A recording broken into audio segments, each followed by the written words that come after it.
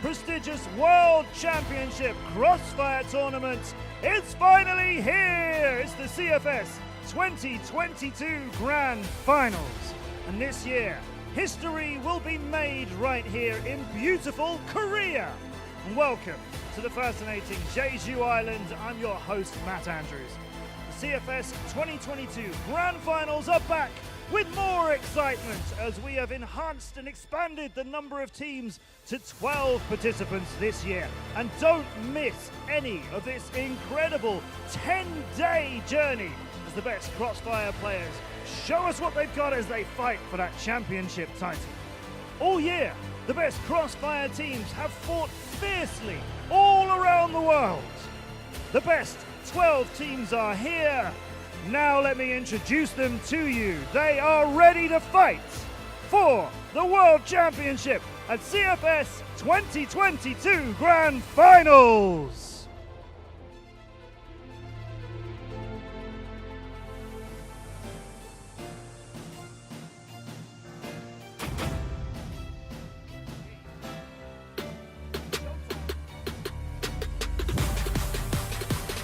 First, we welcome the champion of Vietnam CFEL 2022 Season 1 and 2.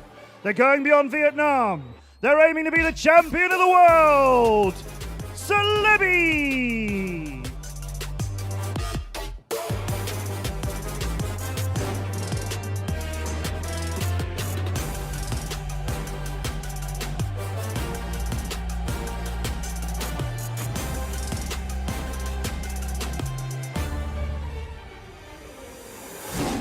Celebi!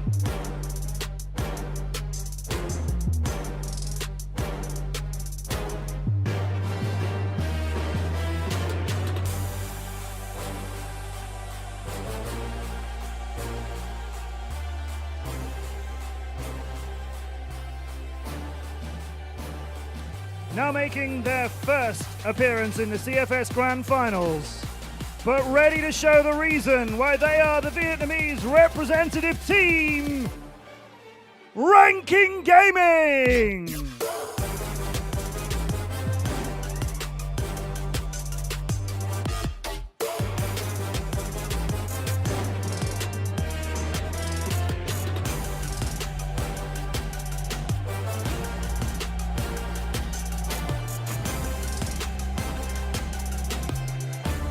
Ranking Gaming!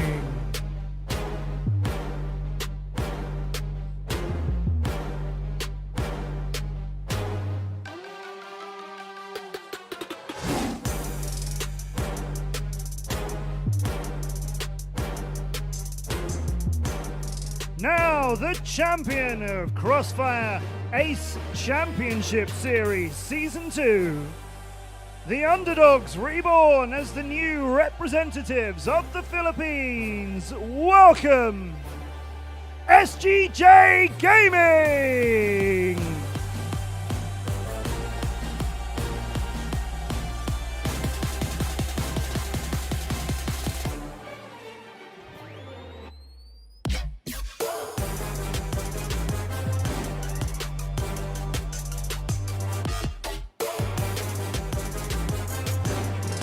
SGJ!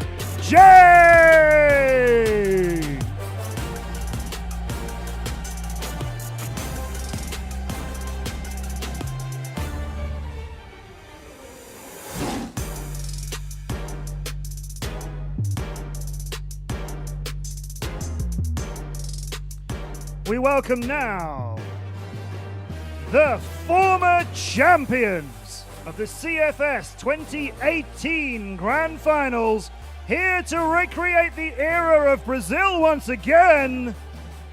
It's Black Dragons!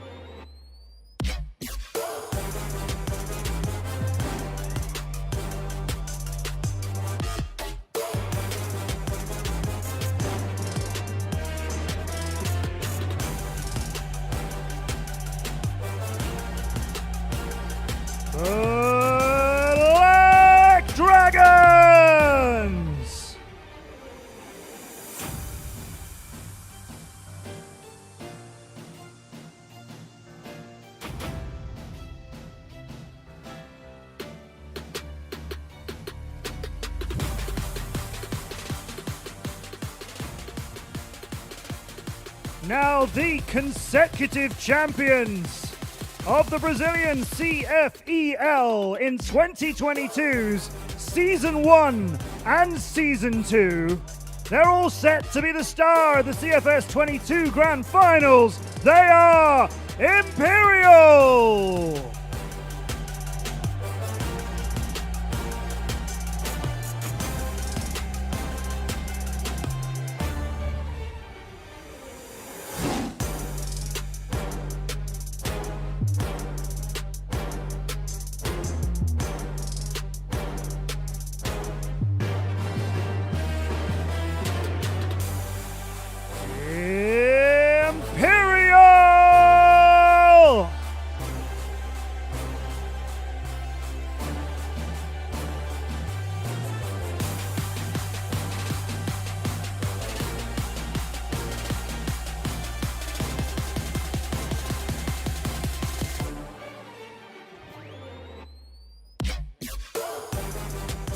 Our sixth team, they are the champions of the CFS 2022 Regional Finals in the America Division.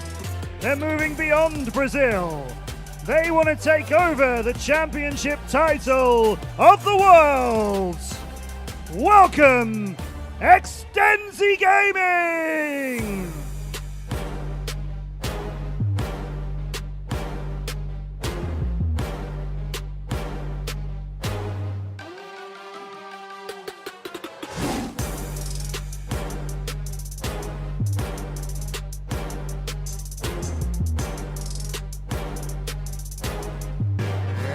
Extenzi!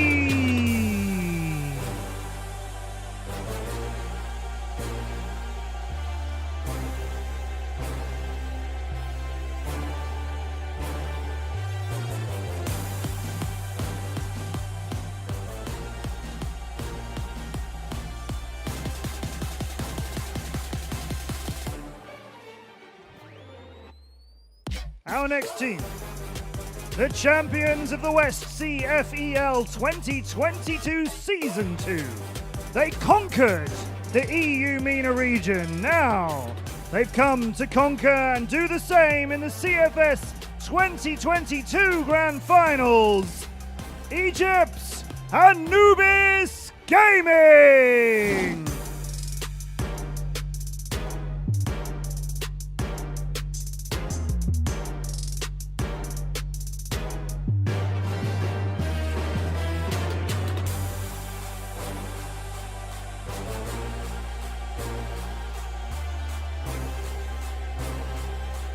Anubis Gaming!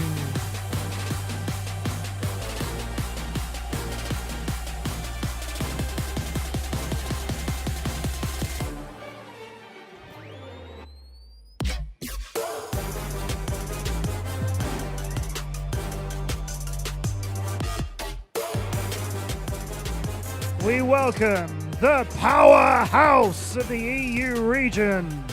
Now it's time for them to go beyond EU MENA and show the world what they've got. They're fighting for the pride of EU. They are Lazarus!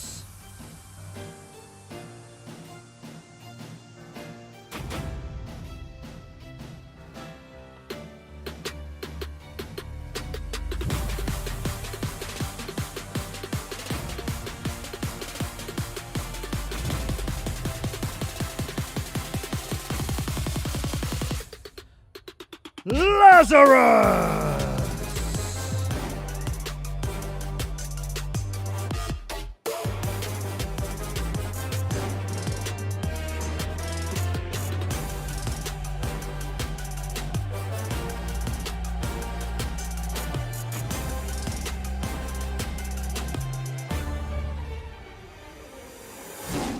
The champions of the West CFEL 2022 Season 1 and the champion of the CFS 2022 Regional Finals.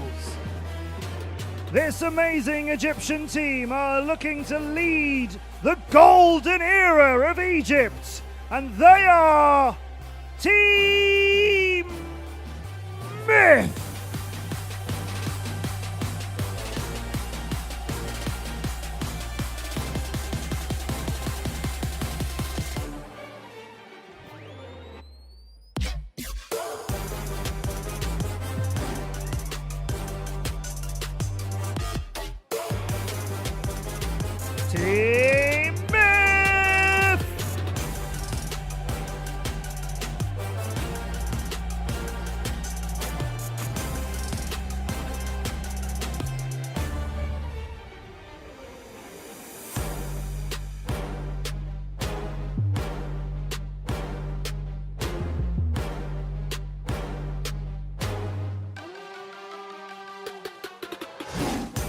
we welcome back the former champions of the CFS 2020 Grand Finals. They want to possess the championship title once again. They are the legendary Q9 Esports Club.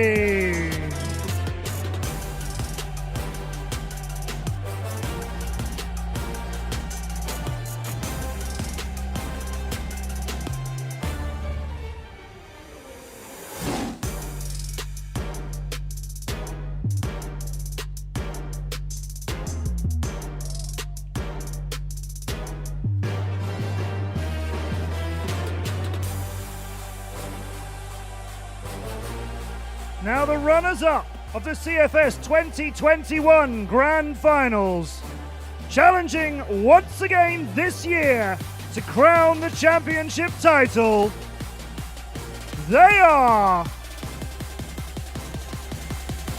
Baisha Gaming!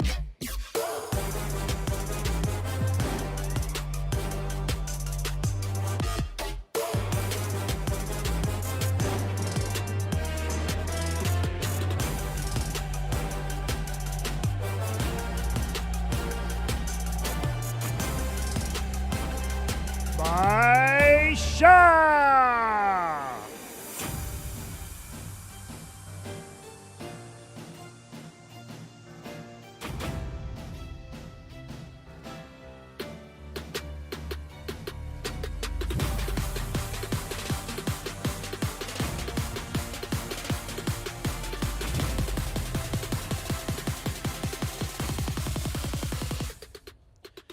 And finally, we welcome the only team with 2 CFS Grand Final Championship titles.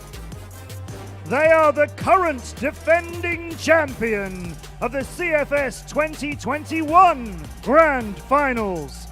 Will they continue their legacy? They are all gamers!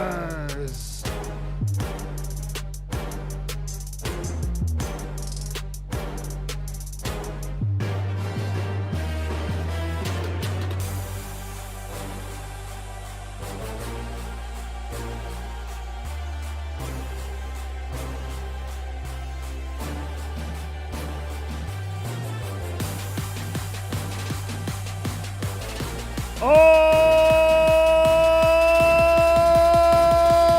gamers!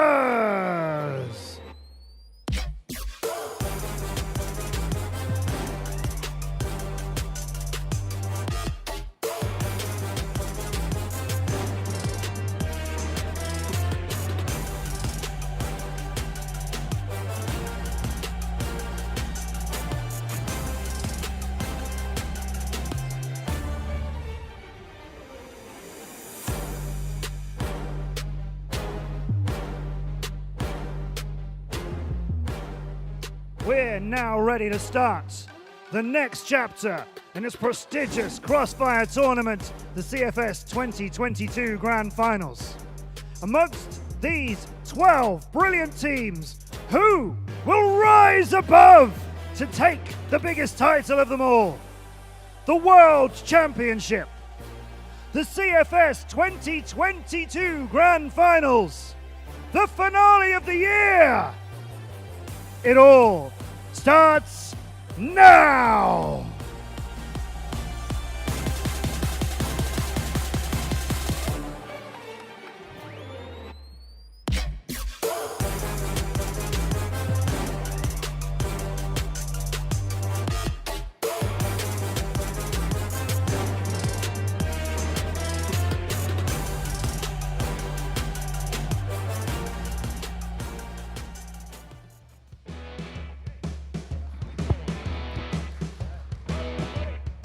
새롭게 써내려가는 역사 CFS 2022 그랜드 파이널. 크로스파이어 최고의 월드 축제가 바로 이곳 환상의 섬 제주에서 시작합니다.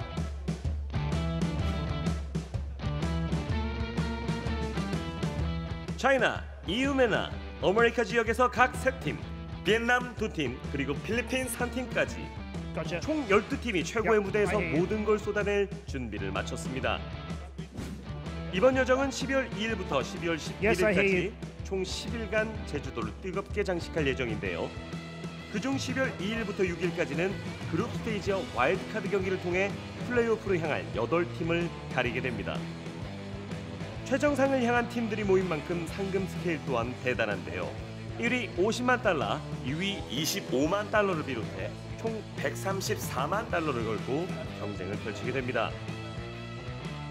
특히 CFS 2022 그랜드 파이널은 멕시코 이그라이 맵이 추가되면서 총 7개의 맵으로 진행이 되는데요.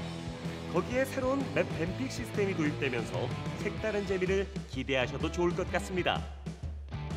새롭게 써내려가는 역사 CFS 2022 그랜드 파이널. 이곳 힐링의 섬 제주에서 가장 아름다운 추억의 주인공은 누가 될 수 있을까요? 치열한 경쟁 그리고 힐링. 새로운 역사의 주인공의 탄생을 함께 하시죠.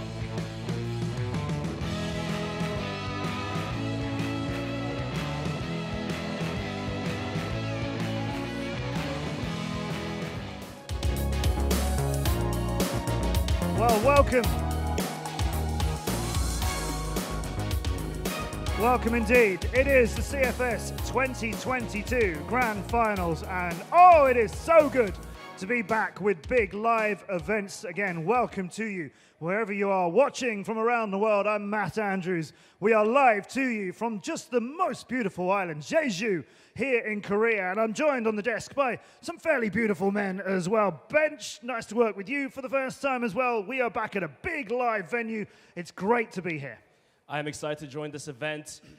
Although there are a lot of underdogs, but at this level of Crossfire Grand Finals, underdogs are not underdogs anymore. They have the capacity to take down big named players and teams, and I'm really excited to watch what's going to happen. Absolutely, and at the other end of the desk, we have Paper Thin. Paper Thin, it is so exciting to be here. Are you expecting some mix-ups? Are you expecting some great action? I mean, I certainly hope so. I think this year could be really exciting. Now that we're back on land, you know, everything's going to be a little bit different. Teams are going to be more fired up. Sometimes some teams thrive in these environments versus others. So yeah, I'm thrilled to be back here with Crossfire. The reason why I left out the guy in the middle is because there are only 2 times in the world when, as an Englishman, I will say the letter Z instead of Z, because that's wrong. But one of them is ZZ Top. The other one is my good friend ZZXQ here. Kyle, it is so good to see you again. We haven't seen each other since CFS 2018.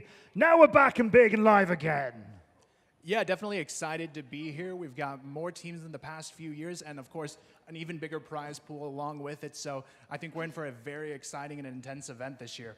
Yeah, it's a big prize pool. It's over $1.3 million US.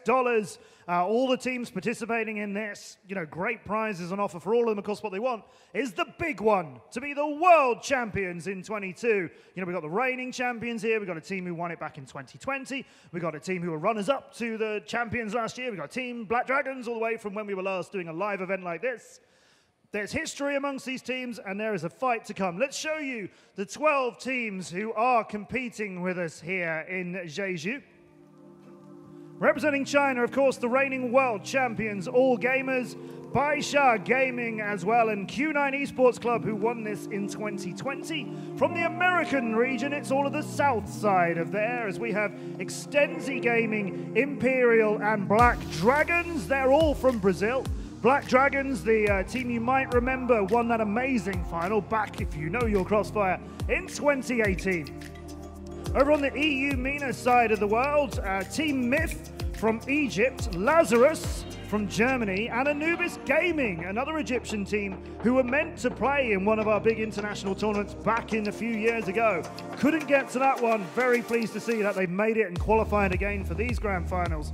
Vietnamese have 2 teams here, Celebi and Ranking Gaming. The Philippines have the brilliant SGJ Gaming, a very popular team representing them.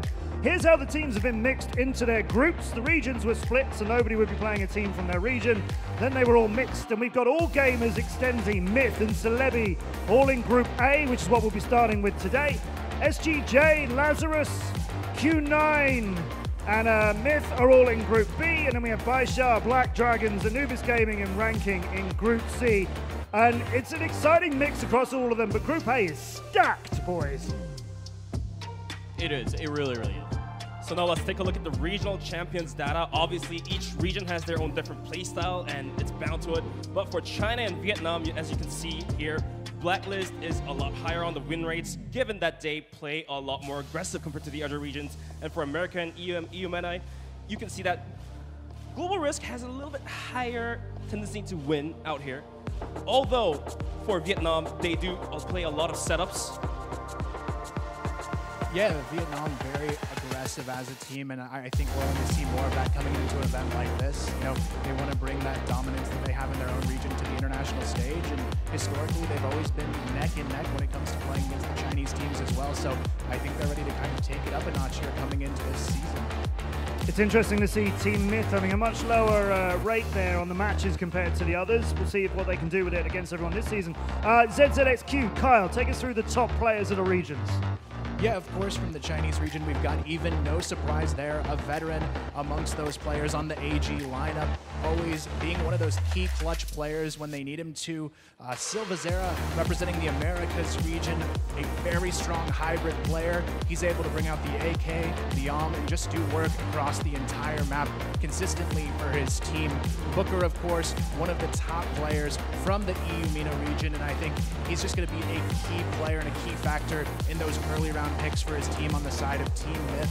Lucas, though, looking at his stat line, he is one of the strongest players, I think, in this group coming into this event. 1.4 KD, nothing to scoff at. The only player with a better one, of course, Yobit, the superstar, surprising everyone in the Philippines regional qualifiers, and I think everyone's excited to see what he can do coming forward on the international stage. Yeah, excellent players, all of them, all the regions well represented. Paper thin, the grand finals over the last 3 years. There's some interesting stories to tell.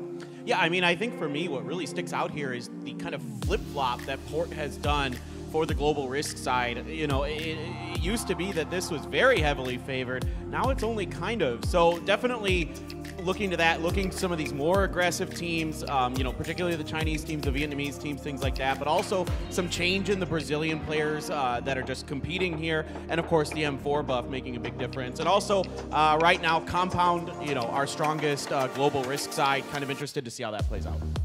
Yeah, that change in port, that change in sub-base too is very interesting, where it was always Global Risk preferred, but last year we saw a turnaround in that as well. The grand finals over the last 3 years has seen some changes in the pick and ban. Let's take about that. Of course, there are 5 maps here. There are 2 that aren't covered in data, which are now in the pool.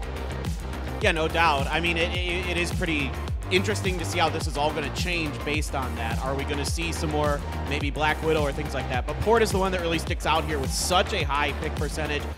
Likely to potentially be a map that we see a lot. The Brazilian teams really favor it, so really curious to see how this one comes through.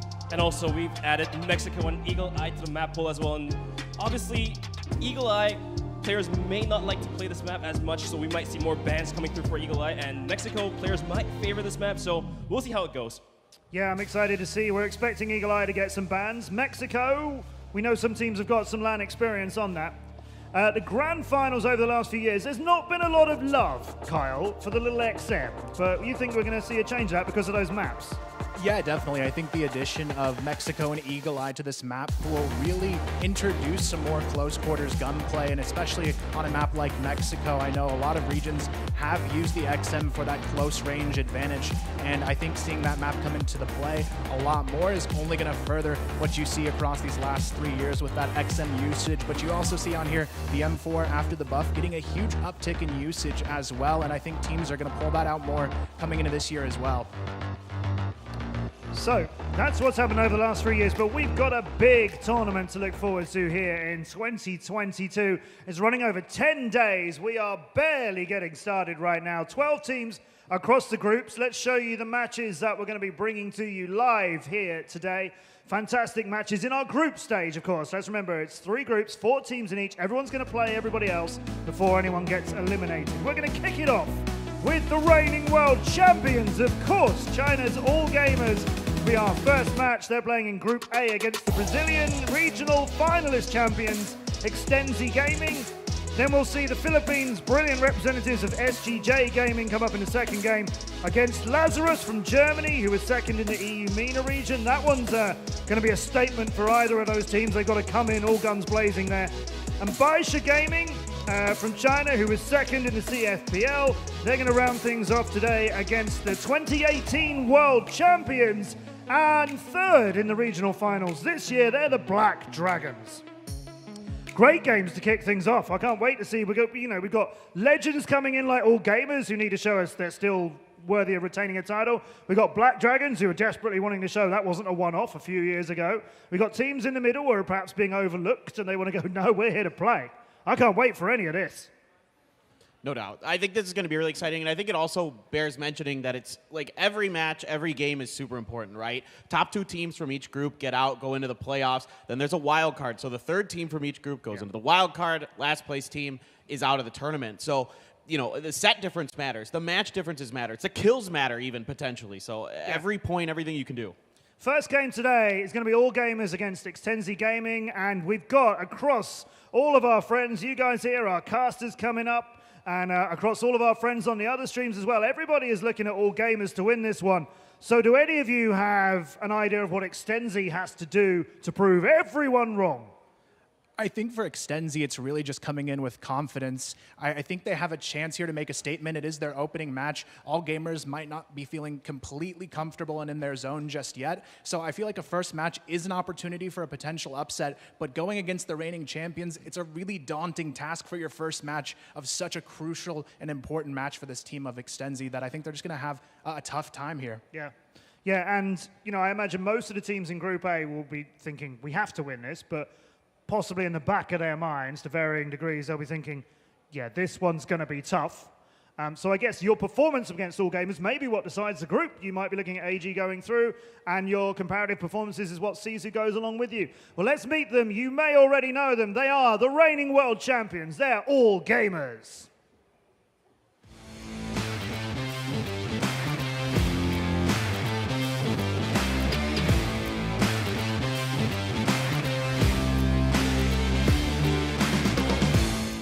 大家好，我们是 AG 的 B。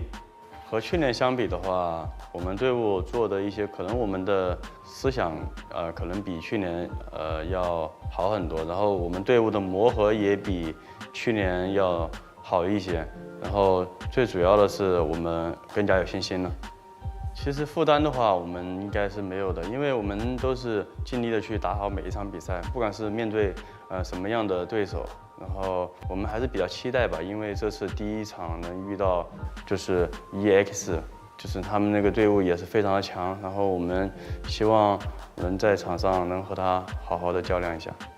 其实我们也听说过，就他们战队的一些就是比赛呀，也看过，然后知道他们队伍其实也是有非常年轻的选手，然后也获得了这次的第一嘛。 其实对于我们来说，能和比较强的队伍去较量的话，我们也会做好万分的准备嘛。然后希望在这次较量上能给大家奉献出精彩的比赛。在目前 CFS 举办了这么多次，没有队伍可以连续2届可以获得CFS 冠军。我希望这一次我们能尽我们最大的能力，成为一个连续2届能获得 CFS 冠军的队伍。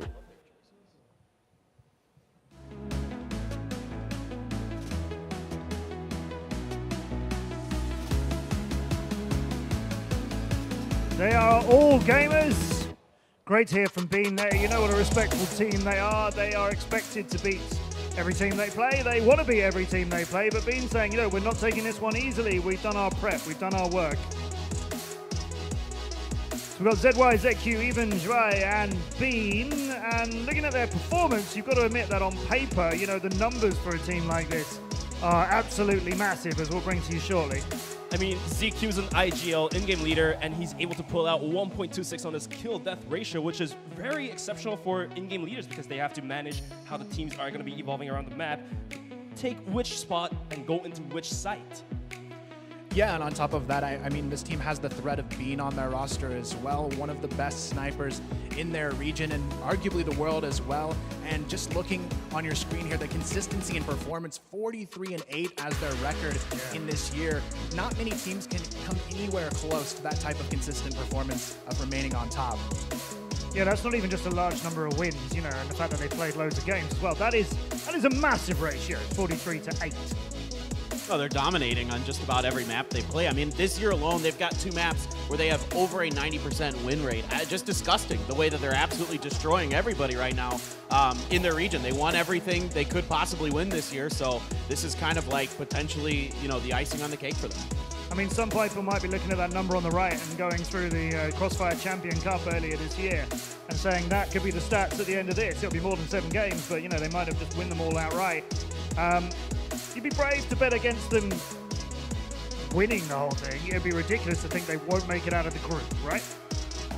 Yeah, definitely. I think the only threat for them is the only team that has internationally taken a map off of them, and actually a series off of them, is in their group. Celebi had a chance and beat them in the group stage, but ultimately lost in the grand finals of the Summer Invitational to this team. So if I'm AG, that's only the team that has a potential to have a hiccup for them, but everybody else should be considered a big win for them. Their stats, global risk, blacklist, pretty even. Is that a surprise to you on the way they play? Definitely not a surprise there. I think for them, their record just shows consistency both sides of the map. They're a very threatening team to go up against, and I think for them, they would be one of the highest win percentages no matter who they're up against on both sides. Their opponents then have got their hands full, as we already know. They are the regional finals champions, though, out of Brazil. They are EXTENZY Gaming.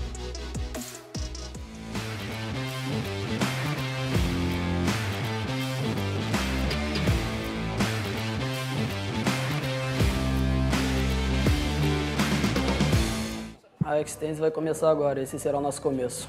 Eu sou o GDSZ, jogador da EXTENZY Gaming. É bom não subestimar a gente porque ganhamos no cenário mais difícil e estamos preparados para qualquer coisa que vier pela frente.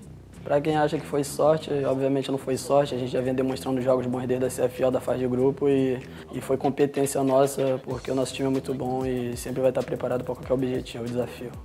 Eu espero que ele seja mais uma vez um dos destaques dos times, porque eu sei que ele é um dos melhores do Brasil e está aí sempre fazendo grandes atuações pela nossa equipe. Eu acho bom os adversários ficarem espertos, porque nós temos o Eagles, um dos melhores snipers do mundo. Obviamente, foi o grupo mais difícil, se eu não me engano foram os campeões de cada região caíram tudo no mesmo grupo. Mas quem quer ser campeão tem que passar de qualquer adversário, independente de quem esteja pela frente. Sinceramente, não. Eu acredito que não somos nós que temos que temê-los a AG que tem que temer a gente. Sim, eu acredito que eles têm um estilo de jogo mais agressivo. O objetivo de sempre é ser campeão. Eu espero grandes partidas, principalmente no meu time, e acredito que temos totais chances de sairemos campeões dessa CFS. A Black Dragons e a Imperial já fizeram a sua história, agora está na vez da Extenzi fazer e nosso jogo começa agora, nossa história. Nós somos os melhores times, então confiem na gente. Sem sombra de dúvida nenhuma, eu confio muito e sei que 2022 vai ser o ano da Extenzi Gaming. Absolutely love that from GDSC. I've met a lot of Brazilian teams across a lot of different games. That community know how to get behind their teams when they're doing well and rail against them when they're not. Brazilians are loud and proud. These guys are here to win, as you saw. VNC, 2 Zins, GDSC talking there. Eagles, the number 2 sniper in the community with a lot of support behind him. Silver Zera, who can clutch, who can rifle, who can snipe. Like, this is a great team. We're talking about them being the underdogs against all gamers because whatever team we put against all gamers, we're probably going to have to refer to as the underdogs. But don't write these guys off just because of that. These guys are here to come and get it. No doubt, and I think some of this might come down to the map pick bans. If there's any hope, for Extenzi, the interesting thing is All Gamers' best map this year has been Ankara, whereas it's been their worst map. So that seems to be an easy ban here for Extenzi. Then you move over to, okay, well, what's the worst map that All Gamers has? Well, it's Compound, and the best map for Extenzi, Port, has been really, really good for them. They went undefeated on it at their regional finals. So I think if they can force Port out, my question is All Gamers, what are they going to ban? Are they going to try to target Port, or are they going to go for Compound, which is their worst map? Yeah, interesting questions. Again, evens on one side, look at their annual performance, barely anything in it between Global Risk and Blacklist, but in the regional finals they mixed it up a bit. And of course they won those regional finals.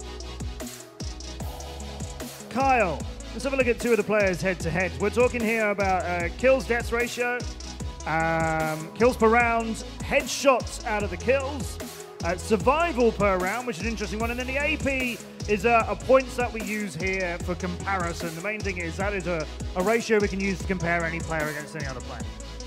Yeah, I think the big difference between these two players is stat-wise they're very similar, but their play styles are very unique. Even he's more of that clutch player. You can see it in the difference in his survival rate.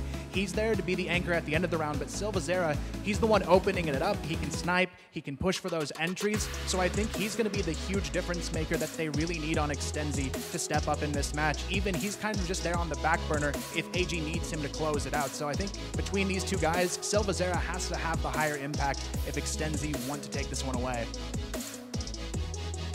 I mean, those players are going to know there's a lot riding on their shoulders, but the way that Brazilian team all work together, it does seem they've all got each other's backs, as you would expect. And yet, it was interesting to hear Bean from AG say earlier on in his video, that's something they've been working on as well. He felt like their communication as a team has meant they can all, more relaxed, reliably lean on each other. And so I think both of these teams have got this going in their strengths. And what's going to be great about being back here on LAN is I suspect that's about to get really loud on both sides. We can only hope. And another interesting thing about Bean, right? He's replacing Wolf from the team from last year, so he's kind of the new piece to that puzzle. So it's good to hear him talk about how he's really, keen on making sure that he's fitting in. Well, I think it's time we get to some crossfire action live here from Jeju Island. It is going to kick off the CFS 2022 Grand Finals. We're in Group A, the first match of the whole tournament. It's All Gamers against EXTENZY Gaming. Can't wait for this. We'll go to Valdez and Achilleos. You've got a cracker to start things off with.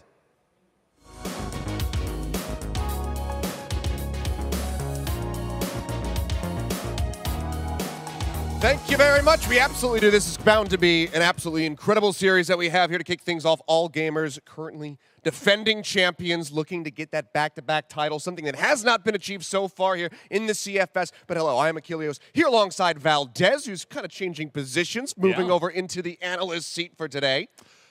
For today and for the rest of the tournament, should be a lot of fun. I did a lot of play-by-play for the regional finals and all the other CFS, but partnered up with you today. Should be a lot of fun. And this matchup is so fun as well because Extenzi, getting that upset, although GDSZ was saying, it wasn't an upset. We deserve to win that one.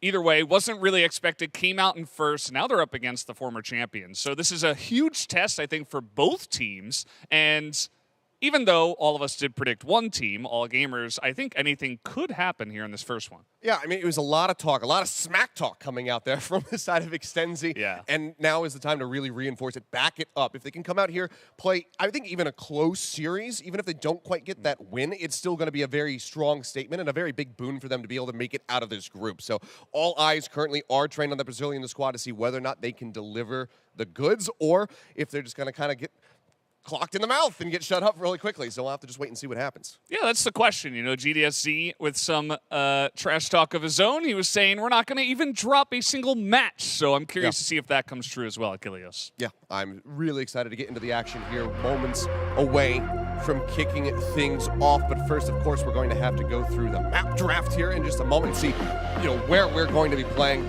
We've seen a lot of big course, we also do have those 2 new maps in the pool for this event. Mexico coming in, Eagle Eye as well. So now that that's in the mix, could be seeing some curveballs here in the draft. Yeah, absolutely. And the guys on the desk were talking a lot about how this is a LAN tournament. Everybody's here in Jeju Island. It is so awesome to have both teams and all the teams at this tournament here. All gamers looking ready to go, very focused. Same could be said for EXTENZY Gaming on the other side. And the nerves should be high for both sides, but who's going to use it better? This first map will be an important one. That certainly will. Really set the stage for the rest of this best-of-3 series. You want to be kicking things off with that win, not being put on the back foot, having to then reverse sweep to get your way into an overall victory. We'll have to just wait and see, though, as the captains will be going through the draft here momentarily, making the decisions for their squad, deciding where we're going to be going, as well as where we won't be going, as we will start off with the bans. All gamers having won the coin toss have their pick of the litter. Yeah, that's going to be a question. Actually, in a lot of the regional finals that we did earlier on this year, we saw a lot of teams actually going for second pick and second ban. I think, just getting a little read on your opponents, trying to see what they leave available. But not the case here for all gamers. So maybe they want to get on their best map for the first map and just start off with a bang. That would be my expectation, as Subbase is going to be the first ban here. Obviously, was a good map for the side of all gamers, but they have a lot of good maps, so they'll ban that one. Yeah, and Eagle Eye as well going to be taken out of the pool by Extenzi, and this is not too surprising here. We thought, perhaps it was going to be taken away, and we're not going to be moving over towards Mexico. That might still yet be banned out unless it does get elected here by the side of Extenzi, but it will be Ankara as our first map in the series.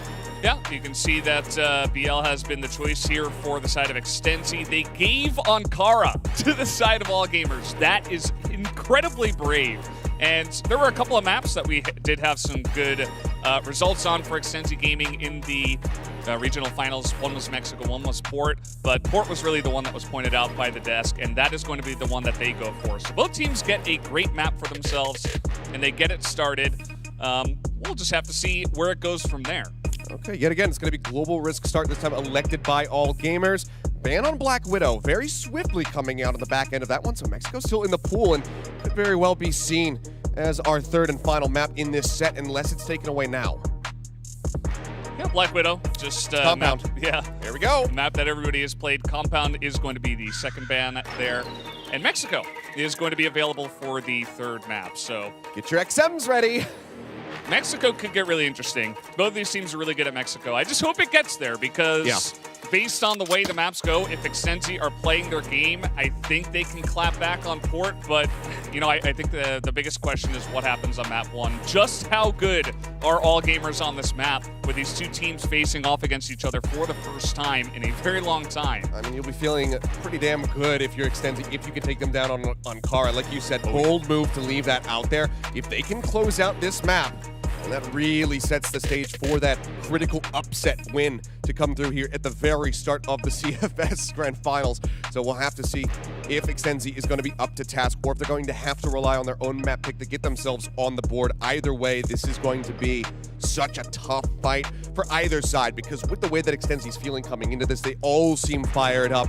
A huge amount of smack talk coming up from GDSZ. And if they can back it up, then that's going to be really, really scary. Silva is, of course, going to be the player to watch for Extenzi to try to get them across the finish line. Yeah, he was a really insane carry for them.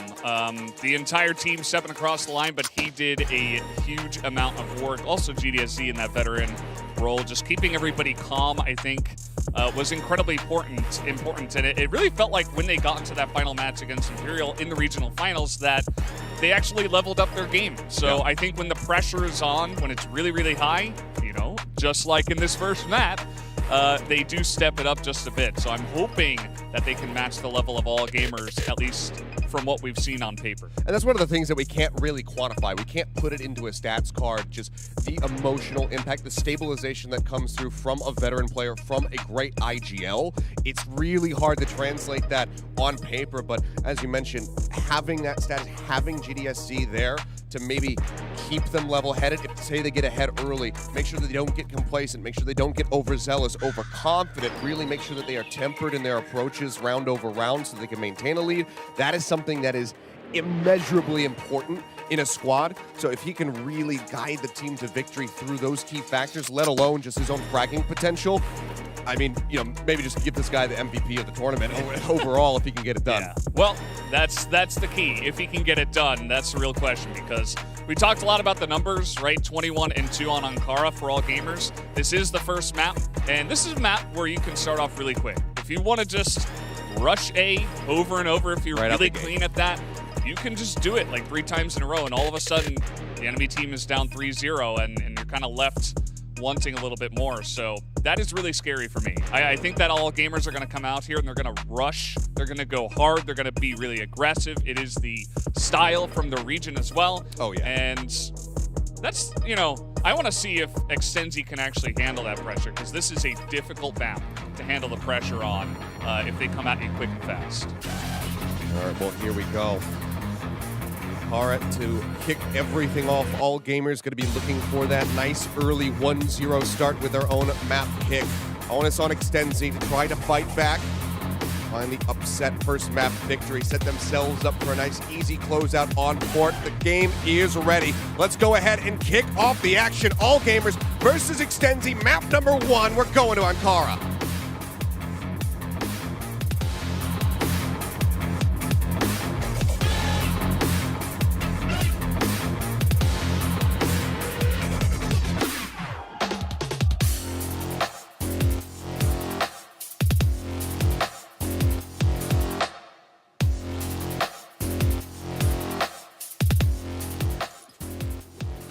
And here we are. Loaded up, players ready to go. Floodgates have opened. Yeah, and that's actually my bad. It is all gamers starting on Global Risk. Should have remembered that. So we did just have the map pan pick. So it is going to be Extenzi that's actually kind of setting the pace, right? Because they will be on the BL side. They will be the ones attacking. And yeah, that's going to be the question. From my memory, even from the last Grand Finals, all gamers a fantastic defensive team as well. They're very well-rounded, so it's not just a team that can rush you down. So I suppose another question to be answered. Can Extenzi break the defensive line of all gamers on this map? So far, decent value coming up from the frag grenades lobbed up over the top. You can see GDSC getting tagged up there. All gamers as well, not unscathed. Things continue to fly, but it's going to be a very slow approach. There's 3 members of Extenzi inching up to holding. Here comes the execution. Flashes up over the top. Shui having to pull back, and it's going to be ZQ actually does get taken down. VNC finding that first blood. Opened up. They make their way into the site. Still need to try to find this plant. Shui over the top, finding one. Looking for a second. It's going to manage to find it. VNC gets another one, but Shui just guns down 3. Looks for a 4th. Can't quite get it. GDSC firing back. Brings him now into a man advantage. Being the last man standing, the AWM in his hands. Needs to come up clutch to try to close out this first round. He spotted him for just a brief moment as the smoke dissipated. 57 seconds remaining. Yeah, looks like Bean is going to go for a bit of a rotation here, let them plant. He's got that AWM, so it looks like wants to get a better angle through the doorway here at A. And it might work out for him, but he has been spotted. Oh, first shot comes in. Eagles does get tagged, but he manages to get the drop, pulls out the pistol, and gets the finishing shot. First round going the way of Extenzi. Yeah, so a very interesting round to start us off with. A pretty standard setup from the side of all gamers, you know, just going 2-1-2. They've got that guy in mid checking things out, but it was all smoked up. They didn't really know. Extenzi came with a very solid attack onto the A site with flashes over the top. And even though Dway did a fantastic job, took 3 people out on top of A, he was really the only one that was winning the firefights. Yeah. Just Extenzi came in, they got those shots down, and they were able to take the site pretty easily. Smoke's coming down, just making sure they really control this choke on the way into the A site. Not giving any LOS whatsoever. They do know that that AWM from Eagle is going to be there on the opposite side of it, so they want to make sure that they completely obscure that vision. In the meantime, it looks like Extenzi is actually going to start shifting their way, maybe back over towards the B site this time around. You can see the 4-member rotation coming through, pushing their way Back through the blacklist spawn here. We'll leave one lingering back over to try to maybe catch some forward rotations. ZY is going to make initial contact. GDSZ again getting tagged down low off the rip. Didn't hurt him last time out, and this is going to be the kill coming through. VNC finding the opening. ZY gets completely caught off guard. Yeah, it's kind of interesting. I mean, he got some damage down. He got the tag onto one of the guys, but didn't expect them to rotate in that swiftly. So it's a couple of rounds now in a row where Extenzi are getting the better of them on rotations, and they're very patient with their play as well. They get the one pick off. They're holding office right now, and they even have 3 guys towards this central passageway. So they might look to go for a dual-pronged attack onto this B site. Well, they're running out of time, though. 50 seconds remaining. They still haven't really advanced forward into the B site. They're taking their time, playing this out patiently, but it's going to become very chaotic very soon as they need to move this C4 forward. Bean just checking out on these flank angles, trying to see if anybody's going to be coming through that hall. So far, not spotting anybody. The push up now beginning. Flash is coming out, turn away from that one, just trying to keep himself the ability to see. Doesn't really work too well. PNC pushing his way forward, even manages to find one, but it's going to answer back. Takes him down. Shot flying in. GDSC. AWM in hand, looking for a target, looking to see if someone's going to swing the corner. C4 planted with about 12 seconds to spare. ZQ going to manage to find one, but Bean's going to be taken down. 2v3. Jue managing to find another. It's going to be the team captain now taken down. Both members remaining here from All Gamers tagged up. And Silva currently healthy for the moment. ZQ, a sliver of HP remaining somehow, is still alive. As she's dancing around the box, manages to find Jue, and he just doesn't have the HP, doesn't have the aim to make it happen. And that is going to be yet another round picked up here by Extenzi. Two's in with the clutch there at the end. He's able to click on a couple of heads and get the job done there. A really nice play in towards the B site. Very measured, not going too fast onto that one. And you could tell that All Gamers maybe caught off guard, a little bit confused by the early plays. It feels like Extenzi are very well prepared. And man, that was really clean rounds. You really got to admire what Extenzi have brought into this match already.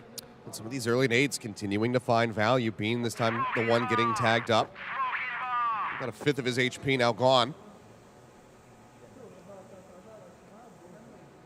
Jue decently forward, does have some backup just around the corner there from ZQ. Yeah, take a look at the difference in setup here from All Gamers on the defense. They're stacking towards B a little bit. They got 2 guys towards mid as well. This is going to be B bottom, and All Gamers should be ready for this. No doubt. Especially if Extenzi do commit to this. They have 3 guys that can check this angle.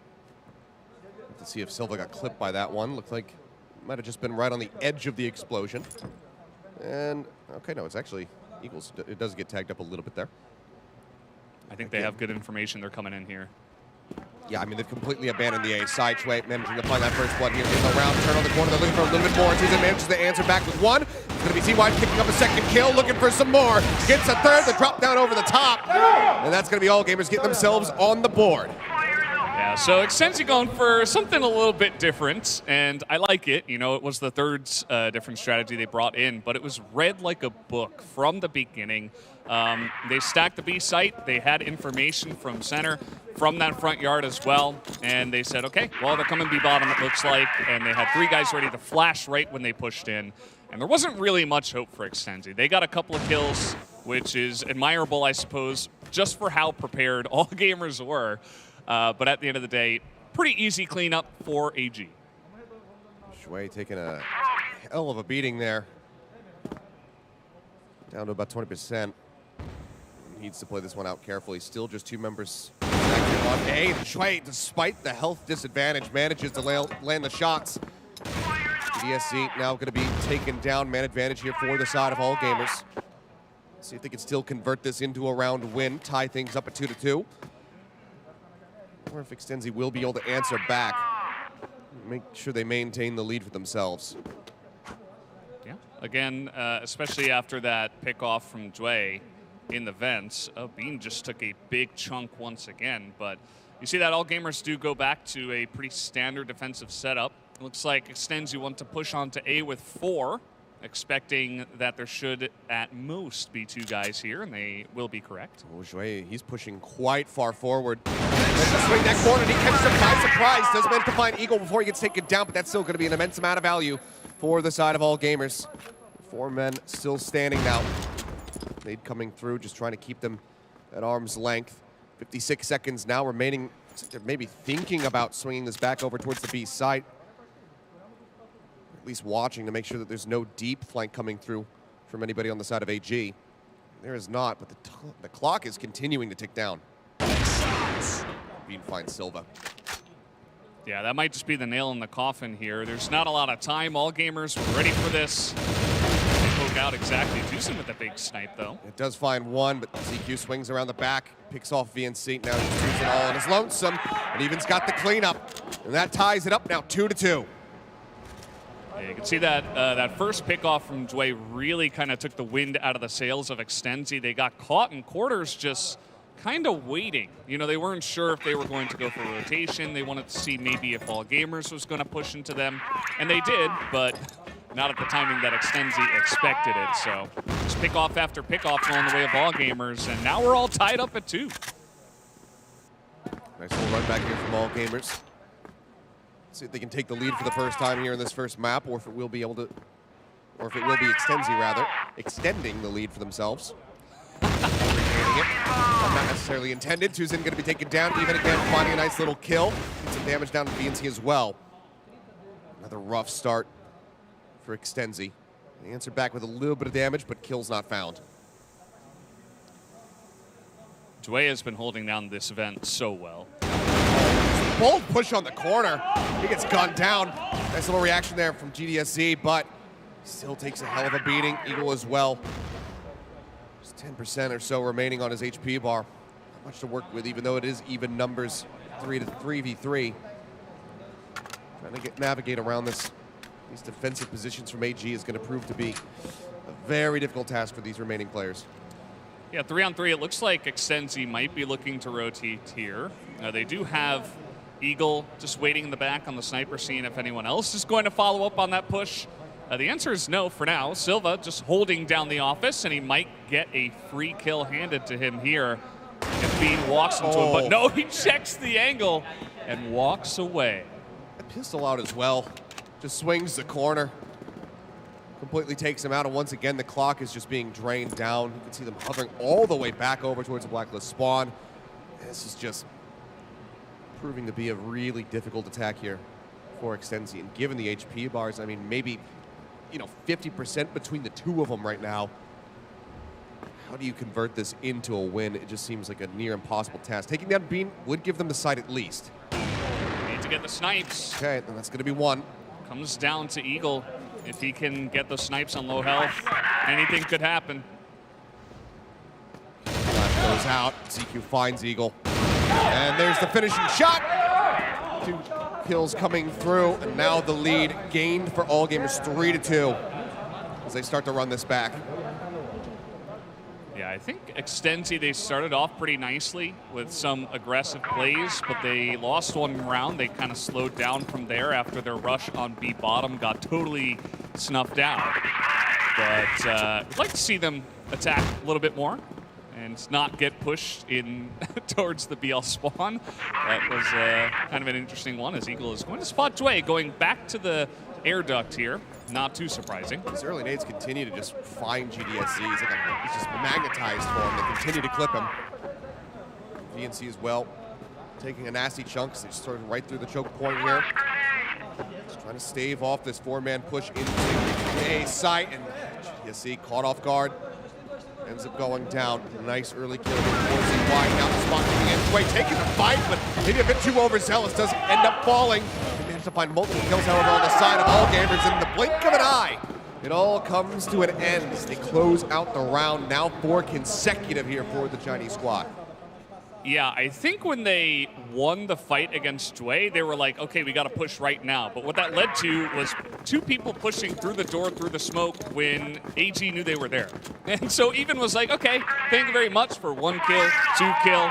I'll just snipe you down, and immediately the push just got stifled. So that wasn't really much. I think that Extenzi could have slowed things down funnily enough there, but yeah, maybe a little bit jumpy, trying to get some wins on the board here, but not necessarily work out. I feel like they're getting a little bit predictable now, as you can see.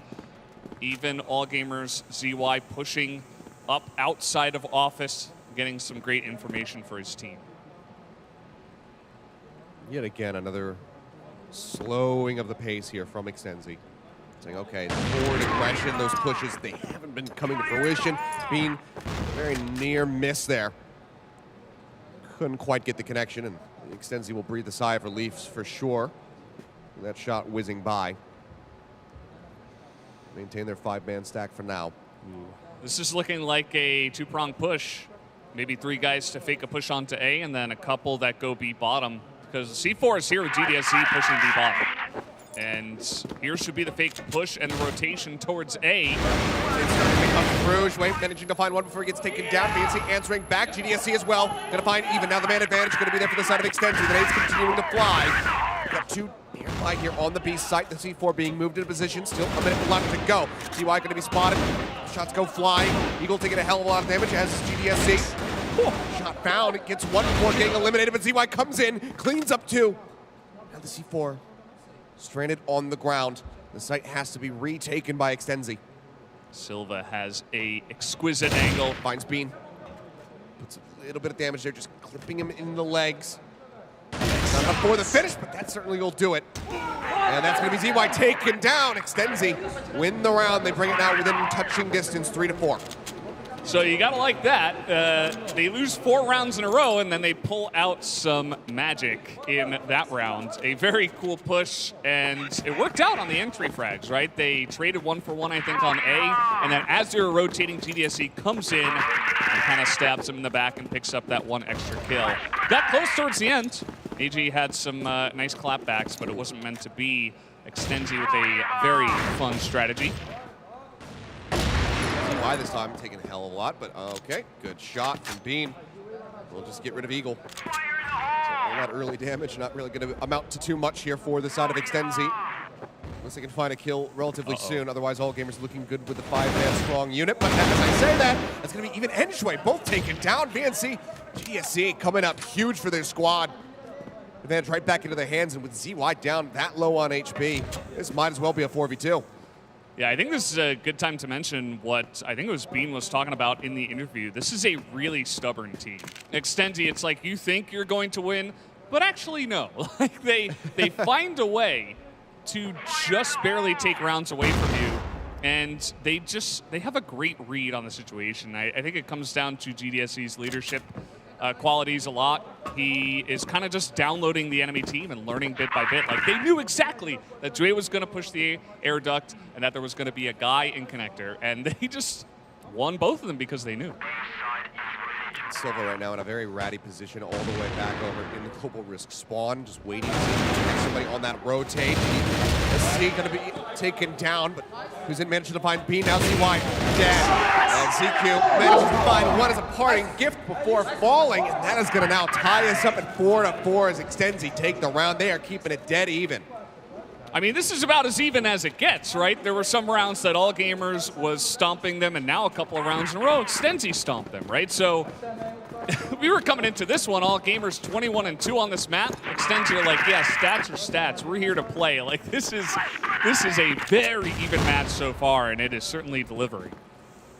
You have to think, if Extenzi go on to win this map, in hindsight, they have laid an excellent trap.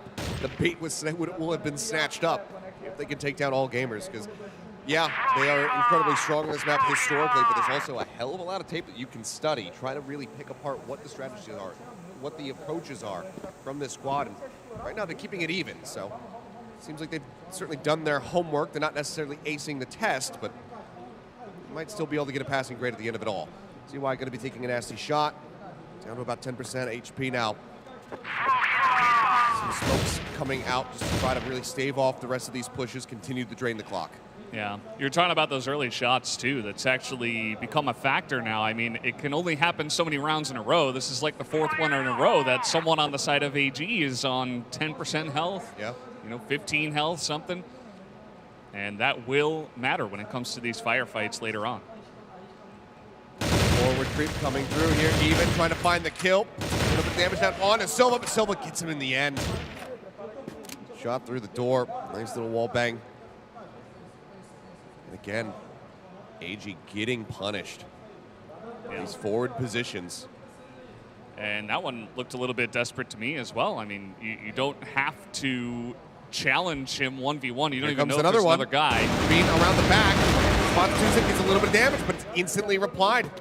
GDSC shuts him down. The man advantage is still held. I mean, maybe if Bean comes up with 2 kills there, you consider that a little bit more worth. Make it a 3v3, but for now, it is still going to be Extenzi having an advantage. Yeah, it feels like they're controlling the tempo entirely. Like, all gamers are expecting them to rotate, but they're just not. Oh, quite spotting Shui there at the top of the staircase. Ends up falling. Shui pushes down, finishes off GDSC. Now maybe have the opportunity to close this out. The C4 currently being shipped back over towards the B site, but there's only 11 seconds remaining here. Extenzi need to get this planted. Also need to be able to defend it. See the late rotate now coming in from Eagle, just trying to get over, rejoin in with VNC. Make their way onto the site, but to no avail. Cannot make it happen in time, so all gamers, for the first time, will see the clock drain all the way down as we get ready to swap sides. That's kind of rough last round there on the half for Extenzi. They had the sight, they had the ability to get it down, but he just wanted to check one extra angle before he actually planted that bomb, and it actually led to them being a little bit too late. Even though they had good setup, there was another guy, the second guy, was in the GR spawn already, so they had position on the rotation, stuff like that, but just not meant to be, which means that all gamers will come in here with a lead. Well, you talk about fast pushing. Now we do have all gamers on the attack. So they shift over to the blacklist side. So let's see what they have in mind for us. Push through the vent. 4-man, actually no, 3-man center of the vent now. Push around the corner. GSC kind of blindly spraying there because he gets flashed down. Then to find one for their trouble, but CY and ZQ answer back with 2 kills of their own. Advantage now in the hands of all gamers. C4 can be planted. It's coming through right now by ZQ. Extenzi now need to try to retake. This is the scary push I was talking about. Oh, the nades are just flying right now. All gamers trying to keep them staved off. Smoke down as well. No one able to see a damn thing. Shots just wildly flying. A lot of damage going through. All gamers, 3 players out of the 4 that are still standing. Dangerously low. This could be a potential retake. They need to engineer this one perfectly. Eagle managing to find one, finds a second, but cannot get the third. Ends up falling. And all gamers, as they take to the blacklist side, they kick things off with a win. Yeah, that's, they probably have that patented by now with how good they are at that push. They get in quick. They don't waste any time. You know that Extenzi were waiting. They were looking for pickoffs before going for that most of the time from the BL side, but all gamers are a different beast. They just go for the push. They're confident in their ability to get those entry frags going, and they did exactly that. The flashes were perfect. The timing comes in, very well practiced. And that's going to give all gamers a nice little boost here at the start of this second half. Not much closer to being able to close this one out. C4 going to be dropped. Seems like maybe Even's going to go on a little bit of a mission here, an expedition, do some exploring. Or he's just actually going to hold back. Joins in with ZY. Now let's start swinging around. We'll make first contact here against Silva, who's trying to hold the door. Spots CQ in the back. Tries to rotate out so far. Does manage to stay alive. Throws the flash to keep himself covered around the backside. So he does make it out to safety. He sees the gun barrel. You know exactly where CY is, but nade comes flying, swings the corner. They get the headshot, and that's Silva shut down. It was a pretty impressive play by Silva until he just got bopped. Like, that was, it was really nice until the end. Until he died. 99% of it, very good. And then, just get shot in the head. So now they got their pick off. I think all gamers can pretty simply rotate towards quarters and go A. And it looks like that is exactly what they're going to do. They have everything smoked up. There's only one guy from Extenzi. If I'm him, if I'm GDSZ, I'm backing away and looking for a retake because that's exactly what he's doing. Is going to be scary. That is what is going to happen. Joins in with the rest of the team. The nade execs coming out now from all gamers, just making sure that they can get onto the site. They'll see that it has been cleared out, and now Extenzi can get ready to go for this full retake as the C4 gets planted. Plenty of time to spare. Now, ticking down. How do they try to make this one happen? Flash goes out, clips on the 2. Smoke still lurking here around the backside of the site. Through this position is going to prove to be so difficult. You can see that they don't have the time to try to send somebody on a flank mission. It's going to be a 4-man approach. Coming out effectively through the spawn. Another flash now clipping on. Gets all of them. Flash counter comes out. Gamers switch that to dissipate. The gun spray starts coming in. Back and forth here. Only 2 kills picked up, however, from Extenzi. It's going to be all gamers standing tall at the end of it all. Yeah, the second they latch onto that blacklist side, they begin to dominate, and this is what we're talking about. Extenzi kind of caught with their pants down. The one guy gets caught, very nicely executed to start from all gamers, and then they just go for that deadly push once again. Extenzi tried to go for a retake, but they kind of do the same thing, which is pushing through the fence, through smoke, all of them. Like, that's not really going to work, but against 5, it's rough. Forward push. You see he just managed to find once he has to swap up with the pistol, but then they lose 2 quickly thereafter with the Eagle also falling. The A site once again going to be broken open and taken here by all gamers. And this time it's 1 fewer players for Extenzi to try to get a retake to come through. They have a little bit more time, so they can get themselves in some more flanky positions.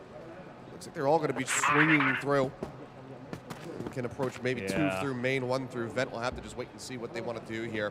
Either way, the deck is very much stacked against them. Yeah, they got into the site barely using anything. So they have smokes to delay, they have flashes, they have more smokes. Yeah. It's, again, you know, we've seen this happen. It's not the first time that all gamers have gotten a good position like this. Here on the C4, but won't even get that close. The cleanup comes through in the blink of an eye, as all gamers have certainly found their stride now. And Extenzi on the defender's side is really struggling to try to find some footing here.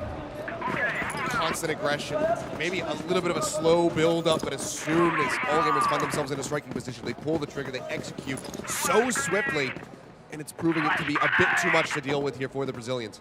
Yeah, this is the one of the first things I mentioned about this match. I was like, when all gamers get on this side, once they start pushing A, it's going to be scary. And this is maybe even scarier than I thought. Huge kills coming through. BC and GSC managing to find 1 apiece, even answers back, finds 2, and then equalizes the count. Huge turnaround from him.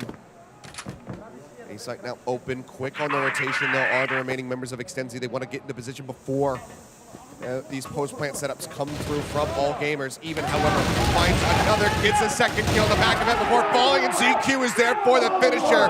9-4, all gamers managing to bring it here now to the very edge. 4 rounds in a row after the half. That makes it 9-4, and that one was Extenzi's best chance, but nobody was looking at the left side stairs when you go through the fence, and it's rough to retake the A site. Like, that is not an easy thing to do. So it's like they did a good job of actually stopping them. You know, a couple of kills, 1 from GDSC, 1 from BNC, to stop them when they were pushing. But they tried to get in, and I think AG's understanding of saying, okay, we didn't get quite a strong push this time. We don't have smoke set up. We hear them coming in. Let's back down. Let them take the top and then catch them off guard. Make them think we're rotating, but actually catch them. And even got like the perfect angle from that left side stairs, and it just caught them completely off guard. So ever since the half, I mean, this is part of the reason why Ankara was the first map pick, why Extenzi chose Blacklist first. Like, this is all very obvious information, you know, if you have been following these teams, and we're seeing it play out in real time. Well, right here near the very end, the tactical timeout, obviously called by Extenzi, just trying to really rally themselves, figure out what the game plan is going to be for these remaining rounds. They have a monstrous task of having to run back 5 consecutively. Try to tie things up and extend this. to see that GDSC is doing the majority of the talking. Nobody looks happy on their side, you know. Started off really well for them, but it fell apart pretty quickly. So, especially when you pause it at 9-4, when you're one round away, I'm sure the team themselves know that it's going to be difficult to come back on this map, but maybe just trying to, you know, get their morale back a little bit, you know, not get too down before the next map. And who knows, maybe they could even turn this one around. It would be quite the Cinderella story to make it happen. Just see ZY and Even just bouncing away. He's got the side beat to get punished. Wait a minute, to find one. Even going to be answering back as well as Shui gets a second kill. In the tech timeout, I don't know if the motivational speech did enough. The cleanup comes through so swiftly. They only lose out on one player. Way down low, but now the B side can be taken. C4 getting moved up into position. ZQ finds another. GDSC picking up one, but there is the cleanup coming through. All game is just looking completely unassailable. Undefeated on Blacklist on Ankara. It's not a surprise to me. They came out incredibly strong from the get-go, from the first round after the half. Shout out to Extenzi. They kept it close when they were on BL at least. You know, that was an interesting half, but second half, not as interesting as one way to put it. I'll be very nice. As all gamers incredibly dominant on their map pick. We'll just have to see if things can turn around going into the second one. Yeah, and I think at this point, you know, for Extenzi, that's what you kind of need to be telling yourself, yes, you know, we know they're incredibly good at this map. We allowed them to have it, but losing it maybe shouldn't be the most surprising thing to them. They might have anticipated that, you know, okay, we're either going to, you know, if we win it, that's amazing. Otherwise, we're all in on being able to close out our map pick of points. So that's got to be the focus now. You just have to brush this one to the side, not think about it, and just go into that next map fully focused on winning, getting that map on the board so that you can extend this to Mexico. Yeah, second map here going to be Port. That was the choice from the side of Extenzi. This is a map that, as we saw before from the analyst desk, used to have incredibly GR favoritism. Like, it was just insane, you know. Everybody's pushing through the one choke. You just line it up. You know what you got going. You can lock them down. But it's a different age. It's a different year. And I'm excited to see if Extenzi can continue to dominate on this map, because there's a lot of new strategies nowadays, and it makes for a really fun map. Well, we can only hope that having their map pick, that's going to be a big enough boon, because we want to see this go all the way to 3. We want to see Mexico newly added to the pool. You know, a lot of talk about the XM coming out a hell of a lot on that map, so be excited to see some shotgun action coming through.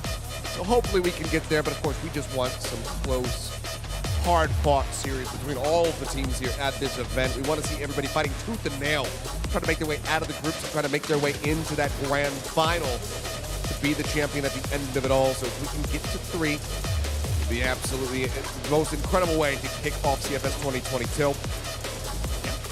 This is a pretty cool map for snipers as well, especially compared to Ankara, which is definitely not, you know, AWM focused. I think that Port is a very fun map for snipers. We'll see who's going to be holding down A long, if we could see some battles between Eagle and Bean.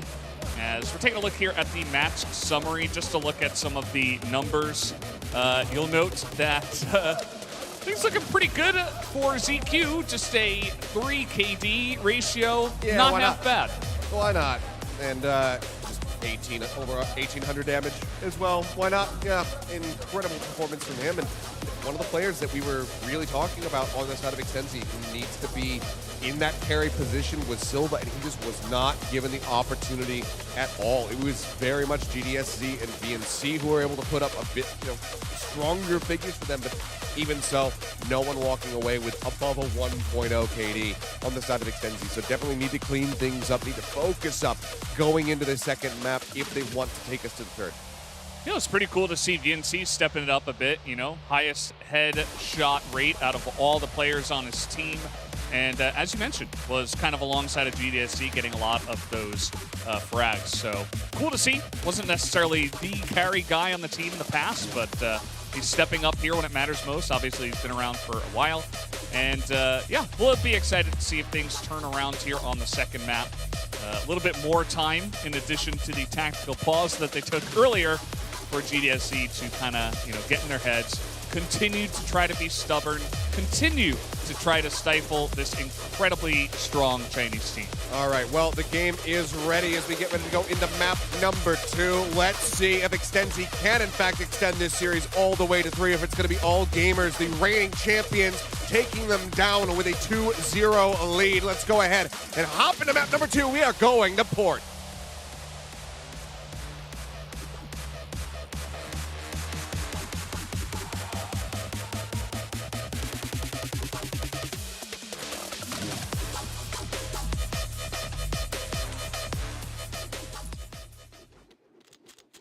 And here we are. I'm sure you guys can hear them getting geared up, roaring on the stage. The battle cries have been uttered. Let's see who's going to be able to get first blood, first round. As once again, it is going to be Extenzi here as BL off the rip. Nades out. GDSC again going to get tagged up by that frag.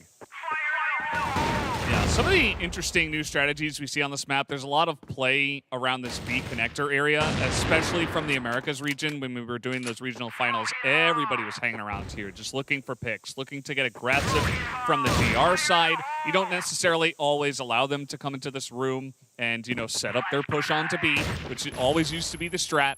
As now there's two guys just holding the angles. Okay, ZY able to find one, but Silva quick to reply, manages to get one. Silva gonna find a second. CQ also keeps it even. Speaking of even, he's right here. Yeah, and what this allows you to do is it gives you time to rotate. One of the issues in the past, if there ever was an issue for the GR side, which generally there wasn't, was very strong on this map in the past, was the ability to rotate quickly. It's a very wide map, but Even's right here, ready to go. Oh, DSZ just narrowly avoiding death. The shot's not quite connecting. Still alive. Still in it here for his squad, but I don't see any attempt at a rotate back over towards A. In fact, it's actually going to be the side of all gamers who push back over that side for just a brief little moment here. Staring down towards mid. See if anyone's going to be approaching through there. Flash goes out. Hits on the 2 as Even just looks to hold the site, but with just about 56 HP remaining. He's got to pull away from this position. Extenzi now pushing forward, looking to take the side for themselves. 35 seconds remaining. Bean finding one. Eagle getting another. GDSC answering back, and he finishes it as well. Being taken down, and once again, it is going to be Extenzi finding the first round. That's a good read from Extenzi. I think especially once it goes down to 3v3 and gets pretty even like that, you know that there's probably maximum going to be one guy on B. And yes, all gamers were ready for the quick rotation, but Extenzi, all three guys were on the site already. They get that initial pick, and then the two of them are just holding the angles, waiting for all gamers to run into them. Oh, just spraying through the smoke. Even going to find Tuzin, takes him down. Early death. Extenzi, let's see if they can still start off with a 2-0 like they did on Ankara. Or if this is going to lead to all gamers being able to tie it up right off the rip. Couple shots more flying through. We'll go ahead and get VNC. Another casualty through the smoke. Yeah, it's going to be rough for Extenzi. If you get shut down that hard towards the bridge before you even approach it. Before they can see you? You're going to second think yourself the next time you try to attack that area. So, that can lead to getting funneled into B. That can lead to guys running in all together into the open arms of Even and ZQ, who are just waiting there on B. That's what we used to see all the time, and especially with this. Oh hello. No. What? Silva! See, he takes way too long. He was trying to play this out patiently, use that trigger discipline, see if he can ensnare somebody else. But Silva just pivots, 180, spots him, says, oh, hello, and just takes his head off. All right, well, a gift from the gods here, it would seem, for Extenzi, giving them a second lease on life, because if they lose Silva in that position, this round certainly would have been over, but now they have an opportunity to potentially claw this one back. Oh, but they read the rotation. Oh, okay, Eagles does manage to find one. Still going to be the man advantage here for the side of AG.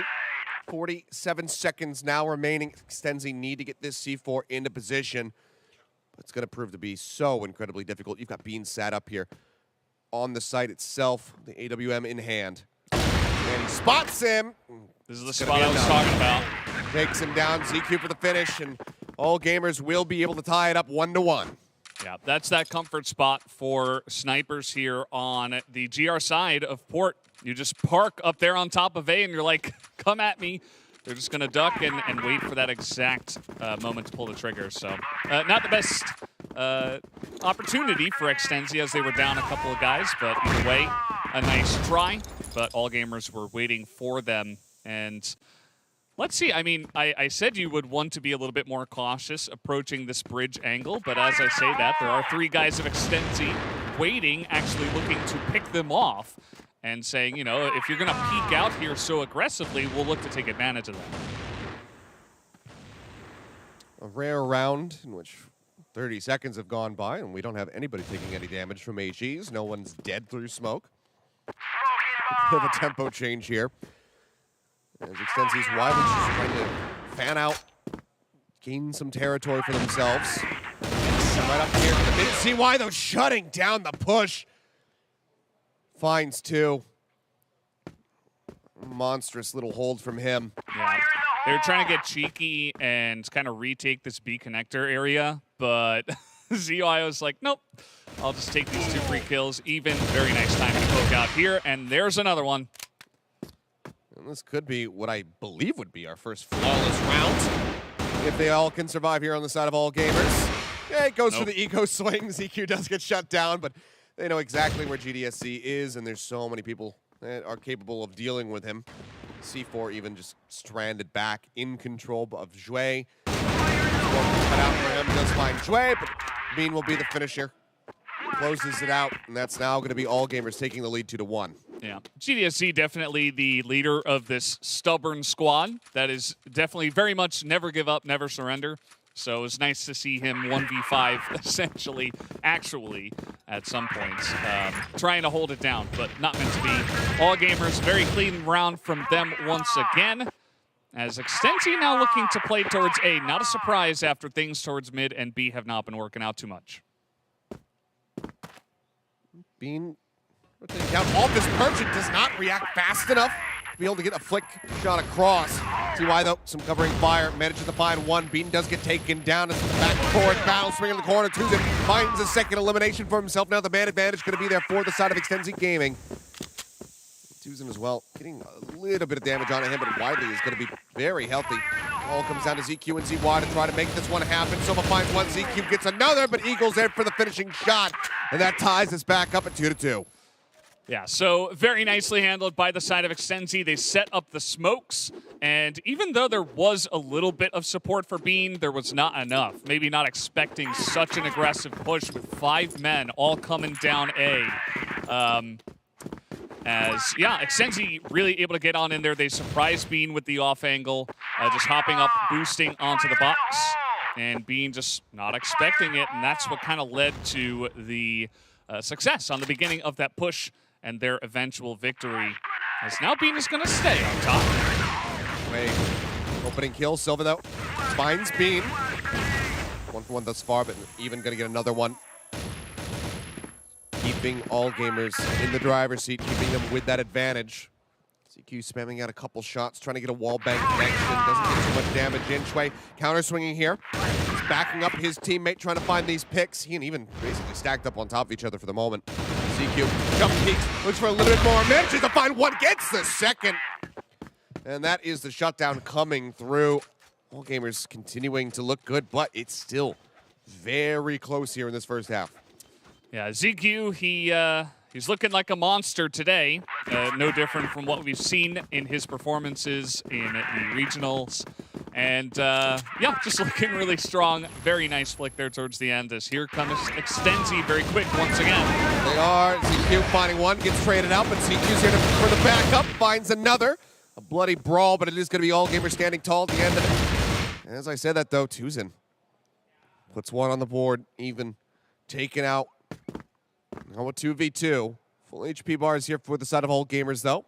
That can change in the blink of an eye. Looks like it's just going to be a slow rotate over towards the A site. All Gamers, not really much that they can do other than wait for that C4 to be planted before they start a rotation. Moving forward, though, and they're actually going to find Silva. At least it's good information for Tuzin. He knows he can kind of come quick in here towards A and just plant this bomb. Knows that both of them were over towards the B site. It's not going to be that easy to hold this down, especially because Bean has been able to pick up a M4 and just be ready for this. They know the plant is on A, and now it's going to be up to Tuzin for the clutch. From the corner, spots Bean, and Bean will be able to finish him through the box.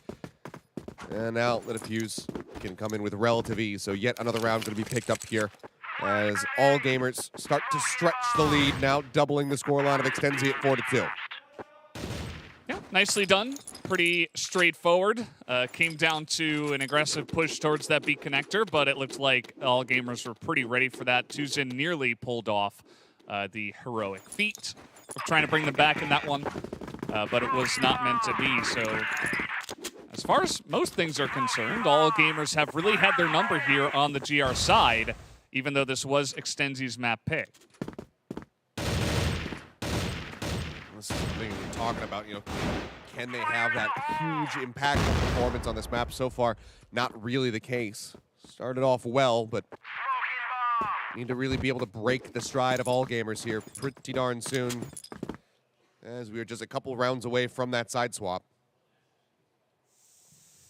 Yeah, I kind of liked their play on A, but that's not really a thing you can do that many times, because you saw what happened the second time they tried to do it in a row. All gamers had two guys right there. There's one guy playing mid, and now there's a guy up in the sideways angle. So all gamers having much more defense towards that A site. It's not going to be an easy push like it was the first time they caught them off guard. And you can see that they're also ready here for this push into B, as it does look like Extenzi might be going for this, but they are taking it slow. Here they come. Flash going out, the away from this one, and it's just into the meat grinder as ZQ finds two for himself. Tuzin the only one able to find it, a single elimination, and now it's just Eagle and Silva left standing. The shots go across. He does find ZY, but now he is all on his lonesome. Nade thrown in, takes him down to a sliver of HP. Pinned in the corner, tries to swing out, tries to find something else, but is swiftly dealt with. Yeah, so sitting here on 5-2 now is all gamers, and feeling really dominant in their wins. It's not looking like Extenzi have found much luck. They had the one push onto A that I've mentioned, and the other play towards B, which you remember was a 3v3 kind of push. They isolated the one man and were able to kind of stay as a unit better, but they have not been able to replicate that success. They're finally looking towards sideways. They're looking to change things up, trying to return to places where they haven't had too much luck before, which was towards the middle of the map, and they'll look to hold this down for now.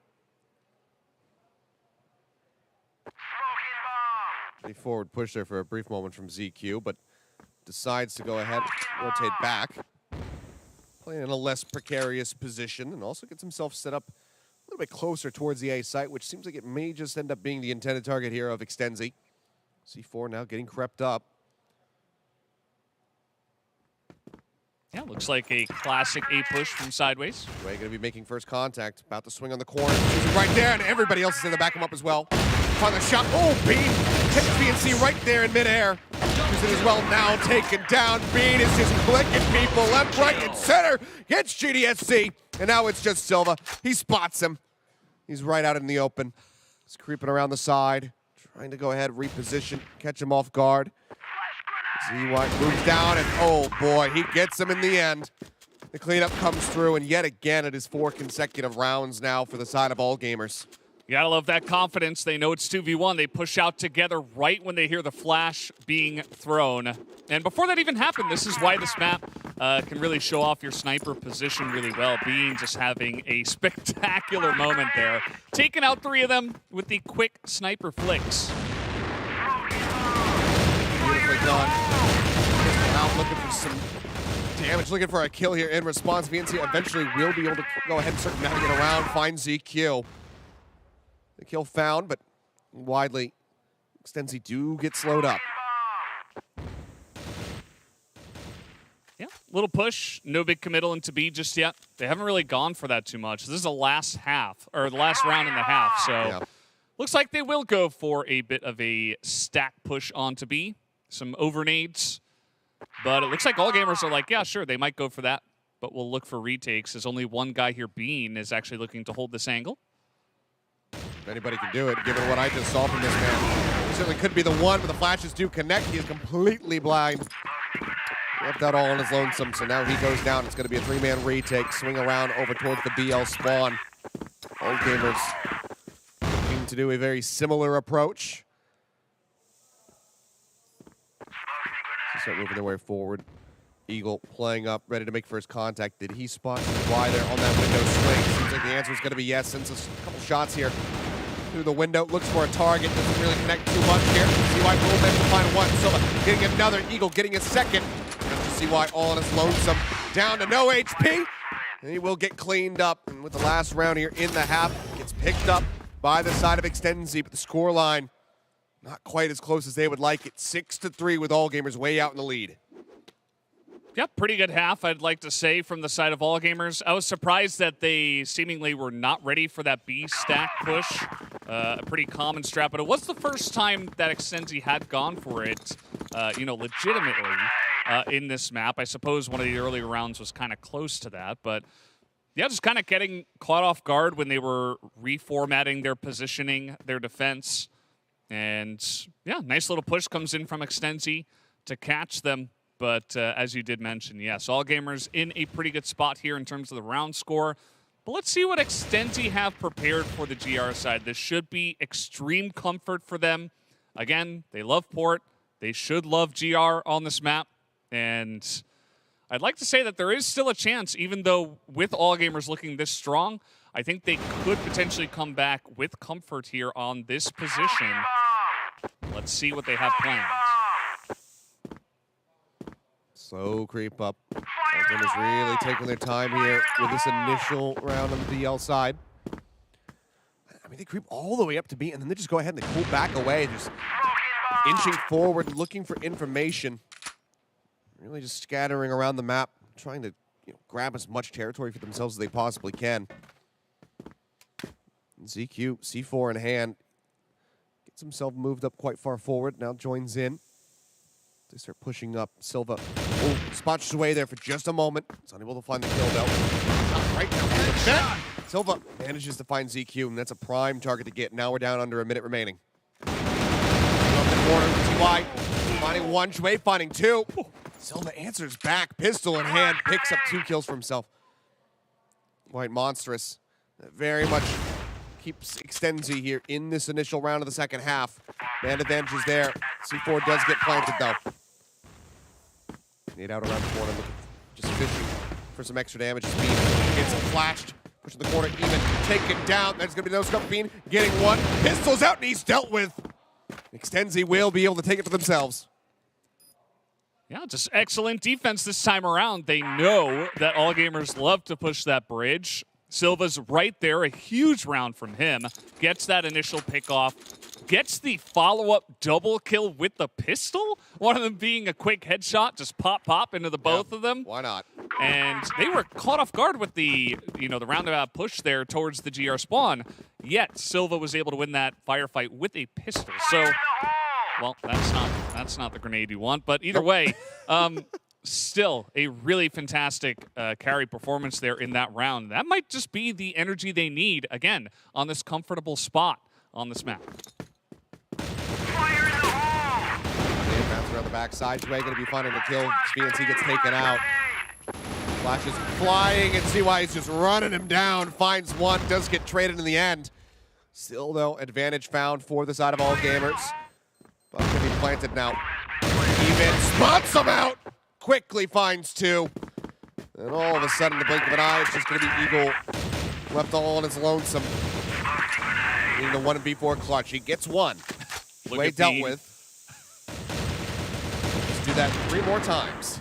Sends out quick shots here through the smoke. Is just fishing for something, but gets flushed out in the end. And yet again, it's Extenzi kicking off the half with a win. Quickly dealt with, quickly responded to by All Gamers, who maintain a 3-round lead. Yeah, just the push into B a little bit too much for Extenzi to handle that time around. Didn't start off well, using one of their nades, but either way, Now it's Silva, feeling the energy. He's going to get caught off, just trading 1 for 1. He still does an immense amount of damage, though, to ZY. So, without getting the second kill, that's about as good as it could have been for him. Obviously, would have much preferred to go ahead and have that kill confirmed, but definitely not the worst case scenario. Gives the rest of his team a very strong opportunity to be able to close this round out and bring it to within 2. Push out here onto the side, GDSC, and then pull back, moves his way down onto low ground, looks for a little bit of extra damage here, looks for some kills. Bean swings around the corner, manages to find 1. ZQ gets another, but 2's in, answers back and finds 2 eliminations of his own. Now it's just ZY left standing. Yeah, C4 completely stranded, and he's going to try to rotate around the back, come from an unexpected angle, perhaps. You saw that he was low on health, so he picked up the sniper just to get the one-shot kills in the trades, but it's not going to be a comfortable position, I'd say, in a Certainly 1v2 not. scenario, And they're privy to obviously. this. I mean, they're staring around the back. They know that he's had enough time to get into this flank position. They would love to 2v1 this if possible, but ZY does have a pretty cheeky spot. Oh, okay, that's 1. Does he want to relocate again? Yes. I mean, he's still got over a minute to deal with, so he's going to try to keep him, being unpredictable as far as his positioning. So he's going to cut all the way back down through mid, over towards the BL spawn, and rotate around over towards the main side. And you can see this actually pulled the attention here from Extenzi. They're going, poking and prying a bit deeper here. Is Eagle. Still a lot of time, 40 seconds. ZY knows he just has to not get caught off guard. Eagle's just trying to catch him out here. If he can get the jump on him when he's got a sniper, Eagle obviously going to have the advantage there. But again, with the C4 on the B site, he could just wait for it, but doesn't want to get peeked, I suppose.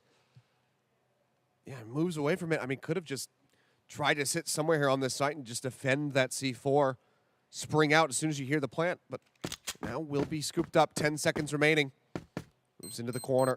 The plant comes in. Eagle now well aware of where this bomb went down, and ZY gets the clutch in the end. Everything was stacked against him, but he manages to pull it off beautifully. Some fantastic rotations here from this player to ensure the round victory. Now it's just 2 more to go, and they will have taken this first series. That's about as perfect as it gets, right? He isolates 1 with the sniper, picks him off, goes all the way around, waits until the last moment, picks him off with the sniper.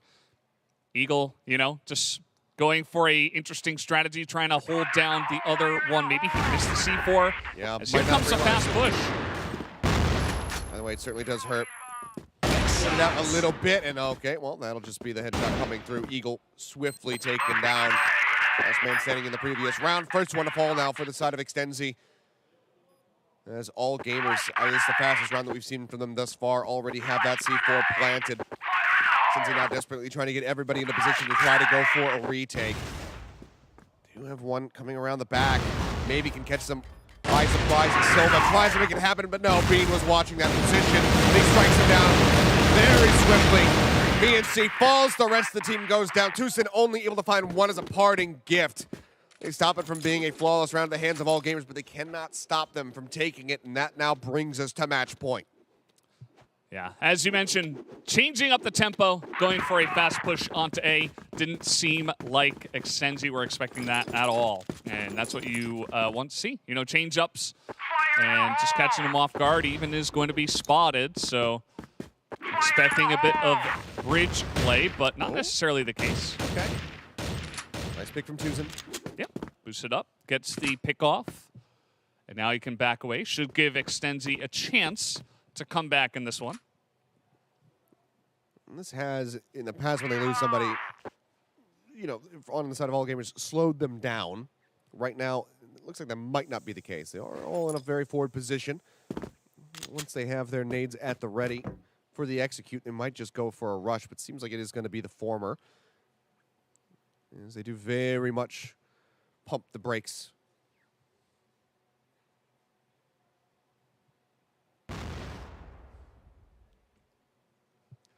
And, yeah, it's going to be interesting to see where they go. It looks like it should still be a bridge push. And, yeah, I mean, they got 1 guy as well. Looks like maybe Bean is still going to be holding down this A-long position. Just waiting. He could try to go for, you know, straight up 1v1 against Eagle. He's been feeling it so far in this matchup. But yeah, just going to get the oversmoke and cut it off and help his teammates potentially push this bridge. Silva just cutting back and forth. Gets caught out. That even syncs up just a bit. GDSC and VNC, however, come up big. They manage to find 2 kills now for VNC. It's just being left alone once more. The C4 stranded. Can Bean do what we just saw from his teammate with the AWM in hand? He's certainly going to try, but a 1v4 is damn risky. No bomb either. Yep.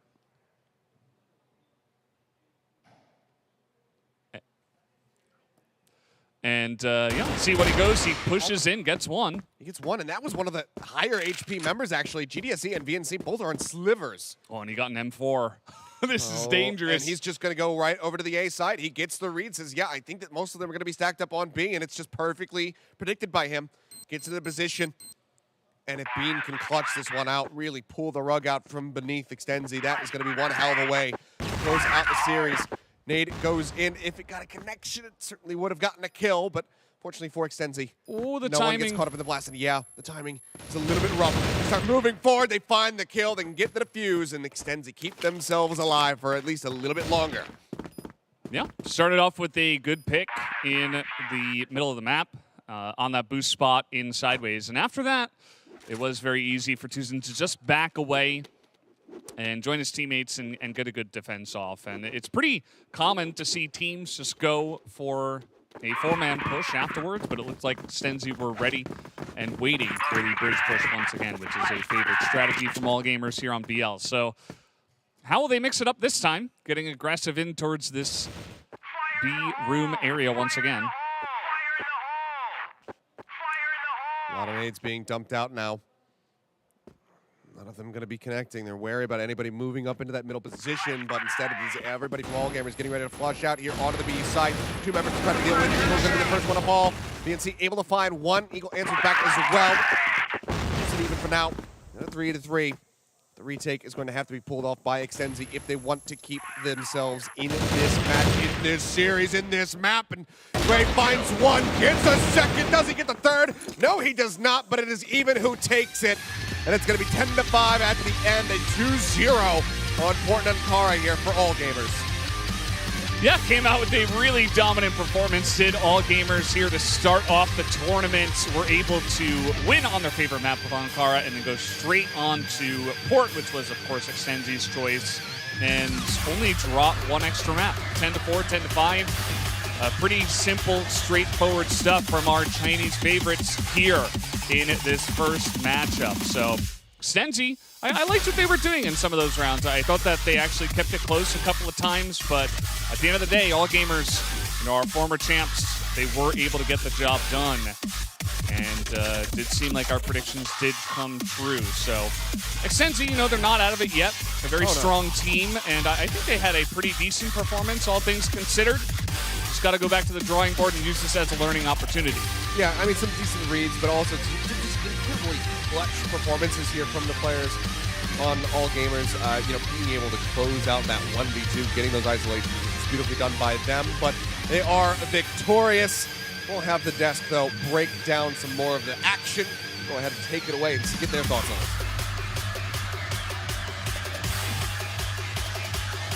Valdez, Achilles.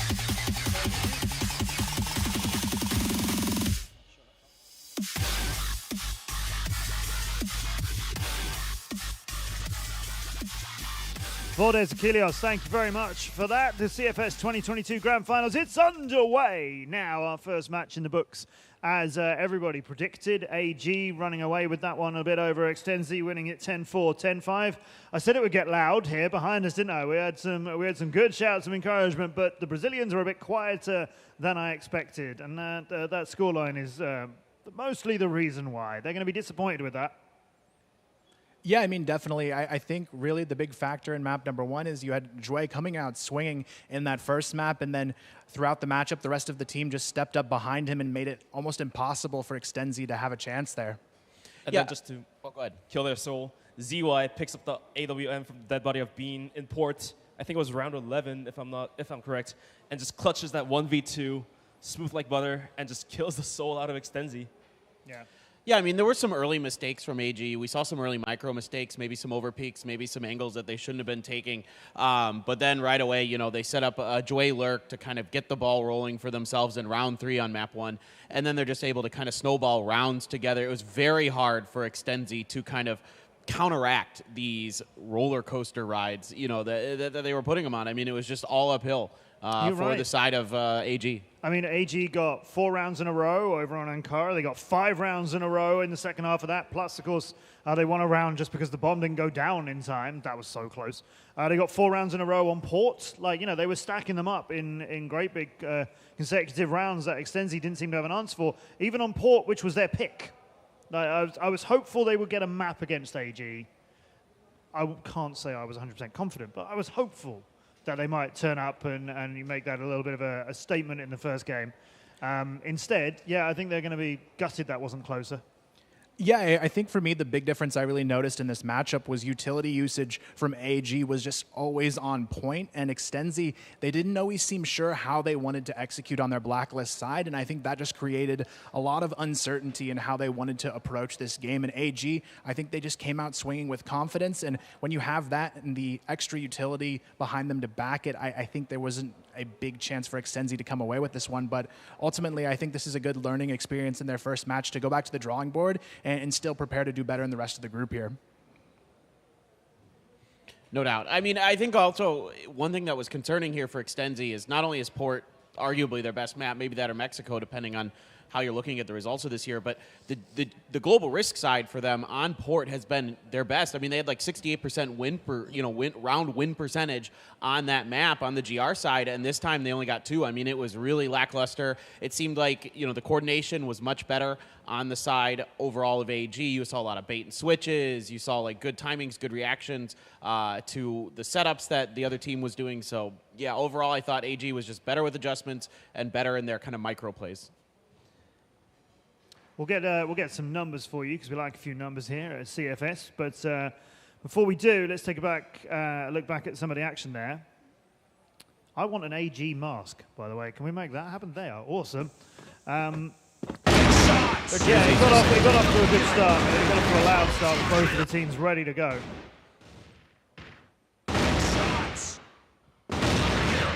Yeah, I mean, looking at this initial start of the game, I think Extenzi, the opening 2 rounds, they looked like they had everything in place they needed, and I think after that, they just started getting more and more anxious throughout this match, and you could tell by the time they got to Port, there was just too many little mistakes, even though Silva there That one, heart sync on Extenzi, because you know you should have had that.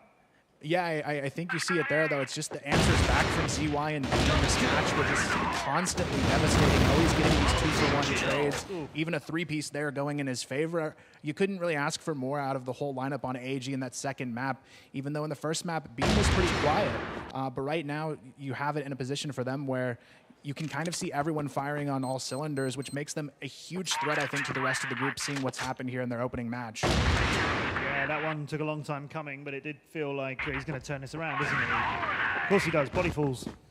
And I mean, there was a good adjustment from time to time from Extenzi. Like, you saw the double peek to take out, you know, Bean out of the A tower from long A, but then immediately there's a trap set up by Bean. He baits out the players of Extenzi at counter. So, like, the reactions were faster from AG round to round. Like, they were able to, on the fly, you know, kind of figure out answers to what Extenzi was able to bring on the rare chance that they actually won a round. Yeah, that's right, isn't it, Bench? They weren't just sort of tactically outplayed. They were actually outplayed. Like, the gun skills on show from AG, as you would expect, phenomenal. And on top of that, for all gamers, I feel like every single player on their team just did their job, you know, did their part. None of the players really fell behind. I feel like ZQ did really well. He dished out, I would say, 3.0 KDA and 1,800 whooping damage in match, map number 1, if I'm correct. And for ZY as well, he was clutching. ZQ as well, always getting the opening kills, getting into the round. So even JMA as well, he was the one to pop out 3 kills, I believe. So I believe every single player on all gamers were just able to step up their game, beat down Extenzi as much as possible. I mean, Extenzi only got 9 rounds in total across the 2E maps, so that's not enough to have won one of them. We'll show you some more of the data here. 10 rounds to 8. Across both. Is this across both maps, or is this just the last? That should be 10 rounds to 9 across both maps. No, sorry, 20 rounds to 9. What is that? 10 rounds to 8. That's 10 rounds to 5. That's the results from Port. Ignore the 10 to 8. But that's how Port came out. So ZY popped out of Port's 1.8 on top of Urban Loss on all games. Yeah, I think overall, really just looking at the scores, it was just a map for AG to take away pretty comfortably. And you can see there are the 5 rounds on Port that Extenzi got. 2 of them were the defuses. You know, when they are winning rounds, they're winning them late in the day. There wasn't really any kind of massive surprises for AG. There wasn't anywhere where AG turned up and Extenzi just floored them. Yeah, outside of the very first map, there were no rounds that were convincing wins for Extenzi. AG was just dominating, especially once they got before. Like you were saying, they were fired up by that time. They were all, firing on all cylinders. So, well, yeah, well-deserved MVP here for ZY. 1.51K to D is absolutely nuts. Tons of damage, just a dominating performance. Yeah, and like Bench said, that 1v2 from him was really the tipping point, I think, in this match where there wasn't really a chance to come back. But looking at that overall damage as well, I mean, ZY, just that key player and consistently on the board for his team throughout these 2 maps. I mean, it wouldn't be surprising to see somebody else on the MVP deck, like ZQ, JWay, anyone, but just ZY, just that clutch clip was very sensational, and maybe that's why we see him right now here sitting on MVP. You enjoyed that clutch, didn't you? Oh, I really enjoyed it. Any clutch, 1v2, 1v3, yep, bring them to me. I'll take care of those. So yeah, ZY getting the MVP nod there for this matchup. If you are the other teams in this group, which are Team Myth and Celebi, then you're probably looking at how we're coming out of this group, because there's 2 spots definitely coming out. And just to explain, there's 4 teams in every group. The top 2 qualify to our quarterfinals and our knockout stages. The team in 4th place out of the group, they'll be eliminated. But the team in 3rd have 1 more chance to get through. When we have our wildcard day in a few days' time after the groups are finished, the 3rd place team in each of our 3 groups will be playing a day just amongst themselves. And the top 2 teams out of those 3 will go through to the quarterfinals. So 8 out of 12 are going through, as you would expect. But for teams who come in 3rd out of the groups, you've got a good chance of still getting through. 2 of you are going to. Teams must have been in this group thinking, okay, 1 spot is AG's. Out of the rest of us, how do we get 2nd if we don't get 1st? And for Team Myth and Celebi, I think they'll look at that and think, okay, all gamers are all gamers, but Extenzi, we maybe like our chances a little bit more than we did. Would that be fair? Yeah, I think Extenzi are really looking at themselves, as at least a top 3 team in this group. And I think even seeing what we saw in this match, they showed us some strength throughout their performance. I think it was really just AG being AG in the situation. I think they still have the ability to win one of these other 2 matches that they have coming up. It's just going to be taking this one as a learning experience and really amping themselves up and not losing that confidence that they had in their interview video going into these next 2 matches. If they can steamroll their way through the next 2, they're still going to be looking really good going into the playoffs. It's a stacked group. Oh yeah, it's a stacked group, and I'm sorry to cut you off, but it's it's going to be tough because you with what you just saw from AG, everybody else in this lot is going to be real scared now in this group. And are you going to be able to get more rounds? Because for Extenzi, getting beat that bad is actually worse than it seems. Not only do you lose both matches, but also the round differential can play a part in the tiebreakers for how this all plays out. So getting beat pretty handily here can be potentially even worse than it looks. I mean, that's what I was saying in the beginning as well. If we and not unreasonably expect all the other 3 teams to lose to all gamers, it might be your respective loss against them, which is a big determining factor in how the rest of the group stacks up. 10-4 on Ankara, 10-5 on Port. There's confirmation of Group A standings.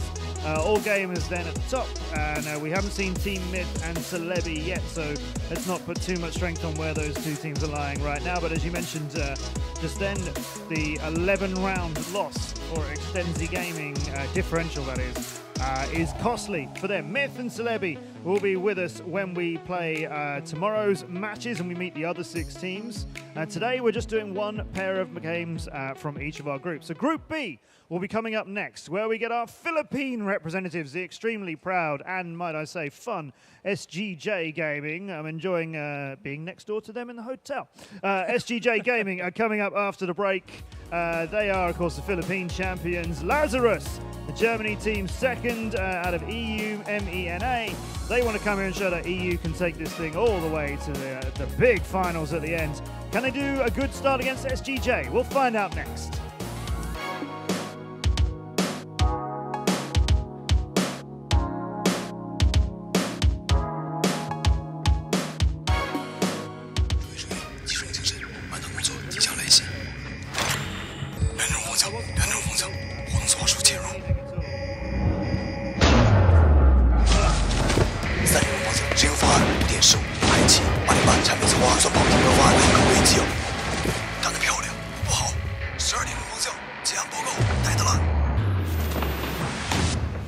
老板，全部完成。会更优，加一点底气，轻松 Q， 满档工作会议。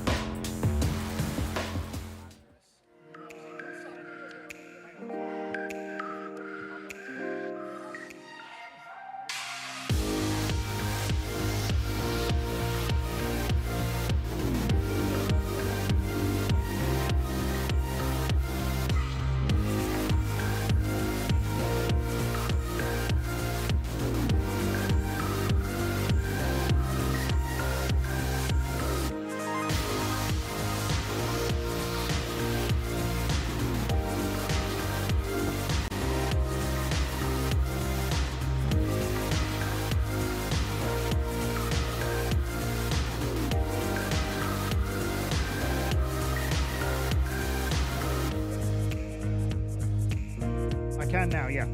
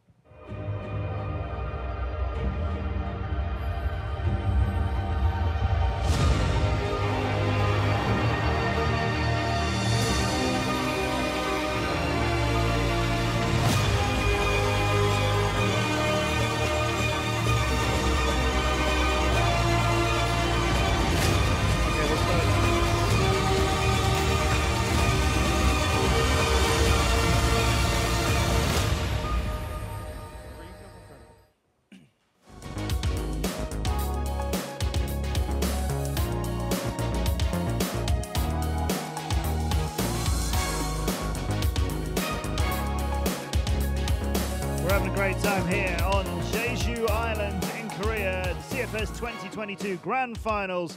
We've only just begun. Myself, Matt, along with the fabulous guys here, is looking forward to every match that is coming. And remember, it's a 10-day tournament, this. No breaks along the way. A lot for our teams to contend with. We've only just started in the group stage where we saw all gamers get 2-0 over Extenzi. So, guys, next game coming up.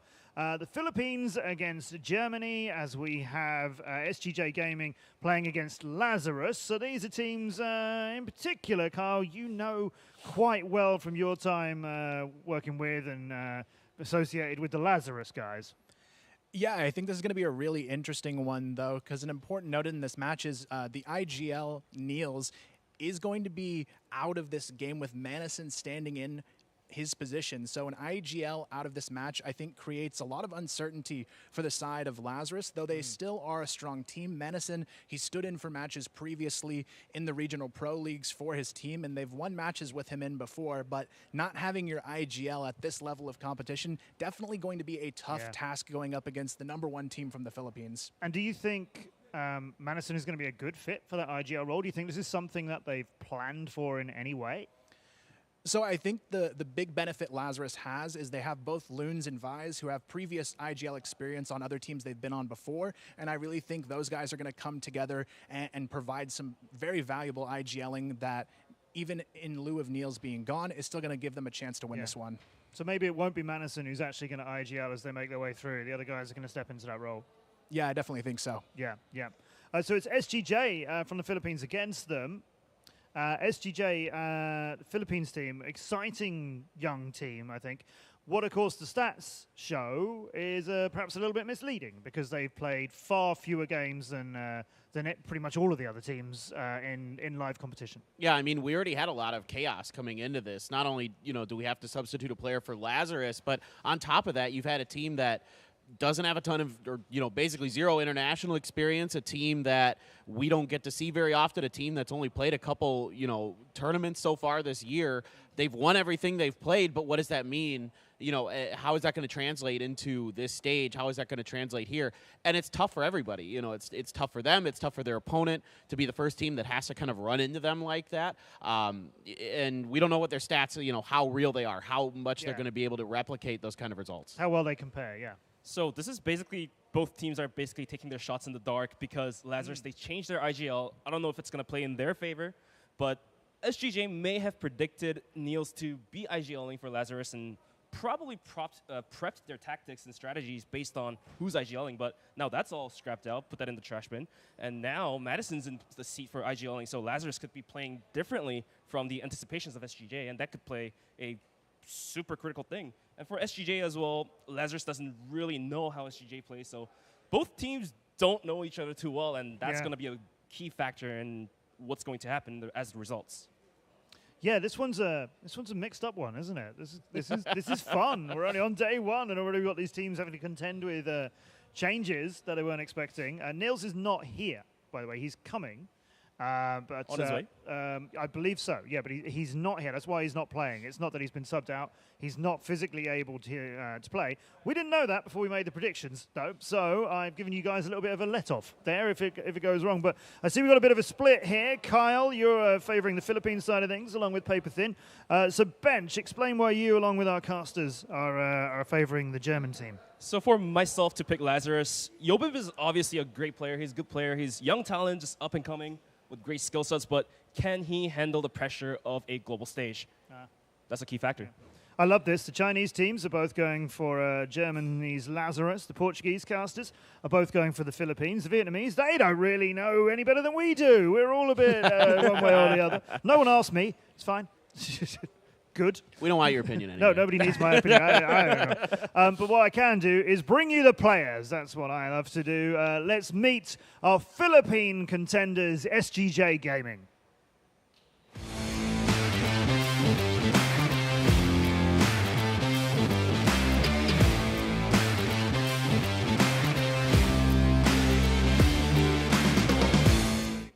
SGJ's history will start now, and other teams' journey will end now. Hi, I am Pronit. My team is SGJ Gaming. We saw other teams compete in the CFS 2021. I told myself, I am sure maybe if not next year, then the succeeding year, I'm sure we will be there.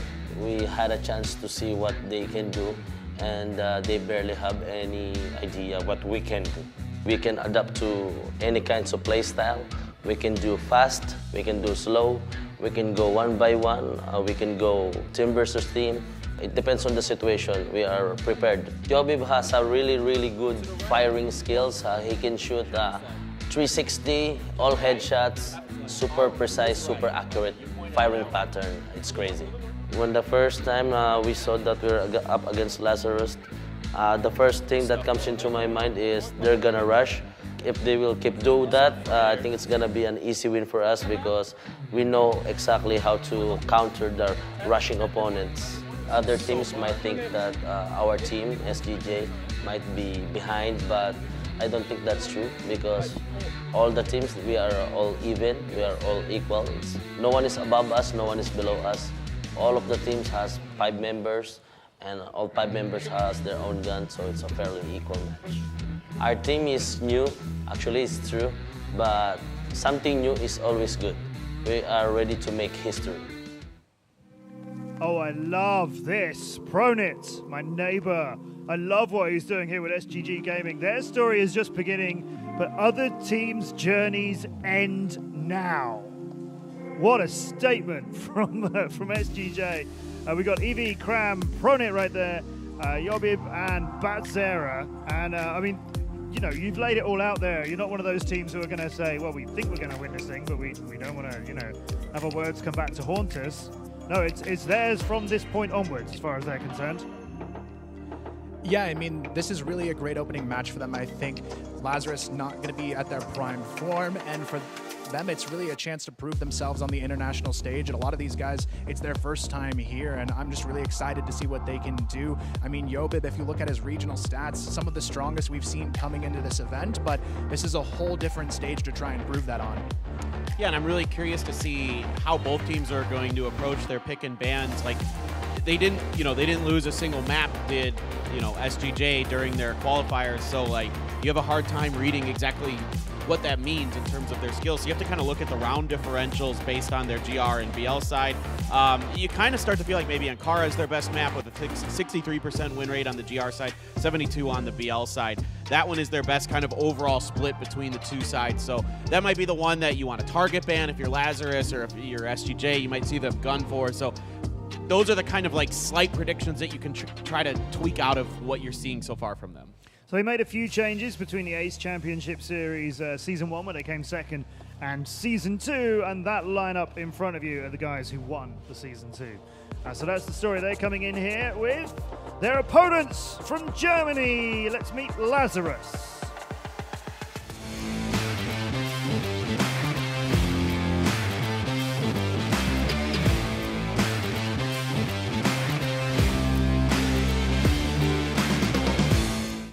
Hello, I'm Baisha, I'm from Team Lazarus.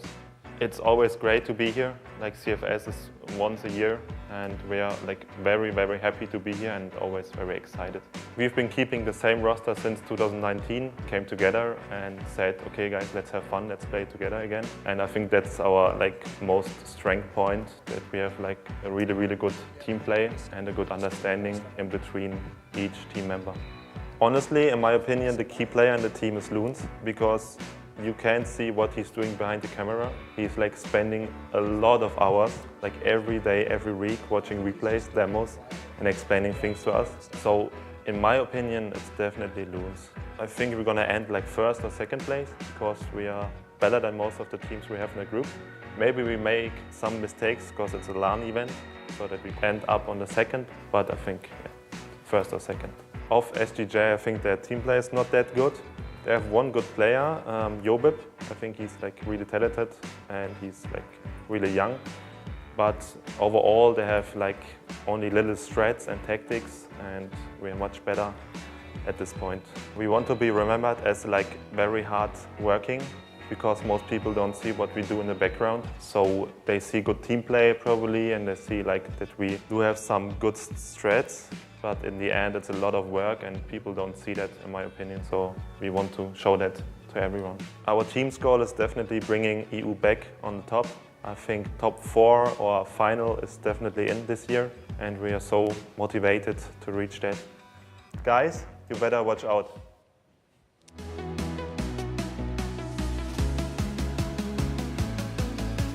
Fighting words from Vizi, along with 40, Awesome, Loons, and as we've said, Bench Madison is into play.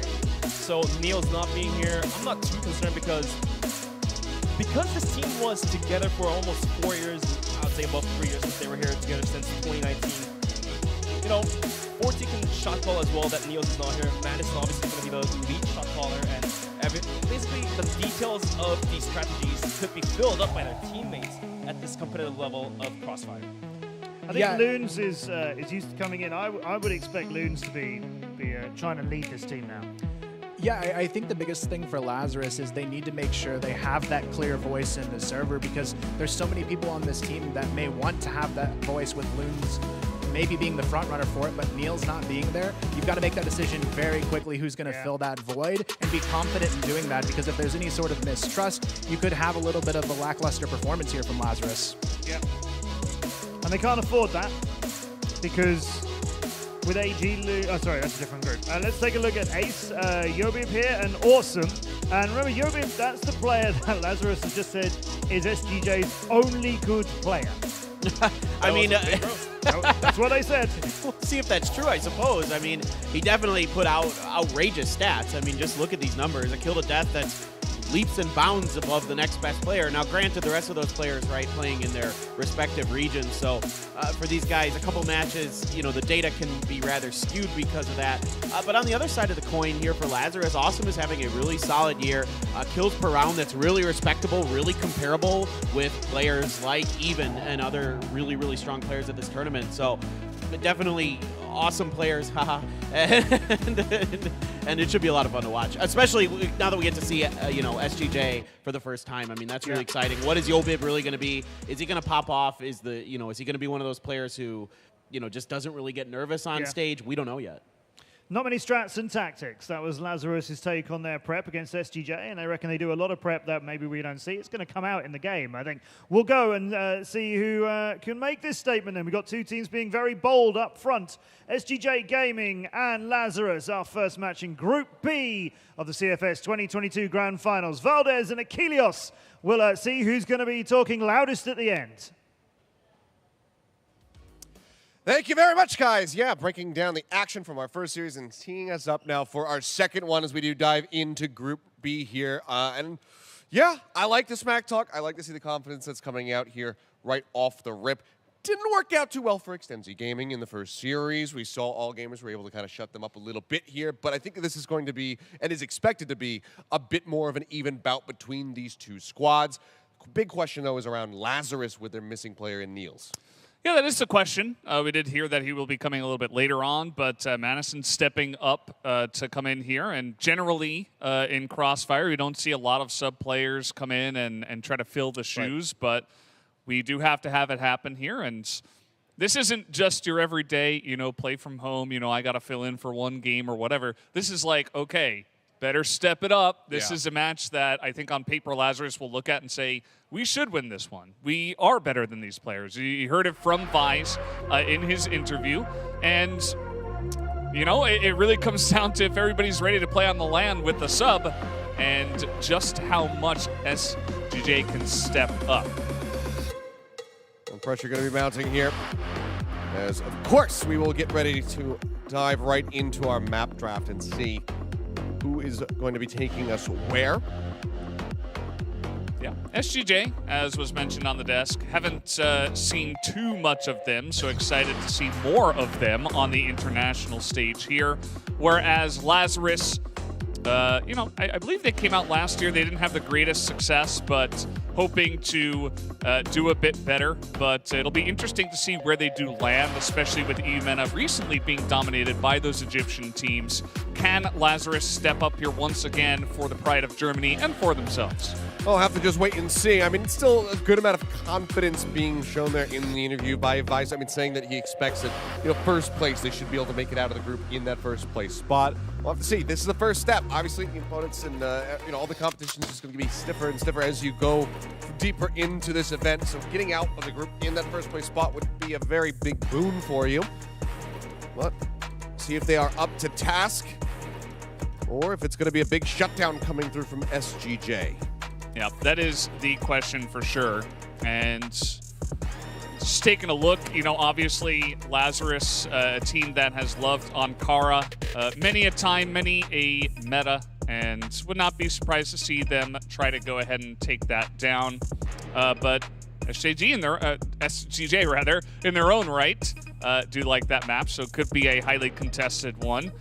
And we did have Lazarus winning the coin toss, and they decided to choose second, which is a lot of what we saw from the regional finals from both the Americas and the EMENA division. So it's kind of what I was expecting earlier on, but all gamers did switch it up. But some Lazarus gentlemanly returning. behavior. Yeah. Some good sportsmanship. I don't know. You guys go first. It's fine. They do elect to go for the second ban. So I guess this is also just going to give them a decent sense of where SGJ is going to go, what they can anticipate from maybe from, even from play styles, depending on the map pick. But for now, we'll have the bans coming up here, as it's going to be Eagle Eye again taken away. So far, we won't be able to see one of the newer maps in the pool. Yeah, Eagle Eye I would certainly expect to be most banned. And there's Subbase. And Subbase another one. Lazarus not really having a lot of fun on that map, so they decided to take that down. That's definitely one that's kind of a love it or hate it map. And as of right now, Lazarus, we know where they stand. But what is going to be this first choice for SGJ? This is going to be Port for their first map. So we don't actually have any stats on them for this map. So maybe they put in a lot of practice recently on this one, but it's certainly one that Lazarus have played time and time and time again. Yep. Well, they get that for their map pick. They're also going to be starting on the blacklist side of things. You see the election to go to global risk there for the side of Lazarus. And, well, it's going to be the same two maps that we saw from our first series, just flipped around in orders. Ankara will be the second pick. Lazarus electing to go there. Now the question is, what does SGJ want to do? They go for the BL or the GR side. Saw a hell of a lot of good value being found on the BL side, so it wouldn't be shocking if they want to go ahead and have that, stronger side right off the rip. Yep, they will go for the BL side. Ankara should be extreme comfort for the side of Lazarus. And to be honest, I kind of like the way the map is, or the maps are looking for them so far in this pick ban. The teams, they have 45 seconds to make a decision. There's a lot of pressure. You're doing it on stage with the refs right behind you. You saw that Loon's kind of taking the reins for his team, as Compound is going to be banned once again. Okay. Off the board. Now, here's the question. Do we once again have Mexico left open as a third map? No. It's going to be banned by Lazarus, which means that we do have Black Widow coming in as map 3 if this series goes the distance. Yeah, not too big of a surprise. I think that Lazarus, a team that's been around together for a really long time, just get rid of those newer maps out of the pool. You're like, well, maybe this new young up-and-coming team, they put in a lot of practice on Mexico. We're not going to have any of that. Let's go back to the classic of Black Widow, and that is going to be the choice there. So, pretty interesting. I hope we do get to see a third map this time, Achilleos, because the first one, a bit one-sided. This one, in my mind, was the closest match when I was looking at the papers before we even got started today. Yeah. And I hope it doesn't disappoint in that fact. I'm right there with you, Valdez. I'm hoping that we can see this one go all the way, stretch it into map 3, see Black Widow, see who's going to be able to take this after a nail-biting series. One can only hope. So we will certainly be keeping our fingers crossed that that does happen here for us.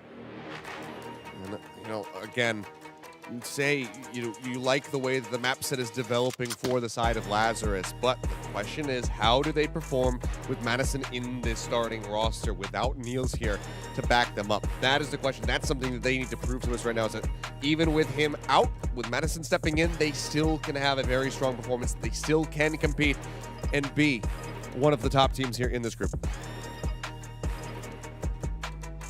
Yeah, so looks like we need a little bit extra time before we do get this one started. No big deal. We can just wait it out and talk a little bit more about these maps. So far, we have seen Lazarus play on this map actually only 4 times of Port for the entirety of 2022.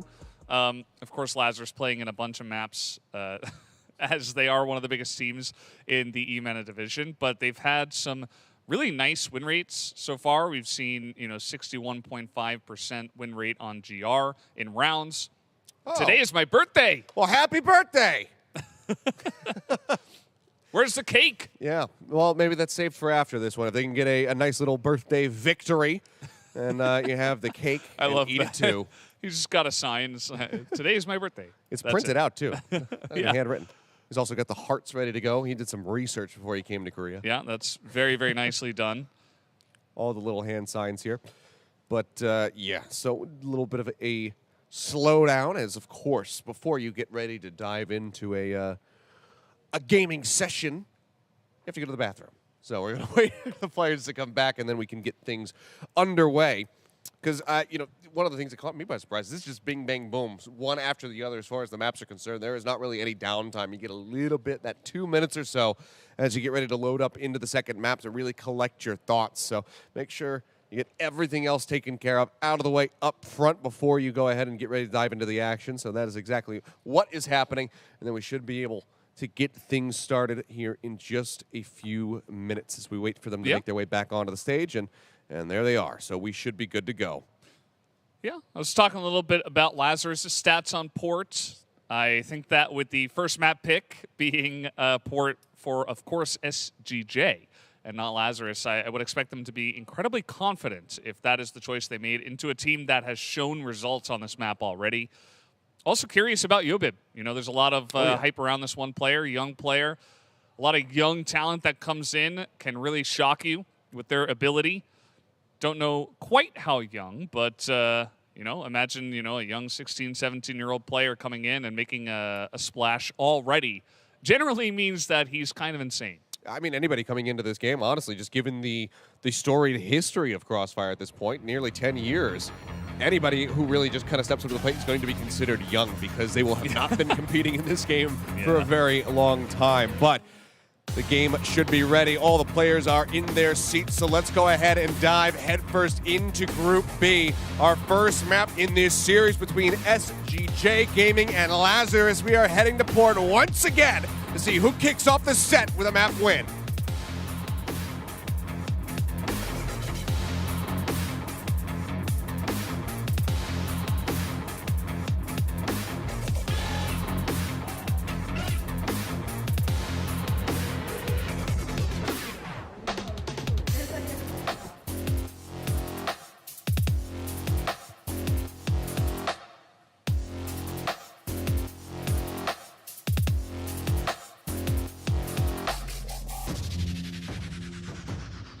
Alrighty, here we go. Port once more. Again, we do have SGJ starting here as BL. Let's see if Lazarus are going to be up to task to try to shut down some of these attacks coming through. Right now, very far forward here is the C4 carrier in Kramazi. Just around that corner. One thing I'm kind of excited for this match, especially, is a potential clash of styles. Generally, the Chinese, the Vietnamese teams, and even, I suppose, the Philippine teams are known to be a bit more aggressive. They like to get in your face. They like to make action happen. They don't wait around as much, whereas Lazarus is one of the slower teams in a relatively slow meta region, right, of EU-MENA. So how is this clash of styles going to favor one side or the other? He's looking for some jump shots there, not going to find a connection. Instead, does take a nasty shot, knocked down to about half HP now. He and Loons both getting tagged up early. EV right now the only one really taking any damage on the side of SGJ, and they're still going to be able to find that first kill. Vi's now going to be taking down the A site, that much more opened up here for SGJ, but they're actually going to start rotating back and maybe just kind of swing over. And they should know that there's going to be somebody who has to come over to try to replace Vice's position there on the A site. So maybe they just turn this into an all-out assault on B.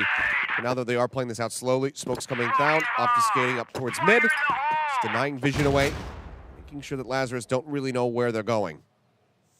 Yeah, there was potential that maybe Loons got a tag onto somebody in there towards the middle going sideways. But even through the smoke, here they come. Medicine off on that right side flank, manages to find one, looks for another, and he's got it. 2 kills. Sub stepping in. Good amount of damage getting pushed out as well, but now 40's going to be taken down. Losing Medicine, both going to be low on HP. 3v3. Scram's trying to make his way up top. C4 still in hand. Nade at the ready, throws it down onto the low ground. Doesn't really get the connection that he was looking for there. Loons gets picked off. Wrap around the back. Here comes Awesome. Finds one, looks for a little bit more. Can't make it happen. Gets a kill, but Prunit's going to be the one standing at the end of it all.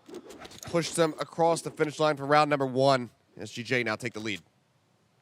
Pretty interesting strategies that time around. SGJ taking it a bit slow, actually. Looking for picks early, and then they return to the same place that they started with, which was, of course, the A site.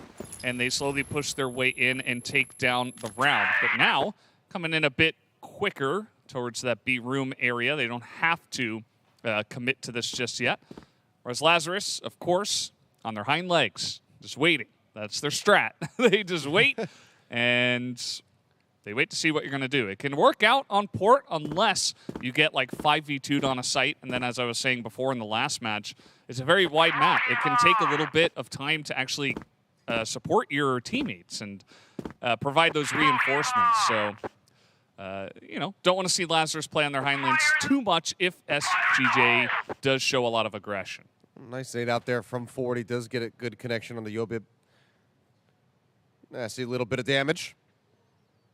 He's still standing for now, however.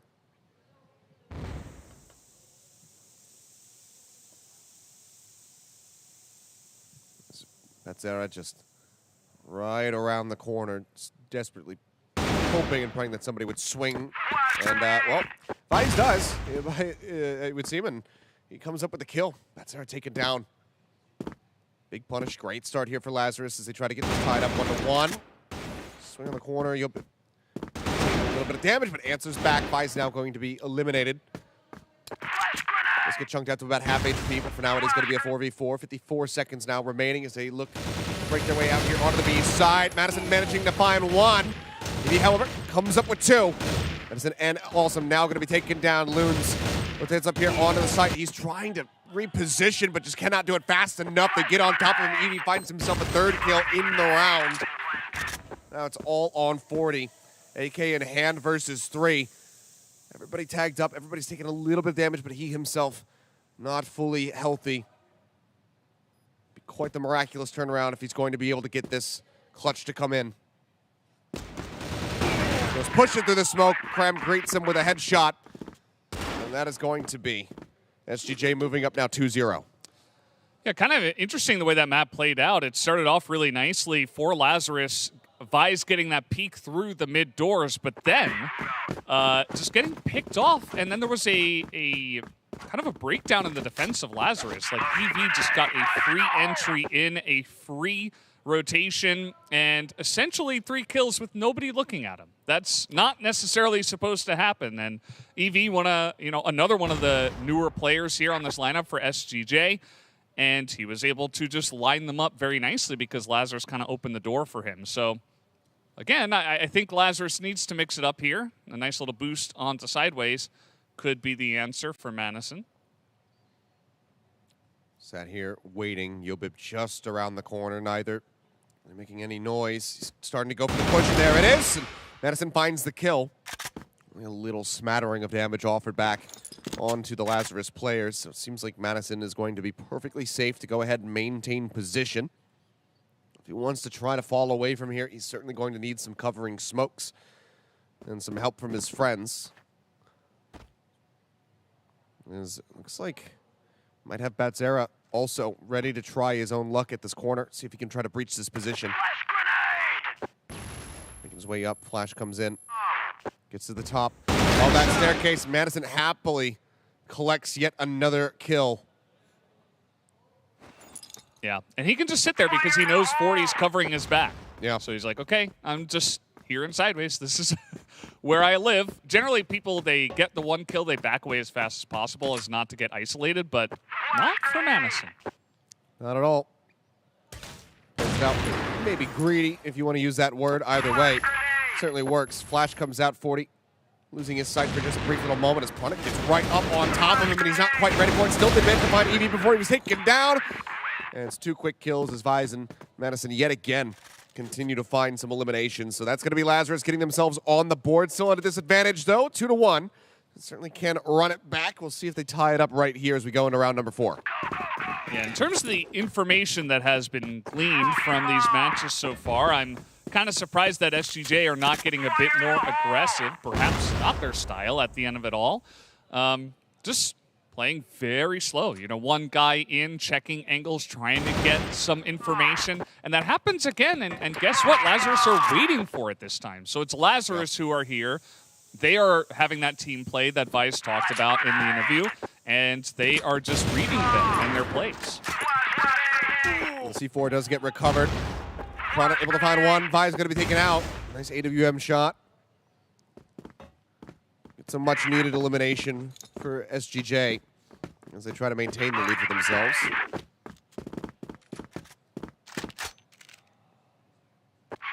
They completely cut back around over towards the B site now. Awesome. Maybe in a position where he can collide with them a bit. And yep, okay. Spots it out. That'll be the call. The rotation should start coming through now from Lazarus. Let's see if they can actually try to intercept this C4 plant. Makes their way forward. Loons swinging up, looking for a target. Spots one. Evie taken down. Also as well finds Chronic. He's looking for a little bit more. Tries to get the third. Can't quite make it happen. Batsara does manage to clap back just for a brief little moment. But now with 6 HP and a dream, ends up getting shut down. And that is going to tie it up 2-2. Lazarus looking strong here on the run back. You could see, I mean, that was all Lazarus. Like, that entire round was SGJ getting red. At every single angle, they got the pick off from B-Room. Yep. They had awesome back away and not get aggressive. He got the information, and then it was a slow retake from Lazarus. I was a little bit worried about Loons being alone on B, but he got the job done, and there was actually somebody on the backside, forget who, that was there actually supporting him from behind. So nicely done, very calm. And great reads so far from Lazarus. They started off a bit slow, but this is not anything different from what I would expect from this team in terms of play style. Here we go again. Madison right back in this position, watching the ladder, and yep, Yobib going to be taken down. Tries to B-hop his way in on top of him, but just can't get the shots to connect. Puts, again, just a smattering of damage onto that player, but you can see Madison once more feeling confident, given how many kills he's gotten in this spot. It's just going to go ahead and continue to sit there. Again, 40 is just watching that counter swing angle, so he's perfectly safe as long as he can take down people who come up that ladder. Yeah, I mean, there are ways to get some utility into that angle and try to isolate him, or at least, you know, get a flash in. Yeah, you can flash, you can nade. I mean, you can go up with 2 members, right? One guy can come in from the other side. Maybe you can smoke a top, right? There are ways to approach this, but SGJ are not really showing any development, I would say. You know, it feels like nobody's kind of leading the charge and saying, hey, we're not going to just peek that angle again. And Yobib's kind of just left to do whatever he wants to do, which unfortunately for him has been just getting picked off by Madison in the same spot. Sometimes you got to get the leash out, just rein the players in. Especially when it comes down to some younger talent who doesn't have those years of veterancy under their belt. Loons now going to be under fire. Nate's coming out on either side. Good little bounce there. Awesome. Lively going to be avoiding that damage. He tries to push up, get on top of Batsara, but ends up getting taken down. Evie going to be dropping down to the backside of the site. Loons manages to find the kill. Medicine here trying to kill for him, and it's just into the meat grinder for every single player on the side of SGJ. They get picked apart one after another, and Lazarus now string together 3 consecutive rounds and take the lead. Yeah, it kind of reminds me of the first match we had today where Extenzi came out really strong. They had some cool angles. They got a couple of quick rounds. We're like, ooh, this is interesting. And then, you know, kind of the more veteran team, you know, comes out, the team that's kind of the favorite in the match, I would say. In terms of the predictions or whatever you want to call it on paper, they kind of just slow it down and they read their opponents and they begin to download. Oh, all right. You'll be able to find one. I heard a chuckle behind me from the side of SGJ, so feeling cheeky grenade. Feeling action. good about that. And of course, it's like the one round that Madison didn't play the same position. He's actually back towards spawn, then he gets picked off by a frag grenade. So the irony of it all. Smoke's now coming down here. Just trying to stave off any push over towards the A site. Nate timing a little bit off. They're actually just going to go ahead and try to swing through that smoke. 40 cuts down 1 with the AWM. Looks for a little bit more. Batsara manages to push up. Gets himself behind the crate for a brief little moment. The rest of the team starts swinging up along the right side. Pronit getting closer and closer. But there is just, again, the fine plot opened up. 2 kills for 40. Yobib able to find Vise, but that's about it. Cleanup comes through, and Lazarus now 4 consecutive rounds for themselves. Yeah. With no end in sight. Reminder that they were down a member when that push was coming in. Yeah. And the smokes were in. They tried to attack the top, but Lazarus was so ready for it. They had 2 guys on A top. They were expecting an A push. 40 was not alone. Vise was there with him. They had 1 guy. Awesome was all the way up in B room. He had a ton of information for his team. He's like, okay, they're nowhere near B. I don't hear anything. There's 1 other guy in mid who was covering the bridge. And so they kind of had an inkling that they were going to push into A. They had 2 guys up there. It's really difficult to push into 2 guys, let alone 1, especially with the sniper that 40 is. So, yeah, just reading the situation once again. They're about to make contact here against Cram, and that would strand the C4 if they get this kill. Seems like he's a bit suspicious about this. Nasty shot there on a Batzera. He goes down low on HP, but it is Vise taken down. So man advantage is going to be there for SGJ Gaming. But again, Cram in this spot. Sends out a couple shots. Awesome still continues to hold the corner. Wants to bait them forward. Keep himself quiet. Yeah, it's really difficult to sneak into this position. Look at the timing of this, too. Oh, yep. And Evie's going to be swinging around the right-hand side. I don't know if he's going to be prepared for this one. Awesome! Gets in behind! Manages the Motown. 4 people! Now he's looking for the ace. Can he get it? No, Batzera won't put an end to it, but man, what a lurk. What a spray. And Lazarus now net themselves a 5th round victory in a row. Well, that's, I suppose, the first example of the tournament as to why Awesome is such a clutch player for this team. I mean, the timing, the positioning, everything was just perfect. And, yeah. Rushing right into him now. Self-explanatory. Nades flying in. Madison able to find 1 before getting taken down. Awesome swings back. Gets himself situated here on the side and has some backup from the side of Loons. And between the 2 of them, looks like they might just be able to gun everybody down. Awesome does end up falling. Batzera picking up 1. 40 finds another. Loons will get the finishing shot, and there's just steamrolling right now. Our Lazarus, 6 rounds in a row, the longest streak that we've had so far today.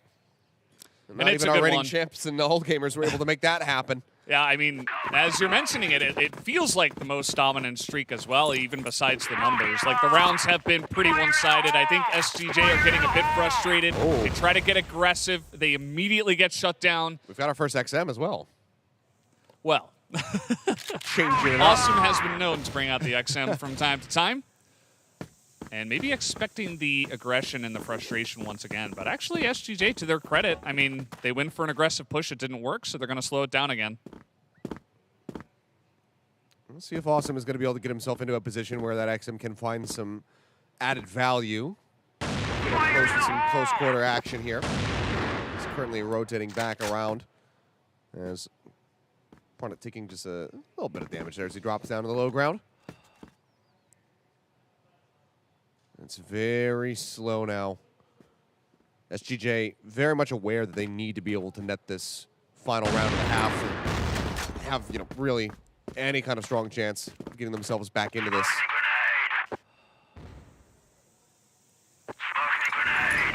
It's in the back, not finding anything. Over the top they go, and it's just going to be storming their way down to mid. Awesome fall. Yobit finds the kill. Evie Cramp also picking up 1 apiece, but Loons and Madison answer back. They get a bit close, but Madison now going to die. So all on Loons in a 1v3. 2 low HP members. 58 seconds remaining, so they need to get this plant down. He's making himself known, and he comes up with the kill, and that's going to be a 3-6 half as we get ready to swap sides. Yeah, I like that. A little bit of a comeback, a small one, in the last round there for SGJ. I think that, you know, they had a lot of success around the bridge. Well, I say a lot. I mean it relatively. In the couple of rounds where they did win, they found a little weak spot, but maybe it was a little bit too late, right? It was just that 1 round at the end. And Lazarus really showing their comfort on this map. Let's see what they can do on BL. For the shot there through the door, not going to be able to find much of anything. Even going to take it down. Opponent eliminated, and they are just storming their way into the B site. 2 kills, all that is found here for SGJ. Batzera throws out the nade, does take Madison down to about half HP. Flash connects, the spray through the smoke. He answers back quite nicely to find the kill, but he himself only 38 health remaining. C4 planted, ticking away. About a quarter of the time now drained. As Batzera needs to come up absolutely clutch in this scenario.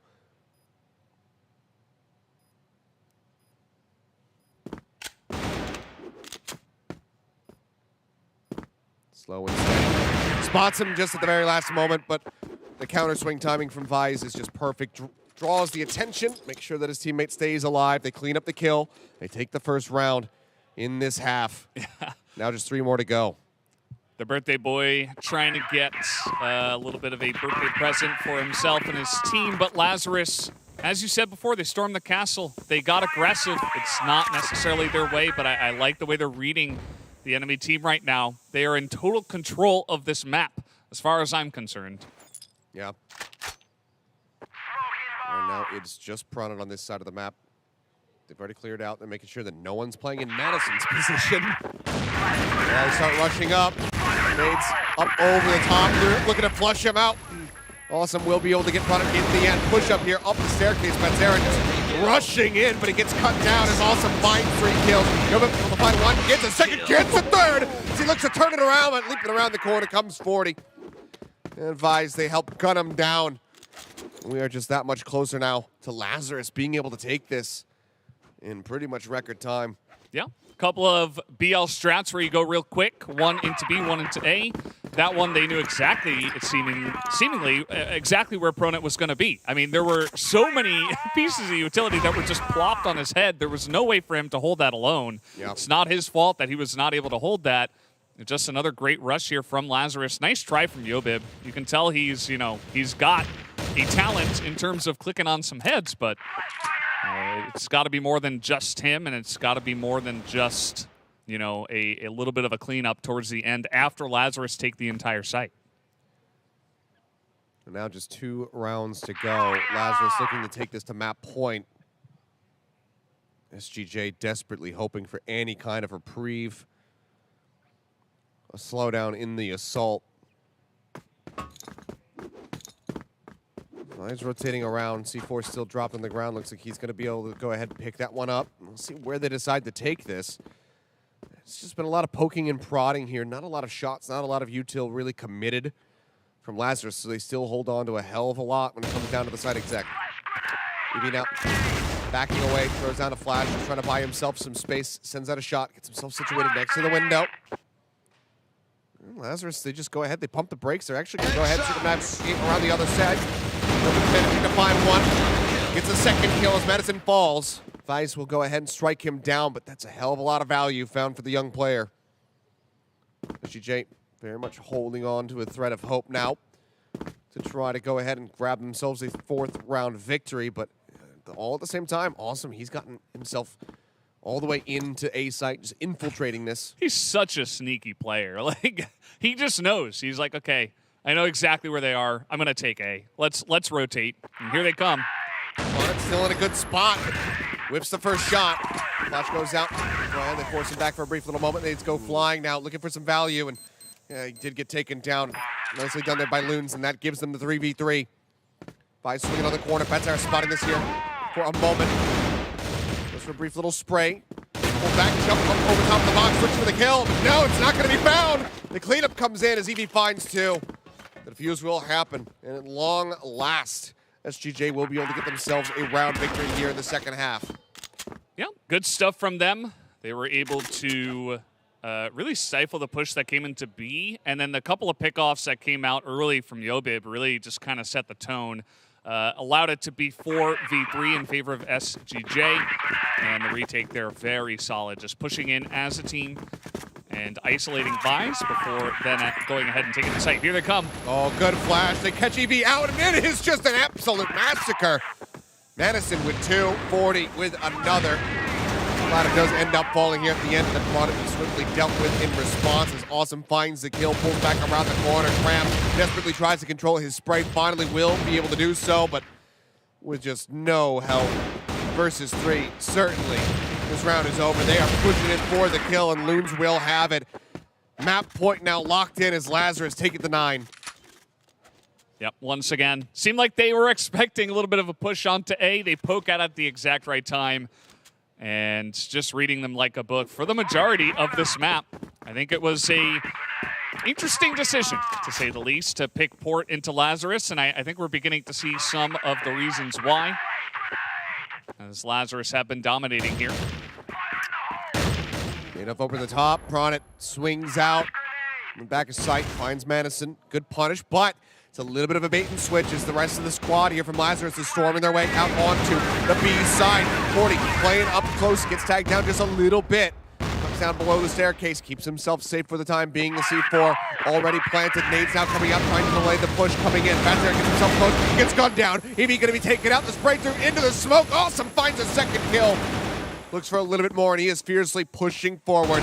Swing on the corner. Prawn, it does gun him down with the AWM. Swaps over now to the AK, and he needs to put it to good use. Half HP for him. He ends up falling, and there it is, 10-4. Map 1 goes the way of Lazarus. Yeah, I think the end of that map really just showed just how confident Lazarus are coming into this match. Awesome, charging through the smoke, 1v2 with 2 angles that he has to check. He doesn't care, he's low on health. Just trying to buy time for the bomb to go off, of course, but he didn't have to do that, you know? Very aggressive, confident play from Lazarus. You gotta like their chances going into map 2, which was their choice. And oh yeah, I guess SGJ came out a little bit slow. You know, they weren't really playing as a team. And Baisha's interview, a lot of the things he said really came true even in that first map. So again, it feels like they're the ones kind of pulling the strings in this head-to-head matchup. So, you know, everybody really on point, even 40 going to the AK on attack, on BL, on port.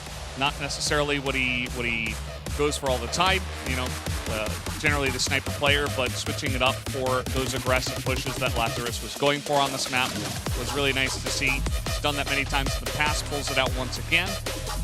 And things are just looking good for our German team. We need to see something different here from SGJ. Maybe some more aggression on BL is one thing I would really like to see, because I think they have it in them. They have the ability, you know, to send Yobib in there, get him in first, get him entry kills, and push as a team. Maybe that's the answer.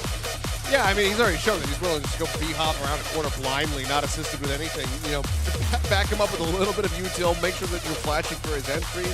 And yeah, you absolutely can have some more aggression coming out.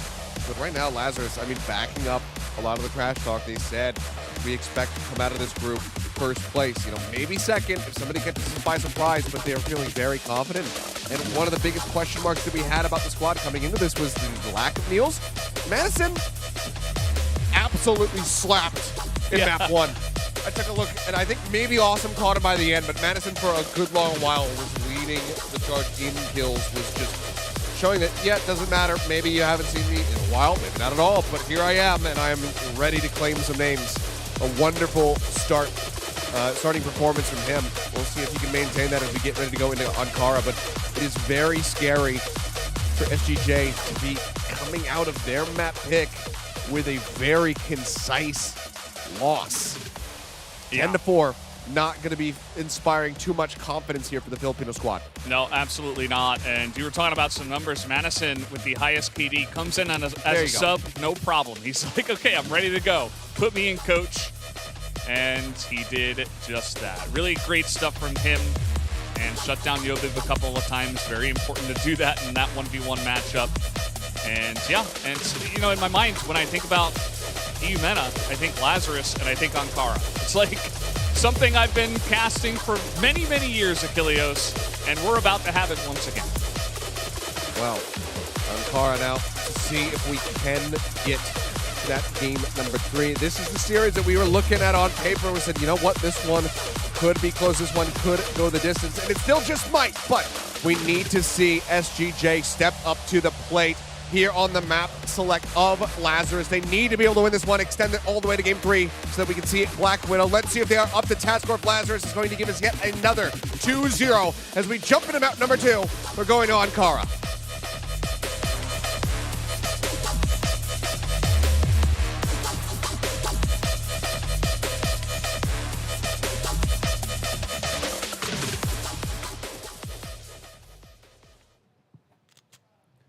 And once more into the breach we go. I gotta say, I appreciate the map pick so far. It's really helping me get us, you know, very much a better understanding of the maps, given that this is my first ever Crossfire event.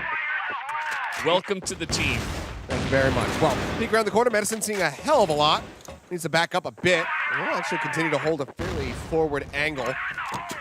Thinks about going for the nade, says no, and actually does successfully pull away from that position without getting punished. Breathe a sigh of relief in that regard. And SGJ can just completely back away from A. They turn their sights now over towards mid. Yeah, maybe they want to try B bottom here. It's a nice way to get aggressive on this map if you're not going to be pushing A. Oh, Vice taking a nasty shot. Max out, frag grenade there to try to buy himself some space. And okay, 40 in the meantime, going to find Prem. That's one hell of a way to go ahead and alleviate some pressure. Yeah, 40 just in the office window, waiting, and then is able to just drop down and get a pistol kill. That's, once again, showing some great confidence. 40 with another one. It does take some damage in response, but 2 kills for him thus far. Single-handedly putting a stop to this push. As SGJ struggling to gain ground on this attack. I mean, could go ahead, double back, try to go over to the A site, which is currently completely unoccupied. Madison starts inching his way over there just in case that is going to be the play call here.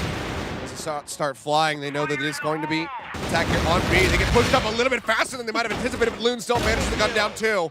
Yobib, the prodigy, showing what he's capable of, does drag this back into a bit of a better position, but trying to get the clutch still going to prove to be incredibly difficult. The C4 stranded just at the edge of the site.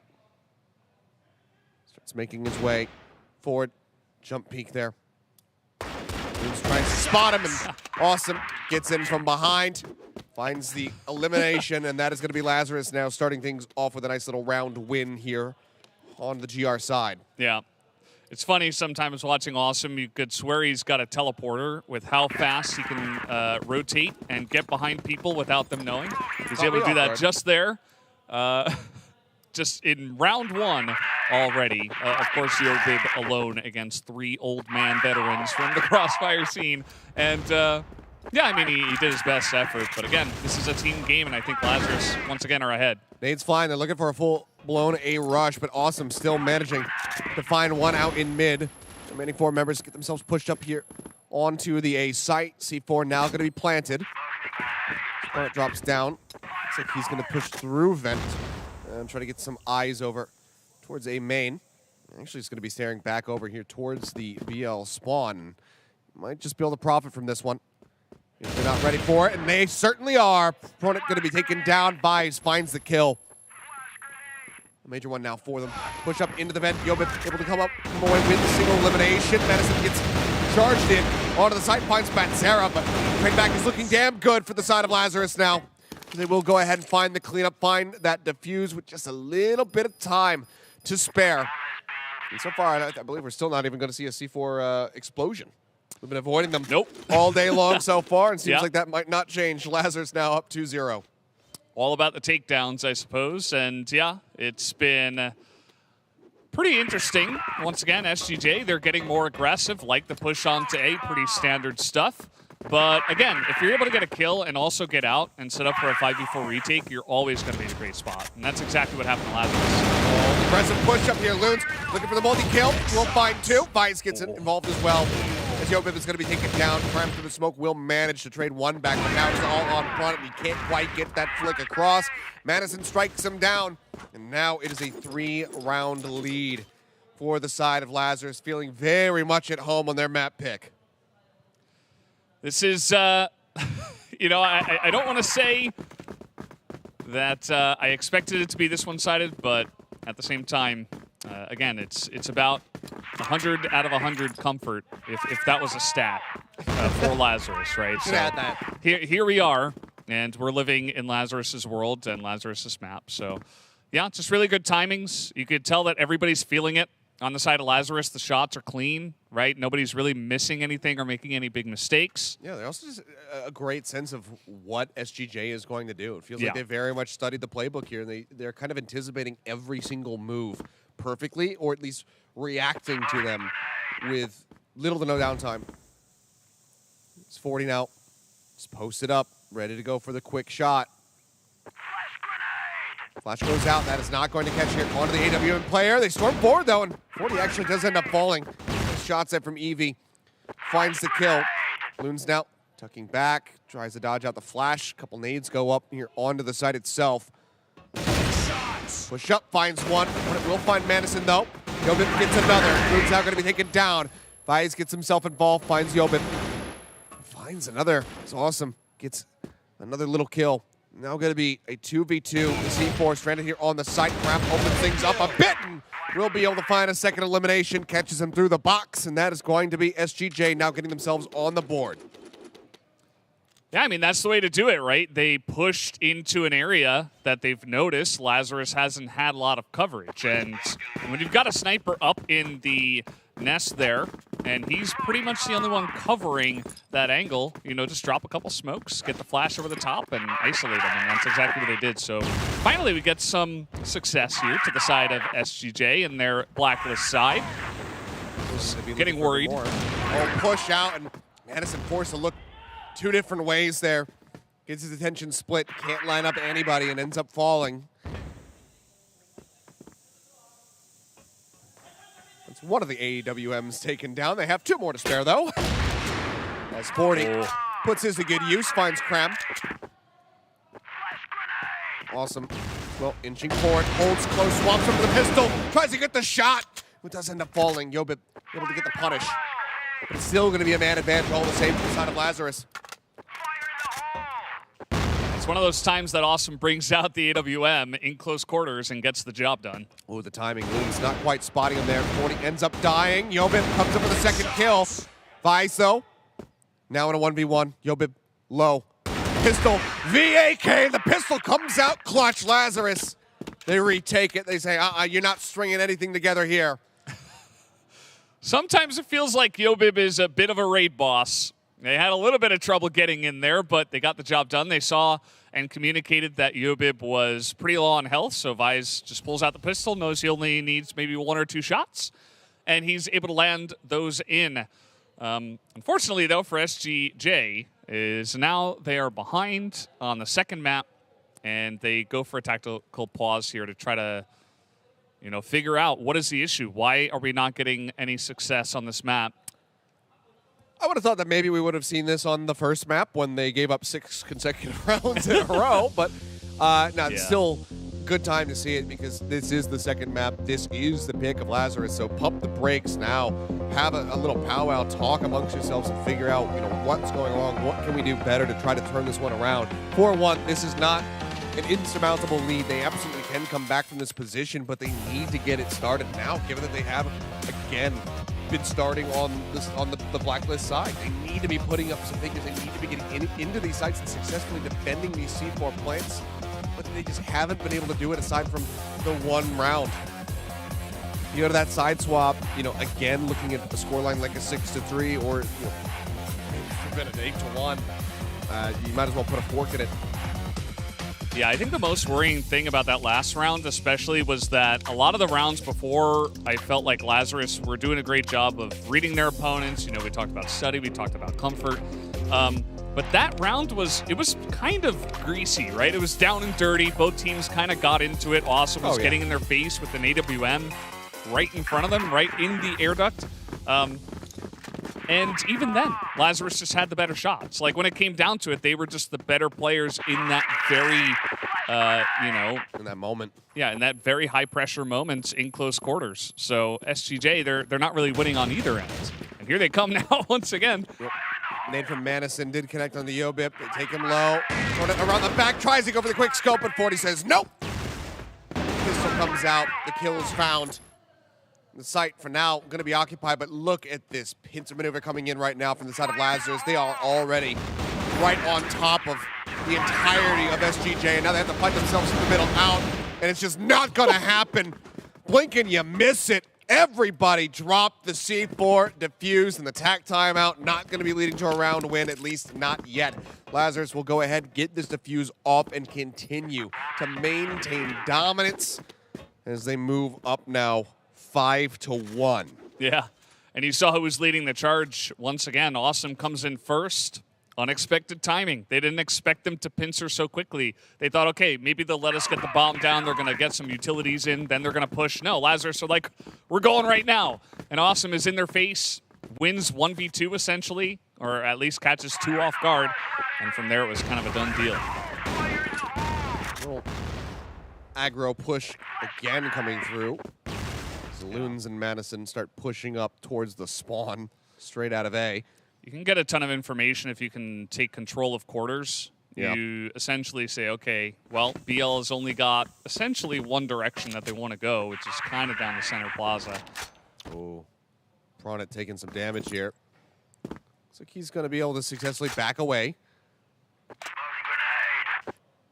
Does SGJ continue to just maintain this hold here? Just inching around, trying to see if Pronet can come up with a pick on the opposite side of the map. It looks like they will just start moving their way naturally over to B yet again. That is going to move them into the lion's share of Lazarus's player base, though. 3 members on that side of the map, and Vice manages to go ahead and strike down Pronet. That's now going to be the AWM taken out of the equation. Swing around the back. Here's Madison. Ready to strike. Swing comes in, and actually it's going to be Cram who comes out on top. Catches him, evens it up just a little bit. Now Vi's in a bad spot, tries to pull back away, ends up getting struck down, and it's looking damn good for SGJ. Loon's the last one to deal with as he tries to make his way forward over towards the B side, but he's got so many angles to clear now.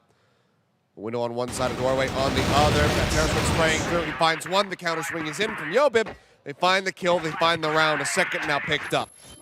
Yeah, I mean, you have seen Lazarus get aggressive on you a couple of rounds in a row. I like that they say, okay, well, they haven't been covering this angle once again.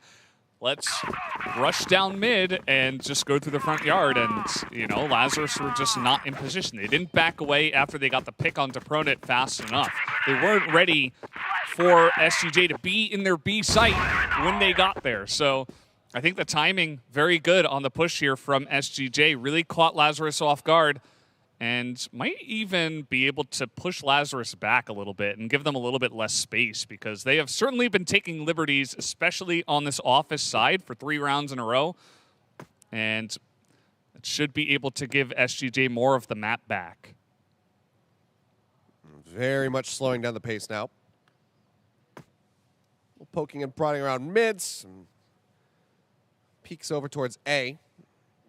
Don't really see anything, though. As they start making their way forward. Vice trying to hold the corner. Manages to find one. It's going to be a 2-for-1 at the end of the day, though. Awesome nearby.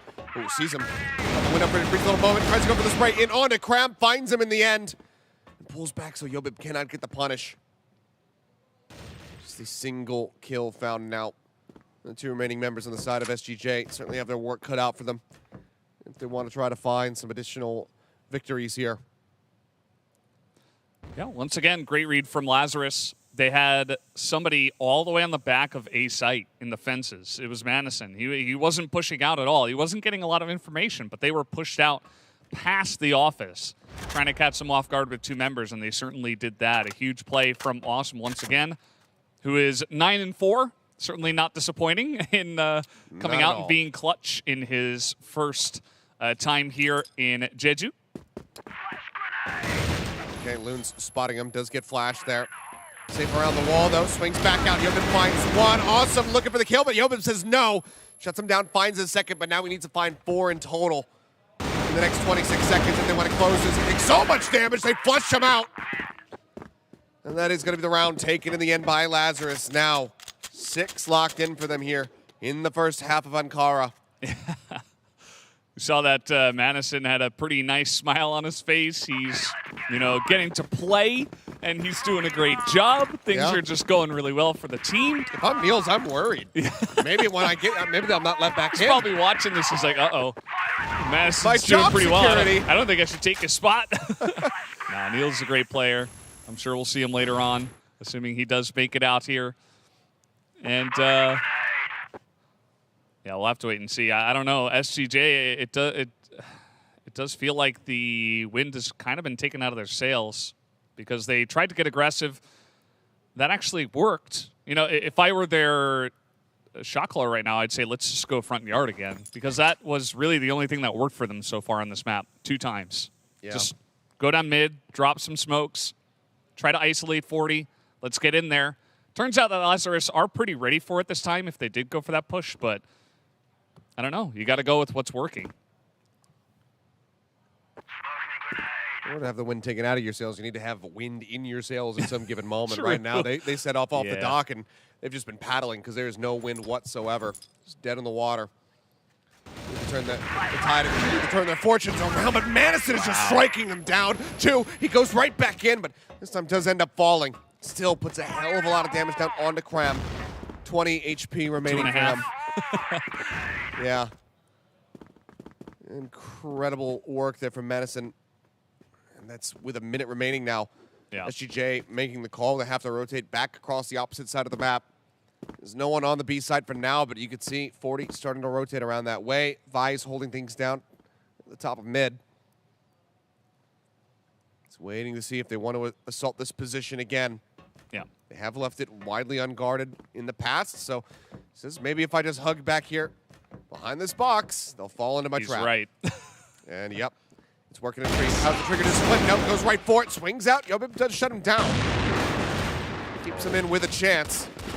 Yobib needs to find a lot more as his Pronit, but Pronit does end up falling. Does get one for his trouble. And there's going to be the finisher. Awesome cleans up too. And Lazarus will go ahead and close out the last round of the first half. Yeah, very straightforward stuff from there. And they're not even getting overexcited. You know, no giant cheers from the German squad. They're just like, yeah, we're just doing our job.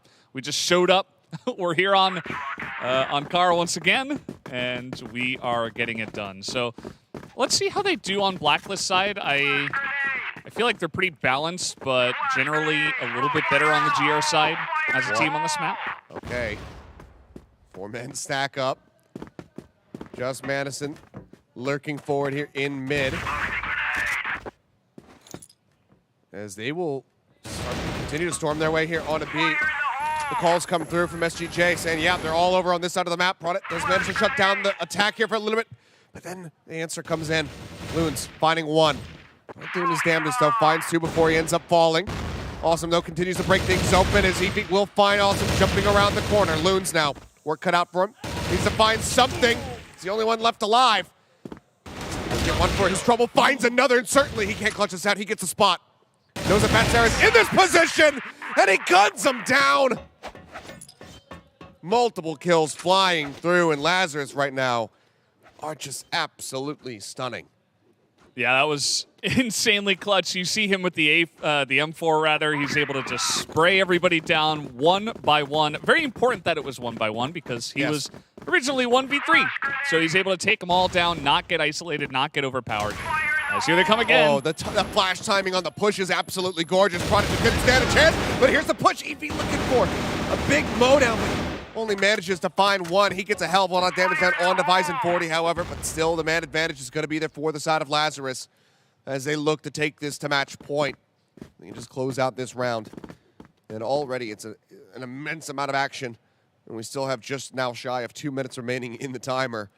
So Lazarus can certainly slow down the pace, spread themselves out, try to cover some territory here, and garner information for themselves.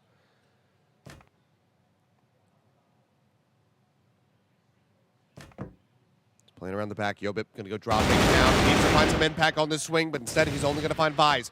Cramp gets involved, finds 40, but Awesome gets Cramp. Now it's just Batsara around the backside of the side versus 2. He needs to try to isolate these fights, and he does so. Gets 1. Madison low on HP. Swaps back over to the AK, goes for the reload. It all comes down to who can have the faster reaction. He's waiting for the counter swing back out, and Madison plays it to perfection. And that brings it now to 9. One more round to go, and that is going to be Lazarus taking this series so very swiftly with a 2-0. SGJ, they need to run 7 consecutive from here. Yeah, coming into today, I thought the first match was going to be the most one-sided with how strong all gamers are, but that might not be the case with how well Lazarus are playing. Although... Yeah, okay. Good turnaround right off the rip. Vise and Loons getting taken down is a big boon for them. Now Madison as well going to fall. Also in 40. 2v4 to try to swing this one back. The spray not going to connect, and now it's all on 40. Popping his way around the side, and Baisha is ready for him. Finds him. They lose one member. They close out the round. They keep themselves alive, at least for a little bit longer. Their head's barely above the water. And 6 more to go if we want to see our first overtime of the tournament. Yeah, SGJ just landing those shots a bit better that time as the push was coming in. Let's see what Lazarus want to do this time around. Everybody's stacking over towards quarters, want to take it to them. 40 just swings out wide, finds the open. Baisha does manage to find one. Down Vise now needs to back away from this position. Actually, continues to play a little bit further forward, and awesome gets him with the XM. We saw him use it in the first map. Didn't get a kill. Krem now answers back. 2 kills picked up, but that leaves Evie 40. all on his lonesome versus the AWM versus the XM. Can he get anything done? Also playing forward. There it is. Guns him down. That's 10 locked in. That is the series going the way of Lazarus. 10-3 in the end. The 2-0 closeout. Utter dominance shown by the German squad. Yeah, not a close one there. Lazarus coming in so calm, so comfortable. Both Morton and Ankara maps that they have found so much success on in the past, they're able to replicate that today. Didn't see any nerves from any of the players. Everybody was doing their job. You know, 40 didn't have huge highlights, but he was doing his job. You know, he had 1 KD, doing a great thing.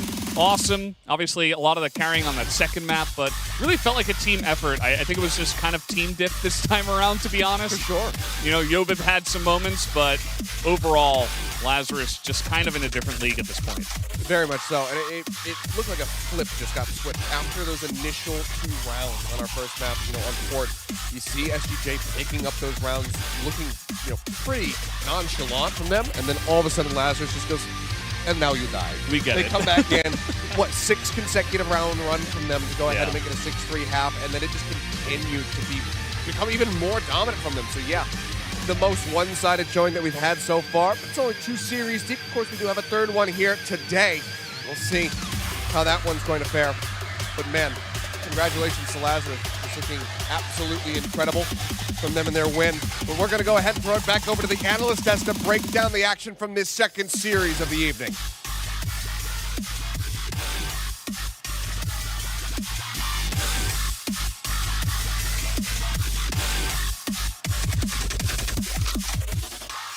Thank you very much, guys. Our 2nd series of today. Just the first day is in the books, but we've had a couple of one-sided matches there. That was one that we thought might be a little bit closer, but 10-4, 10-3 ends SGJ's kind of statement that they're here to end everybody else's journeys, and not over yet, though, of course.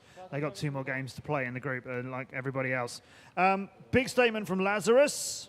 SGJ going to be licking their wounds. Yeah, I mean, I think the big story here is that first map, Madison stepping up and really coming in big when they needed him to. He wasn't really a player that had been on anyone's radar, and, you know, he wasn't even expected to play initially coming into this event, but making that kind of statement in a first map for him, I mean, this was his first map on LAN, and that was a huge victory for Lazarus to come away with, and I think the confidence just carried comfortably into that 2nd map victory. Do you think maybe it was a little bit of overconfidence from Lazarus? We were all commenting like, okay, they're running 3 AWPs, they're running shotguns, they're running, like, they're probably holding stuff back, but do you think they also maybe nearly stretched a little too far, anyone? Yeah, I think it was a mix of both. You could tell they were playing a little bit overconfident in map number 2, but it also could be, you know, them wanting to play a little bit close to the vest with their hand here and not get too much out that these other 2 teams they're up against next could potentially use against them if they're not using any of their, you know, saved strats here. It could be to their advantage to maybe pull those out later on. Yeah, because, you know, the other teams in your group are watching you, and we'll see all the other teams in the groups tomorrow. Bench, do you feel like you know, SGJ were coming in very brave in this one, Lazarus were coming in perhaps a little bit more sort of expected to do well in here? Do you feel like that went exactly as they planned for it? So for Lazarus, they were definitely confident when they were coming into this match. For SGJ, they had the willpower to do it, but they had the capability to win this match too. If you think about it, Yobit was popping off. Well, whilst all of his teammates going below 1 KDA, Yobit himself was on 1.25 and dealing out 1,400 damages in map number 1. So Yobit can be the crack player for SGJ, but at the same time, the stress that we were observing whilst map number 1, map number 2, they weren't utilizing Yobit well enough, and that's why they weren't able to take many rounds and lose out the game. I mean, there was one, Kyle, you said just on Ankara there. Yobit went down first in one of the later rounds, and I heard you just sort of go, that's it. It's like if he's not standing, that team are falling pretty soon. Yeah, I mean, for these guys on SGJ, I think they just need to learn how to play around Yobib a little bit better. It's clear he can open up the map for them, but they need to learn how to seal the deal there and really get these things going in their favor, because right now it didn't seem like they had the executions to really capitalize on what Yobib was actually doing for them. Yeah. Let's take a look at some of the action across those two maps, which saw Lazarus with a big win over SGJ.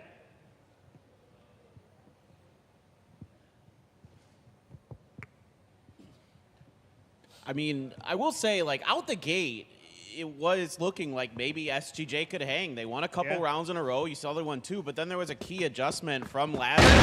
They shut down Yobit from the A connector, and then they just started popping. I mean, this lurk and this flank by Awesome was perfectly timed, perfectly executed.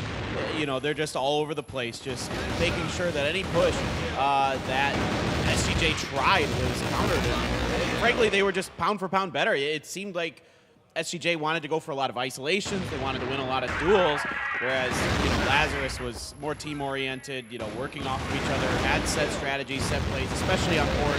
When you go to Ankara, like what Kyle was talking about, it got a little bit more interesting, and it still works out. I feel like I watched a lot of 4v4s, and what I mean by that is just like everybody was all together, bar maybe one player or so. Like a lot of players just running into each other, whereas normally you expect one to die here or there as a map starts to find its way and as the attackers are starting to dupe maybe into which site they're going to go for. This one it just felt like, right, okay, we'll all meet in the middle. Again. Yeah, I think, especially in map number 1, it just goes to show what Madison was able to do. I think he started off 10-2 in the first 5 rounds of the first map of this series, and I think Lazarus just saw that, and there was no more questions about Madison after that, and I think you just saw the confidence come into the whole team after that. And then in map number 2, Madison, he wasn't really the star player. You had players like Loons and Awesome able to step up and make even bigger impacts to close this one out. Lazarus won the coin toss, chose to go second. You thought they were commanding the map pool as well, Kyle. You thought that fell into their hands. Eagle Eye gets banned, and the rest of it is all theirs to take, isn't it? Yeah, I think they really got the best of the picks and bans in this situation. I mean, the 2 maps they ended up playing are 2 of their best maps performance-wise historically. So I think for them, they really did their homework and knew what maps they wanted to draw going into this series. And I think for SGJ, maybe in the future, that's something they can look back on and maybe adjust how they look at these pick ban phases to maybe improve their potential in the next matches they have coming up. Here's the summary of the match.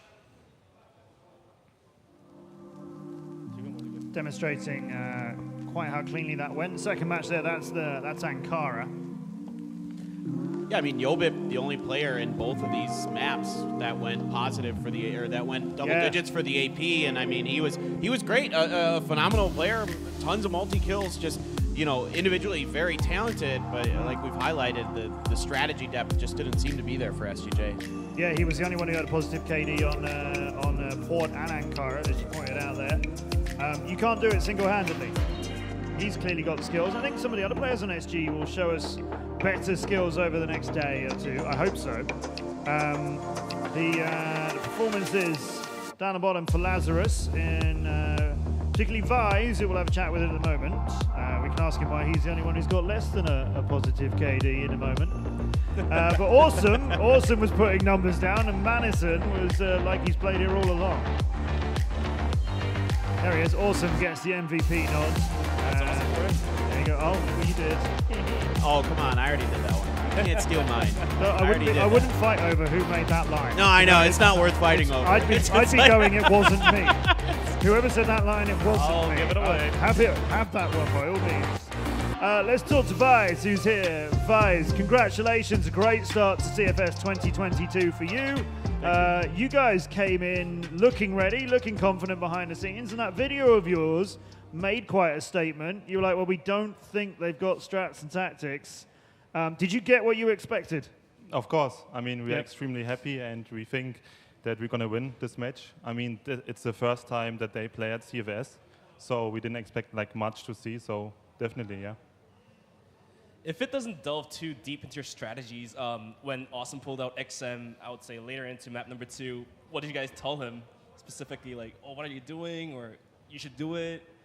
You mean after the 4K he did? Yeah. I mean, no. I mean, he's just a star player in our team, and I think he's extremely good at this like solo plays. And like after he did the 4K, we were just shouting at him and saying, "Oh, you're the best." It's the awesome show. Shouting at him in the right way. 10-4 on port. You guys bring out 3 AWPs to start off Ankara. Is that you just starting to have relax and have some fun, or are you just trying to break SGJ's heart there and make a statement to them? Yeah, we can come with you like this. No, we know that they're gonna come like on every side, like 2-1-2 probably. So we kind of expect to set like AWPs on every position to just catch them off guard. Yeah. So one question I did have for you is, you know, going into this match with Manison playing instead of Niels, what was your guys' approach, and maybe how did you come in a bit differently than you would have with Niels? I mean, Niels is our team captain. He gives the calls, so we have to relate to Loons this time. And of course, Manison is a good player. He has really good aim, but it's hard to adapt like in a really short time. And there's nothing special we did. We just played like we used to play, and we taught like Manison to play exactly like Niels, but without the calls. Yeah. When did you know Niels wasn't going to be able to play? I think like 3 weeks ago. Oh, and then we okay. started to practice with Manison. Yeah. Right. But still, yeah. So you had plenty of time to adjust. It wasn't sprung on you. Yeah, he was spectating our practice games at home, so he was learning from Niels, and then he could just adapt to his playstyle. Was there anything that they did today that surprised you, or, you know, I mean, obviously the scores were pretty one-sided, but were there any, you know, any kind of, from your perspective, things that were unexpected that they did? I think they played a bit like slower than I thought, and I thought also that Jobib isn't that good. Like I saw him in videos. I thought he's okay. It's his first LAN. He's gonna be like a bit shy and not making many frags, but he's like a really good player, and I think upcoming talent definitely. Do you have, and it may be too early to say, but do you think there's now going to be questions raised about, okay, is Manison going to make starting lineup? I don't know yet. I mean, there's a guy on the team who had less than a positive KD. I'm just saying, guys. He will probably join even like another good team or us. I don't know. We don't think about it right now. No, fair enough. Well, if it isn't broke, don't fix it. All of you guys came in extremely strongly there. For the rest of your group, how do you feel your chances are? Where do you see yourselves really? I think Imperial is like really good. They have Gokhan, which is who's really good LAN player, and of course the Chinese teams like dominating like for 2 years right now. Yeah. Q9, so it's gonna be like 2 tough matches. This was just the start. We're gonna give our best to the next matches, definitely. Yeah. Q9 and Imperial. Yeah. You see yourself in the top 2, or you see yourself wildcard fighting out of this? I think we're gonna win one of them. I don't know if we have the potential to win both. Maybe if we win one, we get like hyped and get the other one. But I see us for one win, and then we keep it relaxed. Okay, all right. We're taking it one step at a time, which is a sensible way. We've got a big tournament ahead of us. So let's just confirm again the result of that match here in Group B. Thank you, Vice. Congratulations to you and your guys, as that's a big statement. 10-4 and 10-3 over SGJ. So, of course, that shows that the standings of Group B, it's nice and simple at the moment. It's only the first match there. So that'll put Lazarus on top of Group B.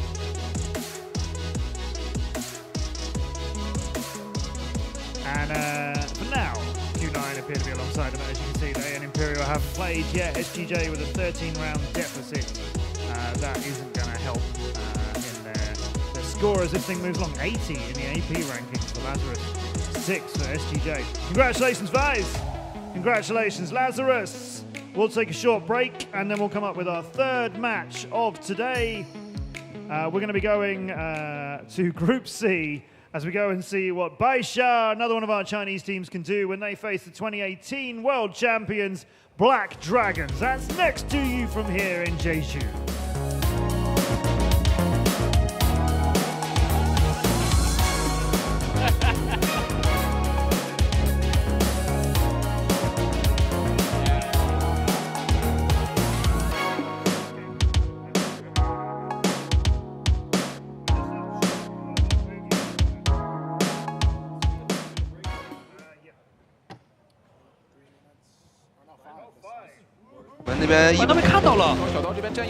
Shot off, but now from Diana, not good enough. So too late of an entrance.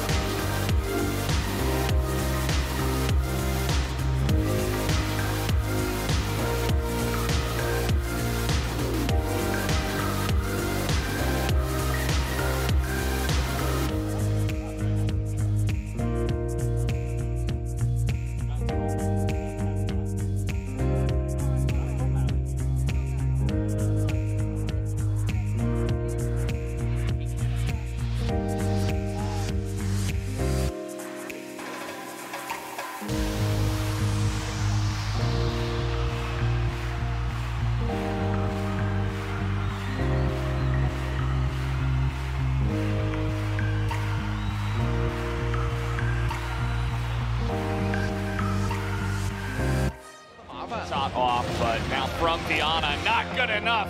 So too late of an entrance. 这边宠儿北直接被打掉，下来，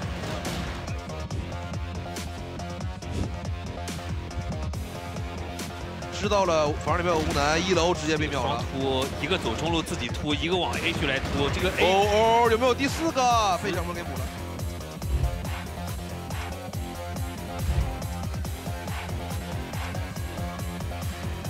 没看了，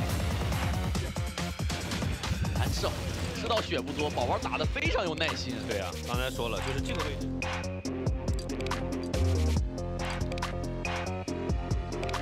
过来了，哦呦，这枪！微博位这边。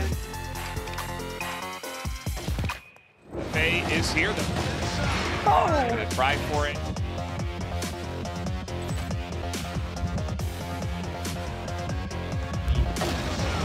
Oh, but Silva's gonna solve it out. That's insane! Oh, insane! Oh my!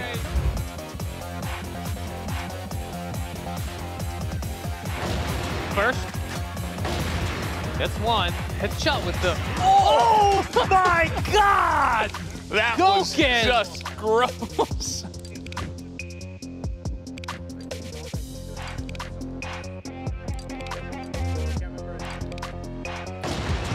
What? This is not a favorable sniper angle. Doesn't matter! MG is... So it's a... Not even a land up the backside. Loons, they are in. Wow. Left alone. Spraying through, trying to get a pick, gets one. There's the headshot, picks up another.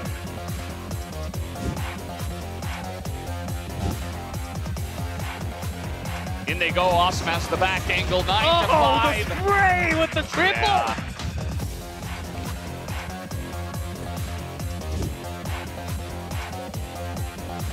Right? But Viva second from the back. Again, second.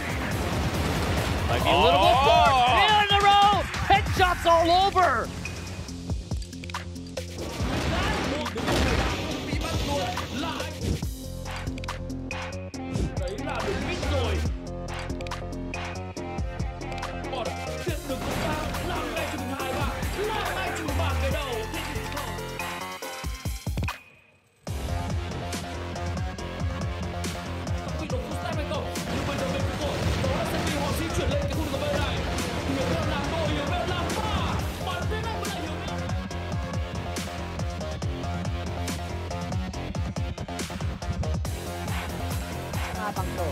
match right now. Nagpapakitang gilas!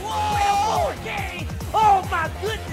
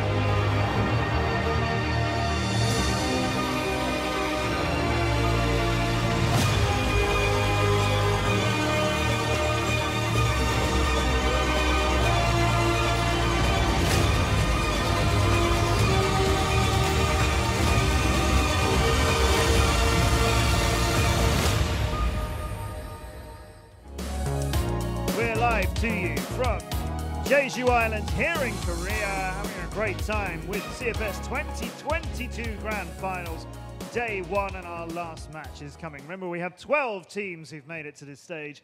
We've got them in 3 groups of 4. We're introducing you to half of them today. So our final match for this afternoon, or whatever time it is, wherever you are, is in Group C. Group C's match for today. We're going to be seeing what Q9 Esports Club can do. Sorry, Baisha Gaming.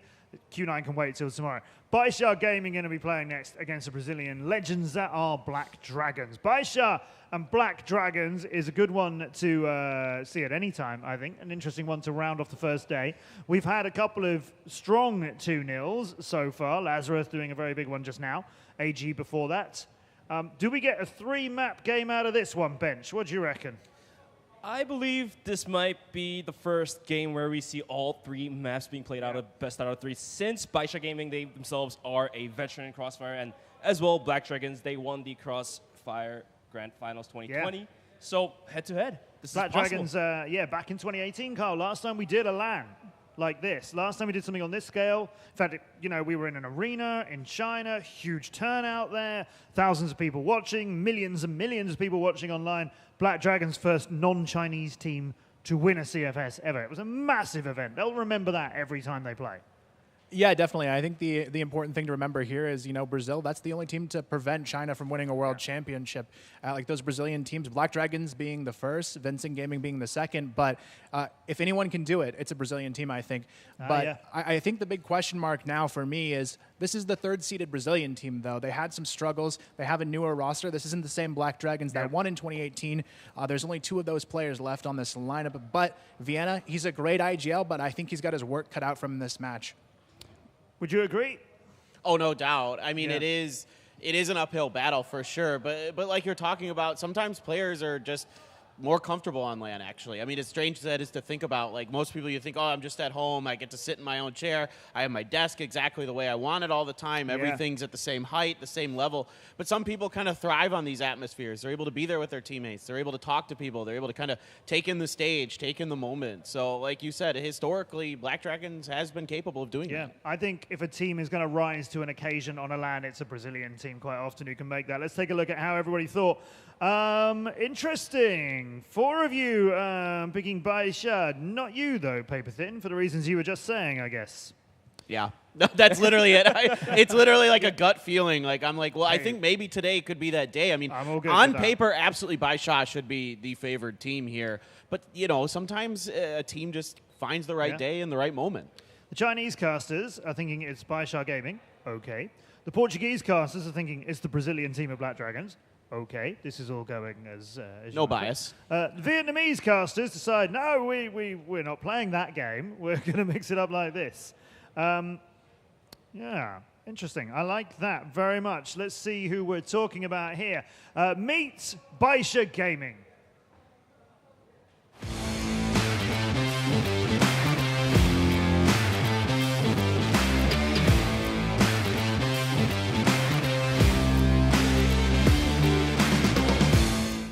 们是白鲨战队，如果你不小心的话，我们会把你给咬掉。大家好，我是白鲨俱乐部的N9。新选手因为他比赛时间比较短嘛，然后在游戏中就枪法非常好，但是缺少经验。就是打到一些关键的时候，心态上面会有一些变化，可能是紧张，也有可能是经验不足。我觉得我们队在这次比赛中比较关键的2个人是577还有潇潇，因为他们2个是属于新人嘛，属于年轻的选手。如果他们在比赛中发挥的好的话，我们会赢得轻松一些。在去年比赛上，我们获得第2，非常可惜嘛，因为对阵 AG 的时候，我们犯了很多致命的失误，但是他们的实力确实很强。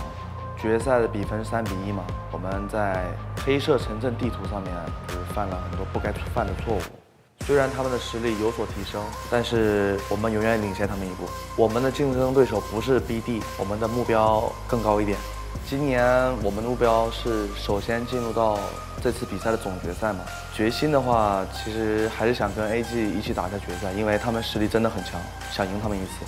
这是我连续第7次参加 CFS 比赛，在这7次比赛之中拿过2次冠军嘛，然后这一次我们的目标先定为进决赛吧，然后在决赛中再冲一冲，看看能不能获得冠军。然后也谢谢一直支持我、支持白鲨的粉丝们，这次不会让你们失望。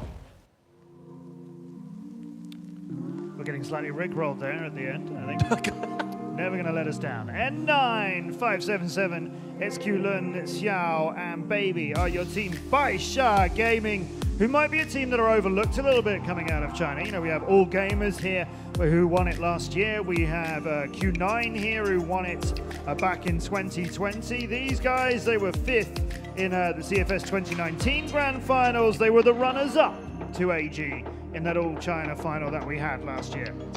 I really like the interview from N9, although nobody's really going to look down on them, but he exactly said, take us seriously or we'll bite you off.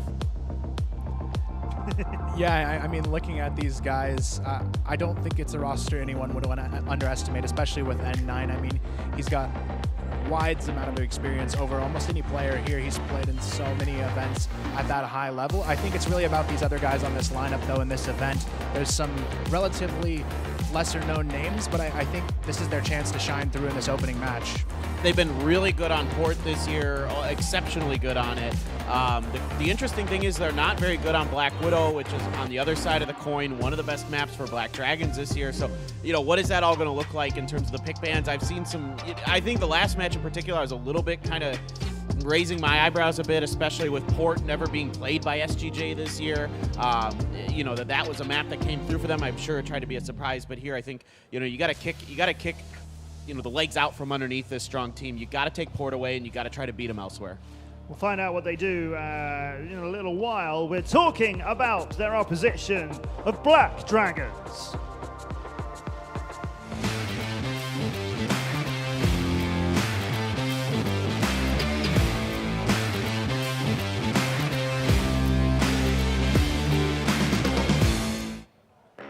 O melhor time do mundo voltou. Nós estamos de volta. Black Dragons. Meu nick é Viana1 e jogador pela Black Dragons. Eu acho que os resultados anteriores não modificam o que nós queremos para esse ano. A gente quer ser campeão de novo. Todos os anos nós entramos para dar nosso melhor e com certeza a gente quer ser campeão, né, nesse ano. Com certeza. Eu tenho certeza que nós vamos ganhar de qualquer time, porque nós viemos preparados, estudamos muito eles e nós sabemos o que nós queremos nesse campeonato. Para mim, o Action, ele é o melhor jogador do mundo, que ele faz com o rifle. Eu acho que nenhum jogador consegue. E o MG também é um jogador excepcional, de novo, e ele joga muito bem com a sniper. Com certeza ele é um dos melhores do mundo também. Eu tenho certeza que os dois são dois dos melhores jogadores do mundo. E eu tenho certeza também que o Action, na minha opinião, vai fazer o melhor campeonato, porque ele está pronto e eu confio muito nele. Eu estou tranquilo, eu sei que o time deles é um time forte, mas nós sabemos também da nossa força e nós queremos a nossa revanche, porque nós não aceitamos perder para eles na semifinal do ano passado. Eu acho que esse ano a gente tem um time muito mais experiente, com jogadores que já com uma boa mesclagem de jogadores novos com jogadores antigos, né? E a gente está conseguindo mesclar bem isso, e isso está trazendo muita experiência para nossa equipe. Eu acho que ano passado a gente não tinha tanta experiência igual esse ano. Assim como em 2018, nós vamos mostrar o porquê somos campeões e vamos ser campeões de novo. They're organised, loud and proud and thrilled to be here as we are to have them. The Black Dragons from Brazil, MG, Notzin, Viana One, Will and Action. Three of those guys were the players, Notzin, Will and Viana One, that is, who won the World Championship back at CFS 2018. They brought in Action, that Viana reckons is the best player in the world. They brought in MG, brilliant sniper for them. Let me tell you a little bit about Black Dragons' achievements. They won the Brazil CFEL in 2018, 2019, 2020, both of them. They won, of course, CFS Grand Finals in 2018. They were second in 2019. They were third in 2020. Since 2020, they've dropped a little bit down, but their placements, you know, third in 2021. As he said, this is a revenge match for the match that put them in third. Third in their regional finals. They're not the powerhouse in Brazil that they were, but they are a massively successful team. But now let's take a look at the aces from these two teams. N9, he's the shot caller for Baisha Gaming. And at the same time, if you're the shot caller, there's a lot of things going around in your head. You have to keep track of where your teammates are, keep track of where the possible enemies are going to be at, toss out the nades, where to throw out those setups, and rotate where to, or push A, push B. All these thoughts are going around his head. And whilst all that, he's able to pull out 1.15 positive KDA, which is very impressive from him. At the same time, it's his 7th year in cross-final CFS as well. Yeah, and looking at Action on the other side of things, I mean, this is a player that, I mean, you heard Vienna say it, he's the best player in the world in his eyes. I think he has a lot to prove still, though, being the 3rd seed from their region coming in. Yeah. He had some back and forth in performances there, but I do think he is one of the young guns in kind of that new era of Brazilian player, so I'm excited to see what he can do here. Paper Thin, how much do you think this plays into the player's mind? So you're playing a team you lost to a massive stage, the semi-finals last year. I think for Black Dragons, that's just extra ammo in the tank, isn't it? Oh, yeah. You're thinking about this every day almost for a year. I mean, you're just like, what could have been? You know, how did we, not adjust correctly? Were we off that day in some respect? Was our communication not good? All these things come into play. Everybody knows it if you've been there on a competitive stage, that when you have a chance to play your opponent a second time, you want that even more. It is really something that fuels you. So I think the Black Dragons might come out here swinging. I really feel like that is massively going to play into their strengths as well. So looking forward to this one. 3 maps, I think. I know we had most of you thinking that Baisha is going to win. You're thinking that the Black Dragons are going to win. My prediction for this one is that it's going to get to 3. I don't think either of these teams are laying down early. Please. But you mentioned earlier in terms of maps. Just reiterate again where you were thinking that this thing needs to go. I think you got to stay away from Port if you're the Black Dragons. Black Widow probably going to be what I think that Baisha wants to avoid. After that, I mean, you've got some options for both teams. They're both pretty well balanced between the two. So, I mean, I could see sub-base maybe. That was a map that Black Dragons actually kind of, even though they're bad at it, they did win it at their regional finals. So maybe that's something that they've worked on, that they've improved. Overall, it could go either way, but I think you just cannot let Port go through. That one is just too strong for Baisha right now. We could possibly see some Mexico or Eagle Eye too. Sure. Which we haven't been yet able to see. Yeah. They both played it, yeah. Those maps are going to turn out. And so I think the first time we see Eagle Eye will be when a team have gone, we've prepped this one, and you don't know what we're about to do. Do you feel like that's one of these teams, Kyle? Do you feel like one of these teams is going to bring out a whole new load of play we haven't seen from them? I think right now, actually, it's going to come down to what I think is going to be a sub-base ban from the Chinese team. I think historically it's been the map that they've been upset the most on. So regardless of how they play regionally, I think these guys are looking at the history just between their two regions and how they approach this game. Well, let's find out. China versus Brazil, you know it always delivers. In the past, it's even delivered a world champion for one region or the other. Here is Baisha Gaming against Black Dragons, our first match of Group C at the CFS 2022 Grand Finals. Valdez and Achilleon, let's go. Let's go indeed. It is time to go into our final series of the evening, Game 3. Talking about the heads up between China and Brazil, saying it always delivers. Didn't quite deliver as much as we wanted in the first match, but let's hope that we can finish things off with a bang here at day 1 of the 2022 Grand Finals. And, I mean, these teams, they have some head-to-head history between the two of them. Let's hope that that boils up to the top and we get a good, bloody brawl. Yeah, I mean, in terms of the org history, you know, head-to-head, certainly there has been some blood in times past, but, you know, different players and stuff shuffling around, especially on the Brazilian side. It'll be interesting to see how they do go up against Baisha in Black Dragon's case, because they did struggle a little bit over at the Brazilian regional qualifier, actually. That was Extenzi that ended up being the first seed from that region, even though Black Dragons was one of the bigger names and name brands from that region. So hoping that Black Dragons can kind of pick it up here on the international stage, especially against such a strong opponent for their first match. Well, work cut out for them, but it can be damn sure the Black Dragons are not going to be going down without a fight. Now, go ahead and focus up on the map draft and see what these teams do have ready for themselves. You know, a couple different thoughts as far as the desk was concerned, you know, regarding where we were going to go.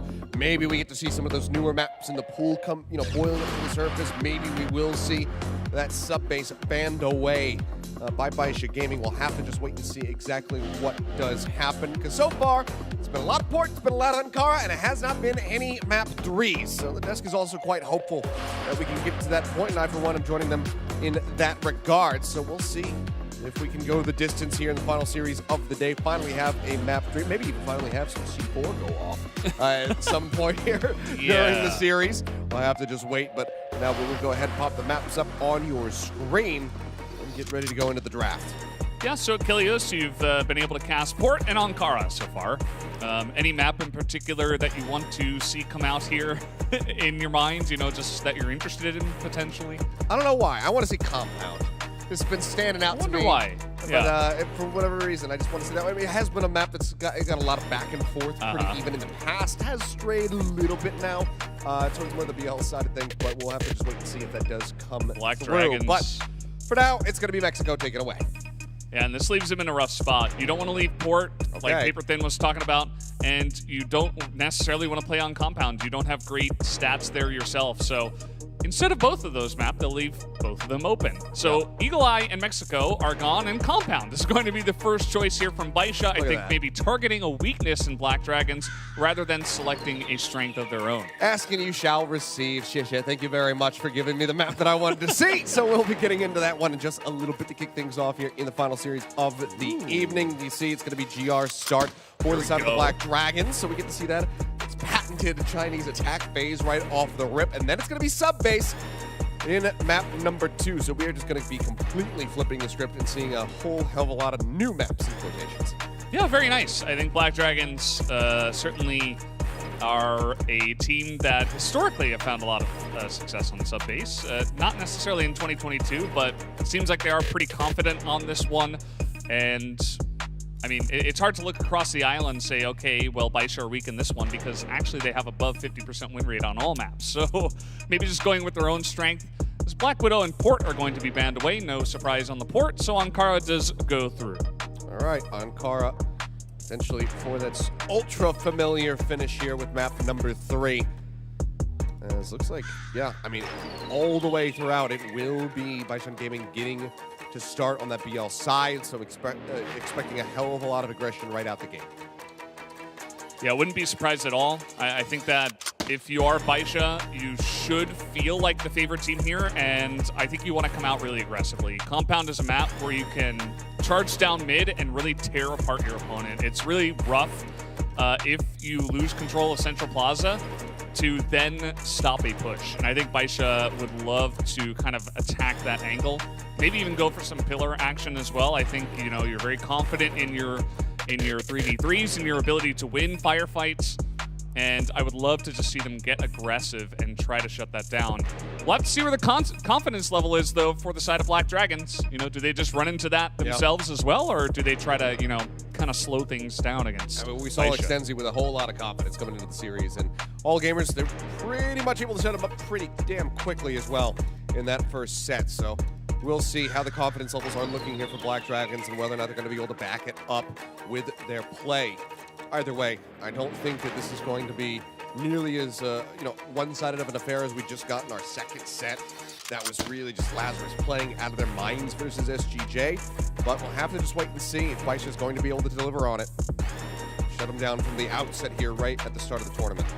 Yeah, it was kind of funny. The second match was the one where we had the most difference in predictions, which ended up being the most one-sided. But this one was more one-sided in predictions towards Baisha, so maybe that means we'll get a more even match. Curious to see as well. Can I go 100% pick rate today? My first ever Crossfire event. Can I do it? Yeah. Can we make it happen? We're going to find out. But first, we're going to be jumping into Compound here for the first time in the tournament. Haven't seen it all today. Now we get it for map number 1 in our final series of the evening. Baisha Gaming up against the Black Dragons, a classic battle of China versus Brazil. Let's see who can draw first blood. Kick things off with a 1-0. That's right, say your prayers as you get ready to get onto the lobby and do battle. Let's go ahead and kick things off. We are going to Compound.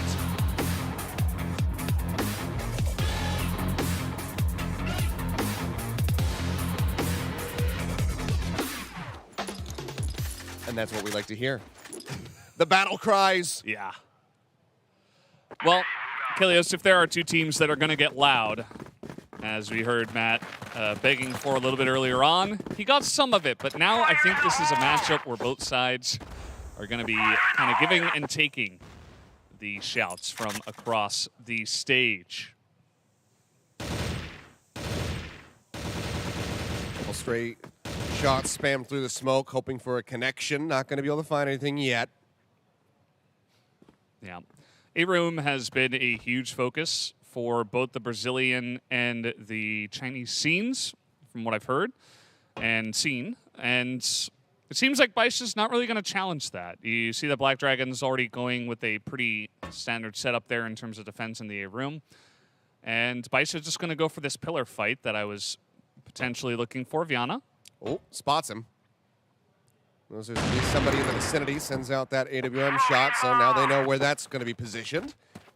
And they're looking to just go ahead and circumnavigate it as best as humanly possible, so they rotate back over onto the mid side, fragmentate onto the corner over towards A as well as smoke. Just go ahead, cut off some of that vision.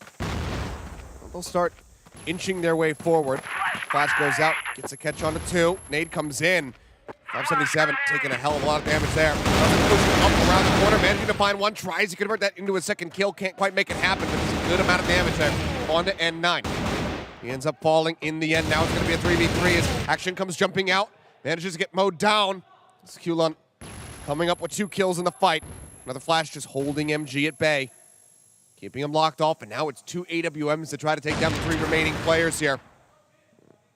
MG will even get tagged down just a bit through the smoke there.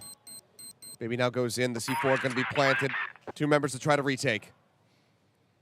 Yeah, this is going to be rough. 2 AWMs, as you mentioned, really important. I would love to see Viana kind of switch after getting this kill. Extremely important to get the pick off and then switch to the AK. Well, Baby spotted. Now they can go ahead. The call is going to come through. Nade does connect. Gets quite a bit of damage down onto him. It's Kulon now. Going to be located as well. They know exactly where the remaining members of Baisha are going to be positioned, but Baby manages to find one. Then it drops out. Finds another. Moves forward with the pistol in hand. And mows them down. And that is going to be the attempt on the defuse. It's so close. Can he actually make it happen? No, he cannot. We finally get our first C4 explosion. That's going to be Baisha narrowly scraping by with a first round win. That was a close one. I mean, if you're Black Dragons, obviously Viana getting a little bit confused there at a very crucial moment, but they essentially got the retake. Yes, they didn't get the defuse, but they were able to kind of handle the pressure from a strategy that I was calling for from Baisha. Exactly. So yeah, Baisha do have the first round. It is 1-0 for them, but not a bad showing from Black Dragons and may lead into one of these more even matchups that we were asking for. No time to rest. Black Dragon's going to be kicking themselves for not quite being able to get that, but at least we're able to play it close and, like you said, did effectively get the retake on the site. Just not enough time to spare. Once more, Baisha storming forward, getting quite a bit of real estate for themselves as far as the map coverage is concerned. Didn't see anything in mid. They'll once again start turning their sights over towards B. Viana was playing here last round. Can anticipate that the op is going to be, the AWM, I should say, is rather going to be in the same position. And yeah, this time they won't even give it the courtesy peek around the corner. Let's go ahead and rotate back around, and we'll see if they decide to go for the same moves yet again. Baisha reading a similar defensive position, so might as well just take center plaza if they give it to you. Yep, once more, going to be swarming up towards the B site. They get themselves into the CR spawn, and actually looks like they might hook around this corner. Go for the A site at the end of it all. Good amount of damage down. Is Knudsen going to be chunked down to about 10 HP or so. Flash down to the corner. Action managing to find one, but N9 answering back.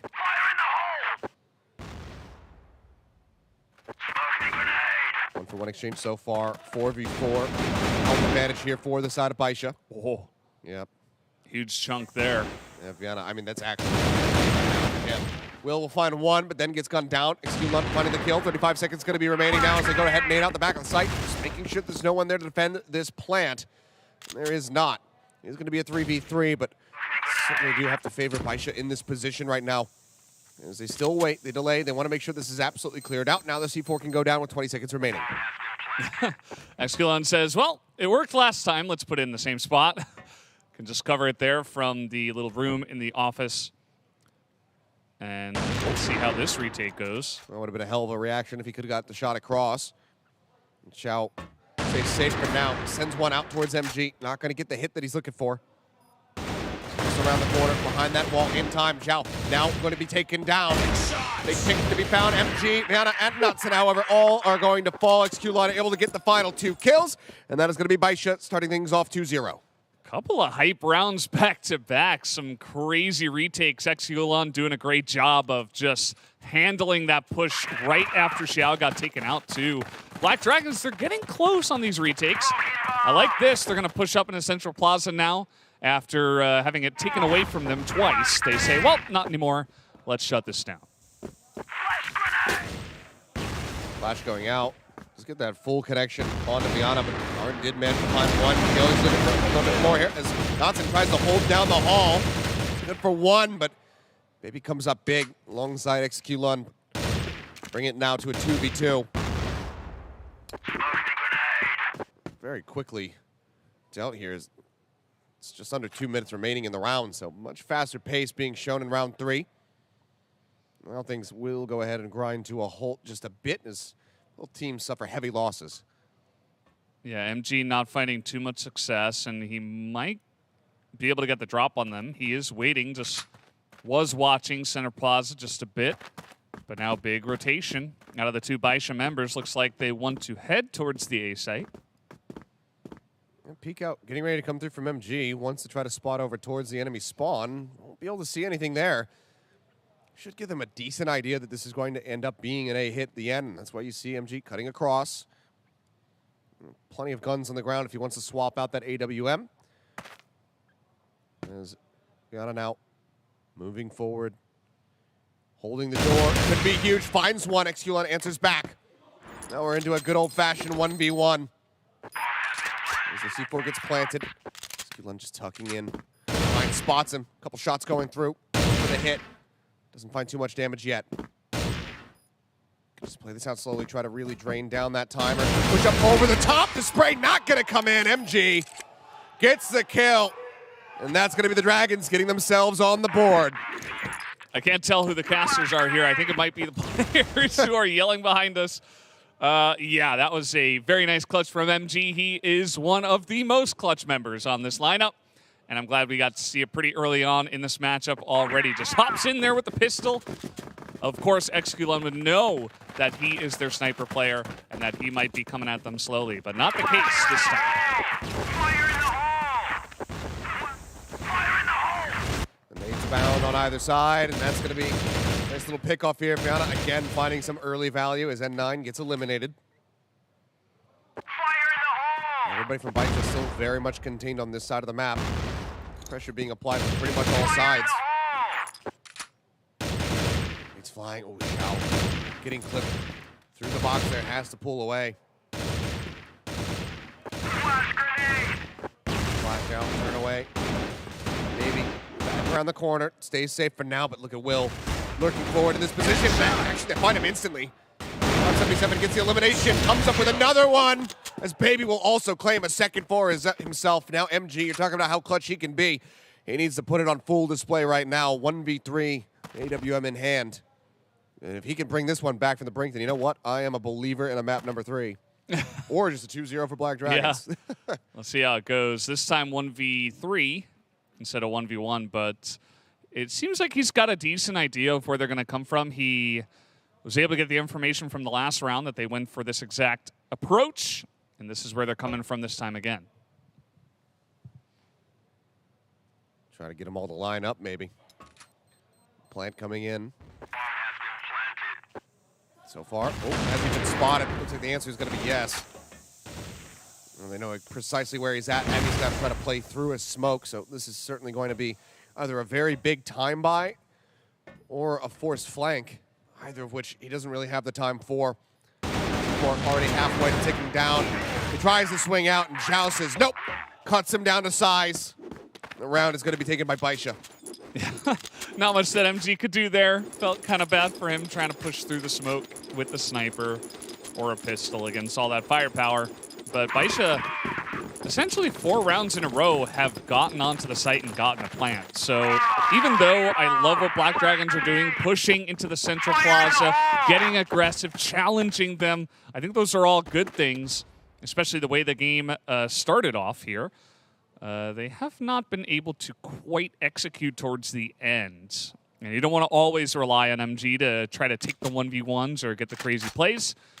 Feels like so far as a team, Baisha has kind of had their number, and they haven't really been mixing it up too much either. I mean, every single time just kind of hanging around the outside of a room, you know, up here in the window, just looking around, taking it slow, and then checking pillars. You know, it's been essentially the same kind of pattern here from Baisha. And, I mean, they're ahead, so why change it? Black Dragons have made a slight adaptation, which is, you know, to say, if you guys want to push all the way through mid, we've got 3 people stacked up here to try to counteract it. MG sends out a shot, not going to get the hit. Now Baisha will still manage to stand 5 members strong. And Zhao, again, just pushing up the stairs. Himself situated, nades coming down. Will holding close against the wall, swings out, ends up falling. 577 gets the kill, follows up for a second as Notson will be cut down to size. He's trying to stay alive as Baby just goes spraying through the smoke. It's a little stray connection there on Viana, doesn't find the kill. XQlon as well, going to try his luck, but also does end up getting tagged down. Baby goes out trying to stop that aggressive push on the back, but instead they will just go ahead and turn. They find the kill. MG now going to be eliminated. And then leaves just Action all on his lonesome. 1v4. They're lined up for him, but he can't quite get the shots to connect. And Baisha go ahead. They close out another round now, 4-1 the scoreline. You see they're not wasting any time either. They didn't wait for the bomb to tick down or anything. They just went and hunted him down. 4v1. As looks like we might have a little tack pause. I think this is a pretty good time because, especially after a round like that where Black Dragons, they had a good read. Again, it's like, okay, Baisha are doing the same thing. Let's wait for them in Central Plaza. We'll set up these angles, and let's take them down. But then, even with kind of getting the jump on them, you know, Baisha were able to get the utility in. This is not a new strategy, right? Just stacking those 2 angles and get a couple flash, a grenade in, and you win the firefights. You get those entry frags. There's not much you can do from there if Baisha are in that position in 5v3. So feels like they're just the better team so far. Black Dragons are going to have to figure out some kind of solution. I don't quite see it just yet, though, Achilles. Yeah. It has been a fairly rough go of it thus far. With only 90 seconds for attack pause, it's not a lot of time to really try to right the ship. A lot to figure out. You can see, you know, some gesturing at the monitor, some discussion happening as far as what they think needs to happen in order to counteract these attacks coming through. Even then, if you have your finger on the pulse, you can figure out what the problem is. Putting it into practice is always a completely different story. It can be that much more difficult. Yeah, you can see most of the guys just listening in, hearing what Viana and a little bit of Will has to say, it looks like. And yeah, it's been a rough first bunch of maps, or rounds, I should say. as 5 seconds are left. And let's see if they have what it takes to figure this one out. They got aggressive in Central Plaza. I wouldn't mind them trying to push through the pillars, you know, try to change something up, you know? Yep. And try to catch them off guard a little bit. Looks like they might just go center again. Tell you what, the start of pretty much every round coming out of that tech pause just now. Hearing a lot more noise from the side of Baisha. Seems like they're still very much fired up, and they have every right to be, given the lead that they find themselves with. Already a fairly strong position. Sviana pushing out, finds N9. Good start, and that's exactly what the Dragons need. That's kind of a cool idea. Rather than trying to hold angles, just try to peek with one sniper and get a pick and then back away. They still have the 2 snipers. They can play very defensive from here after getting that 1 pick. I was already rotated all the way back around here to his fairly, default position. Hasn't been able to get the kills here in this spot quite just yet. And they spot him, but he still manages to find Baby. It's going out. They're trying to flush him out of this position, get in on top of him, push out. They will finally get him. That's as well, giving us position away just a bit by spamming through. Will finds B577 off screen. Gets a second one. A Zhao also goes down. Now it's just XQLun. The last one left standing. Does have the C4 in hand. Did he see action? I think they might have just missed each other. Brief little moment there. Now spots him. But action! Ooh. What a response! Quick reply. XQLun with the jump, but it's not good enough. Gets shut down. That's going to be a second round now grabbed up for the Dragons. All it took was 1 tack pause. Just 90 seconds to think about what they were going to do different. Started off with Viana just getting a couple of picks, and obviously that is going to skew things heavily into Black Dragon's favor on that round. As here they come again right down the middle. That's okay. That's going to be the spray from Action. Goodness. Action with 2. Zhao finally able to answer back. Does get MG, but that is very much the fight won here for the Dragons. 2v4. Being low on HP. About the only reprieve that Baisha Gaming are going to find for themselves at the moment. Great counter aggression being shown here by the Dragons.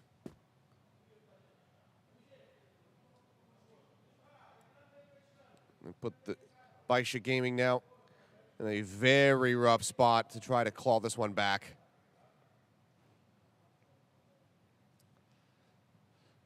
Couple hopping friends in A.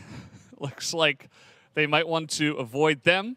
Of course, trying to get the tags of the guys in A room, but that is not the angle here for the side of Baisha, as they are going to come in through the Central Plaza.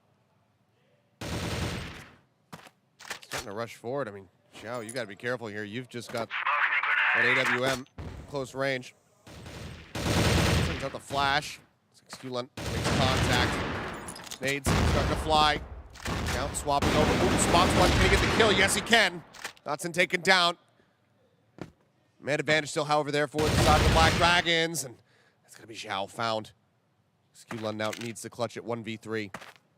C4 still in his hands. The pinch is coming through from the right. And there's Will getting on top of him. Finds the kill. You can hear the vamos in the back as the Dragons are very much fired up. Now just 1 round separating the 2 squads. Yeah, they just kind of ran it in. This time, no utility, no smokes down the middle. Black Dragons are doing a lot of variations of a similar strategy, and it's really catching Baisha off guard. Maybe it's time for Baisha to change things up. A 4-man rush out down mid. A little bit of damage connecting onto Action and Viana, but probably are okay. Nate doesn't go deep enough to catch these 2 players. But they have Baisha completely flooded into this corner. Breaking out of this position could prove to be deadly.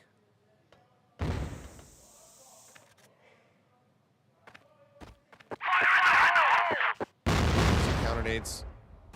Backs out of that box. Doesn't find much of anything though. His Action continues to creep forward. Does he know? Does he have a sense that Baby has put him in this position? He does, and even though he has to do a double take, he still manages to find the kill. Trade 1 out. Going to kick it down now. Will going to be falling as well. Action gets another kill. XQLun, however, finds 2.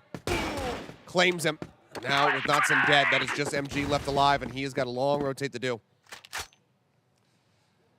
Yeah, kind of rough for Black Dragons. They had total control of that area, even 2 guys in the window, and still could not win the subsequent firefight after the first couple of picks. The shots really landing here for Baisha. And once again, 2v1 MG. A little bit of a better situation, I guess, than the 1v3, but still going to be very difficult to push into the A site here. Especially with the sniper. We'll see if he does change his gun or if he just sticks with it. Typical MG to not switch. Just keeping it for now. Given that he was run all the way back down mid, he wanted to swap it out. Just waiting. Should have a good sense of where both players are now. Swings around the side, though. He might not realize that Xulon has relocated, and he does not. Pops up, finds the kill. We'll continue to trade back and forth between these 2 squads as Baisha go ahead and keep a nice little stretch lead of 2 rounds. And the last 1.5 now. We'll see if they're going to make this 6 or if it's going to be Black Dragons bringing it back within 1. Yeah. It's kind of interesting, this match. You know, it does feel like this could turn out to be our most even matchup. Yeah. As we might get some action here in the pillars. Let's see. No, looks like MG's going to back away.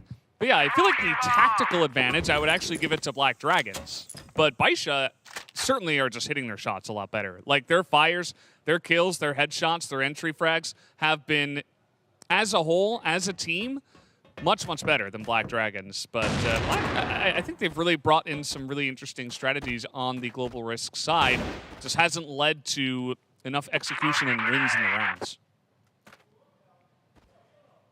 Smoke out. Left side, trying to get things covered. Knotson swings out very aggressively. He will get traded. They make it a 2 for 2 for their efforts. Not sure how they feel about that at the end of it all, but at least they did go even. Fianna still far forward. Just holding on the corner. Xiao gonna back away. I think he has a decent sense of this. Oh, gets around the corner just before things got deadly for him. Nice answering nade, though. Takes Fianna down to 55.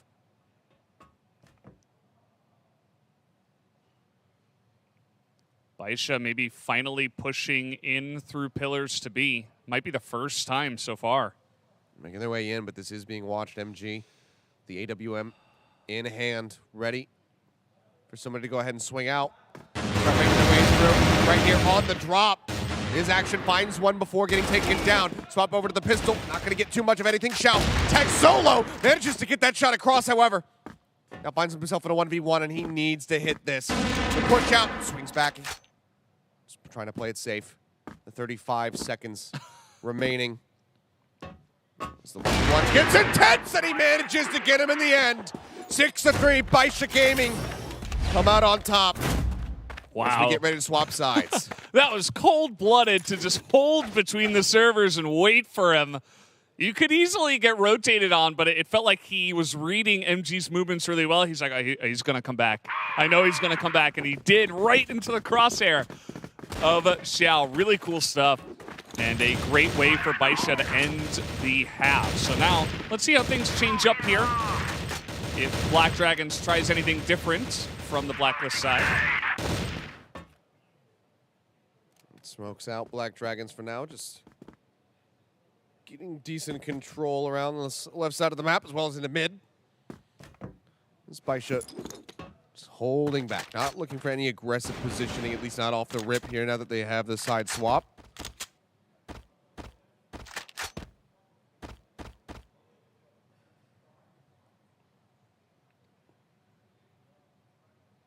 Pretty similar to what Baisha was doing, actually. Just clearing out all of the outside holds that you could get on the GR side. I'm going to push a little bit more into the pillars, but they don't necessarily have to commit through the smoke here. Frag grenades just to try to clear close, make sure no one's pushing up through the doorway, and they are not. In fact, it's going to be a full send back out into mid. Start inching their way forward. Xiao just staring, watching in the window.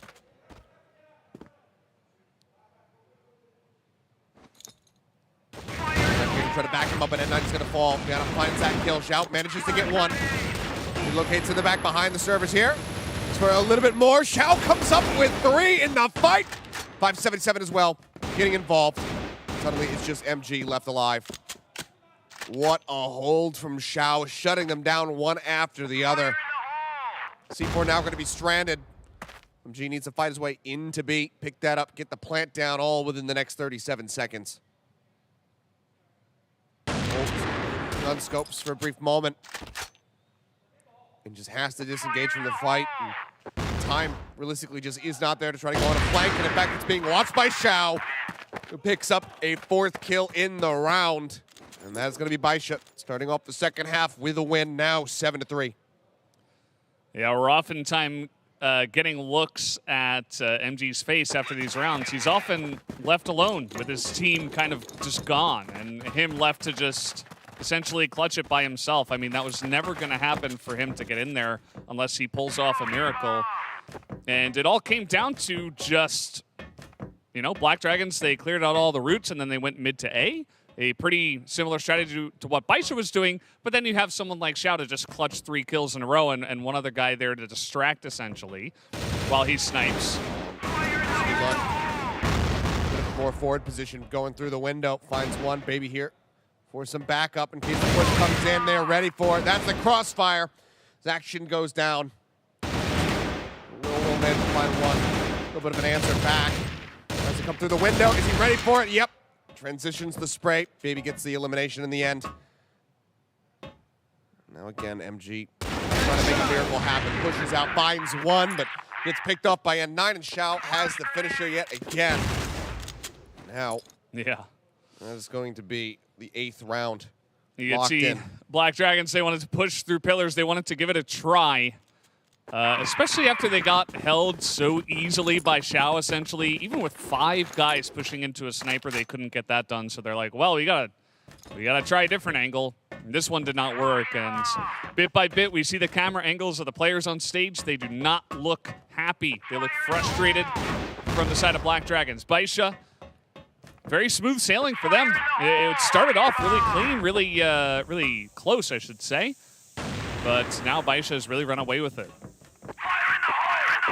This is such precarious spots to be in here. And Black Dragons already need 5 consecutive rounds just to tie. 7 if they want to avoid overtime. Just given the way that this has been going, it feels all but impossible, I suppose. Either way, probably in great form. Spotted is 577. He goes ahead and backs away. Yeah. Black Dragons once again trying a different strategy. This time a small entry into a room. They will take it over. They don't have the bomb with them. Looks like either Will or Action is going to pick that up and follow. As Xiao's here. Okay. A little too happy there on the trigger. Xiao pulls it. Doesn't find anything. Peeks back out. Oh, scopes back in. Finds him this time around, though. It's maybe Black Dragon's not quite respecting this guy who's just been picking them apart. Yeah, I mean, he's 14-5. Yeah. Just holding A by himself, essentially. Like, there's very little to find confidence for in that angle if you are Black Dragons. But they gave it a try. They tried to, you know, at least make some noise over there. But now they're going into the maws of the beast. Just on the corner. 577. Pushes out. Oh, the counter swing is good. And somehow N9 actually dies. Xiao again going to need to work his magic. Scope in gets the 1 tag. Ends up getting taken down. Action finding the kill. XQ1 just trying to play this one out sneakily, but push around from the back is coming in. He does deny the plant. Needs to get this shot across. The jump comes in and knocks in Will. Go ahead and shut him down in midair. And a much needed win comes through here for the side of the Dragons. They keep themselves afloat for a little bit longer. And it felt like Baisha was ready for the push, but this time, finally, Black Dragons got those first shots in and kind of caught them off guard with how quickly they rotated from a room to center. And they were able to essentially open with a couple of kills as they left Xiao out to dry, not able to work the magic alone this time. Esculon trying to be a little bit sneaky, but not enough. So Black Dragons finally get back on the board. It should feel pretty good, at least, to prove to yourselves that you can win a round once again. Has been a little bit of a while. Yeah. Not since round 7. It's been a considerable amount of time. Some nades to try to clear out that right side approach. No one there to receive him, though. Baisha would be grateful to see the util getting wasted in that position.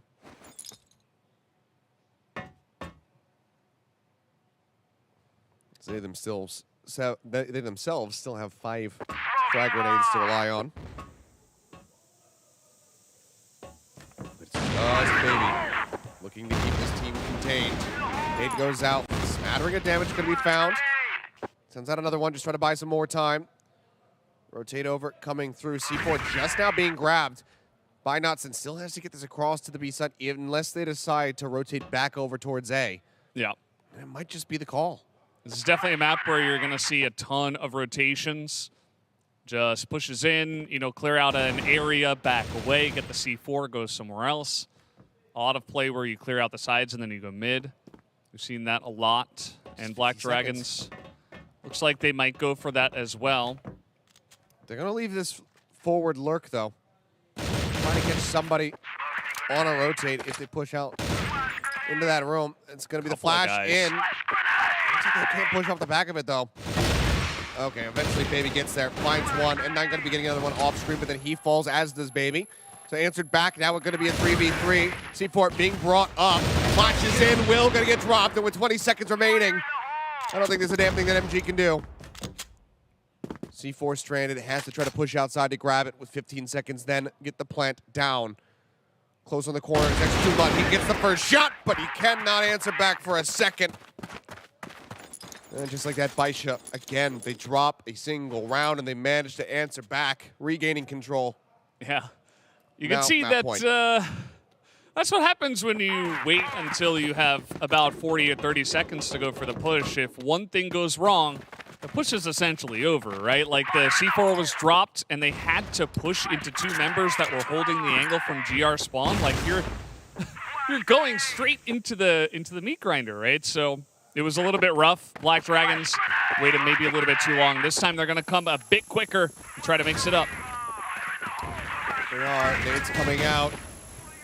Lund trying to keep them staved off, just spamming out those nades, tries to turn away from the flash.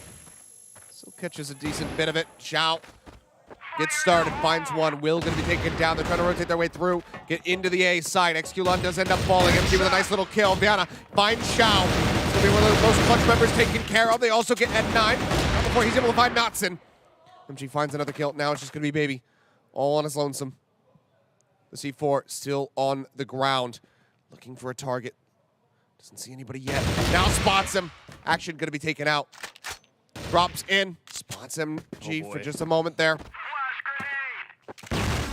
Nade comes in. Won't clip him. And that's going to be MG more than happy to rotate back over towards B. Smoke down. Plant here right in between the servers. Yeah. This is a bit of a comfortable spot for MG. Oh, I didn't see him. There's the drop down.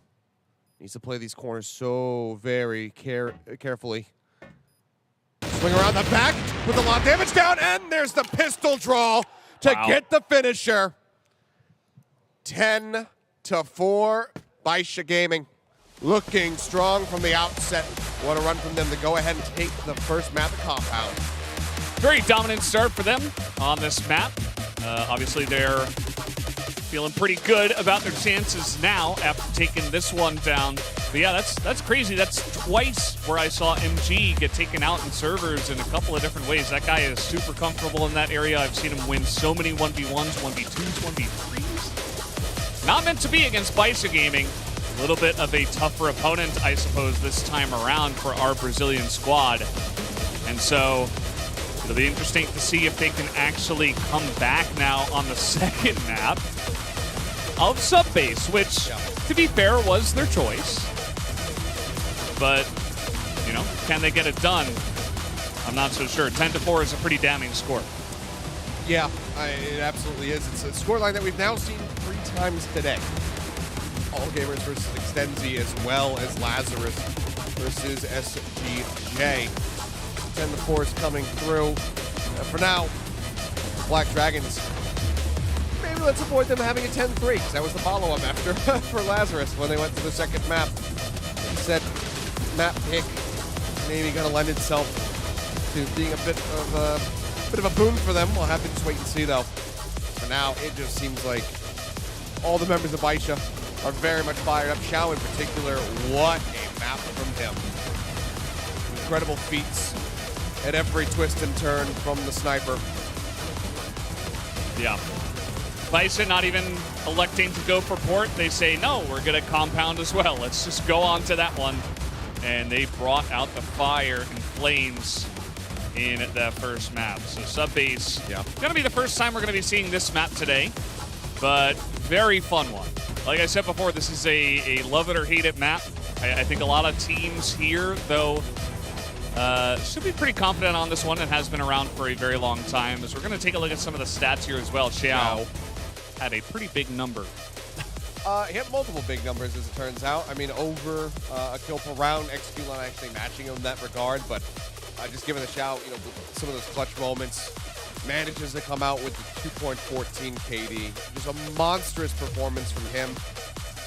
It also just tops the figures when it comes down to that damage as well. So just fantastically done from him overall. I mean, decent fight back from some of the players here on the side of the Dragons, but need to muster up a bit more if they want to be able to take down Baisha Gaming and get through this second map. That's going to be the first step. I feel like as a team, they weren't really enabling MG to pop off.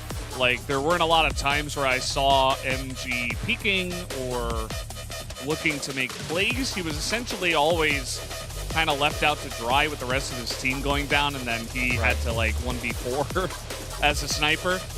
And, you know, I think he's one of the better players on the team, in my opinion. I think that could be one way to get things going here. I think Action did his job in terms of the rifler position, so maybe try to get MG going a little bit on sub-base. Certainly another map where you can get some insane sniper angles.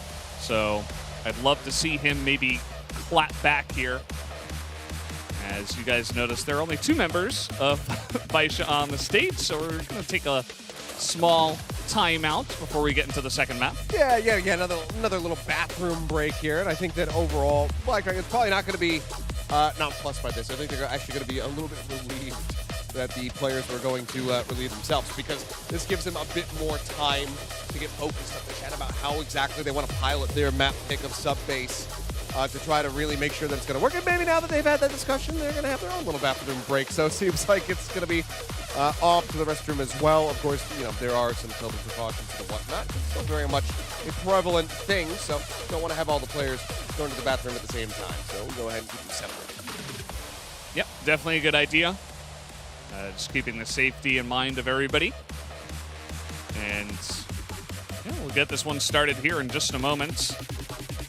I think the Xiao versus MG matchup on sub-base is going to be a really fun one. And how aggressive does Baisha want to get into the machine room? Because I think Black Dragons, they certainly didn't back down from fights. There were a lot of times where actually Black Dragons were more aggressive, even from the GR side of compound. So yeah, that GR rush, you know, down mid, I really like that. Unfortunately, it didn't lead to a round victory for them. Plays like that, trying to really offset your opponent, that's the kind of stuff that you need to pull out if you want to win. You need to be able to take some degree of risks, but you also need to be hitting your shots. And while we're kind of focusing on Xiao versus MG for that sniper matchup, and I am excited to see how that continues, the biggest issue is that you're just finding more individual impact from every player right now on the side of Baisha.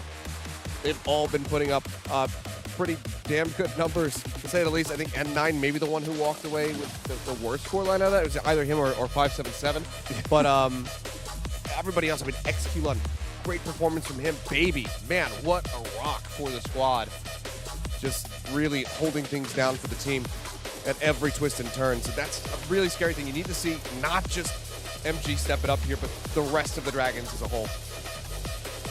yeah, it's very true. I think it says a lot when, as you were saying, you know, N9 wasn't one of the guys that had big numbers, but he is certainly a huge part of the squad and part of the reason why they're here. So imagine if he steps up and performs at 100%, then Baisha are going to be even more scary. And certainly something we might see here in the second map, because, you know, we've been talking a lot about how Sub base, you know, the pick for Black Dragons, and they should be pretty confident on this one. The numbers don't really tell the same story, right? Like, Black Dragons do not have a very high win rate. They are 3-5 annually in 2022 on sub base, whereas Baisha, you know, they played a ton of maps of sub base, maybe even more than any other map other than Black Widow. They're second most played, and they're 15-9. So. Yeah, it's a comfortable map for them, too. Where the ratios go, Baisha kind of winning out in that regard. Yes.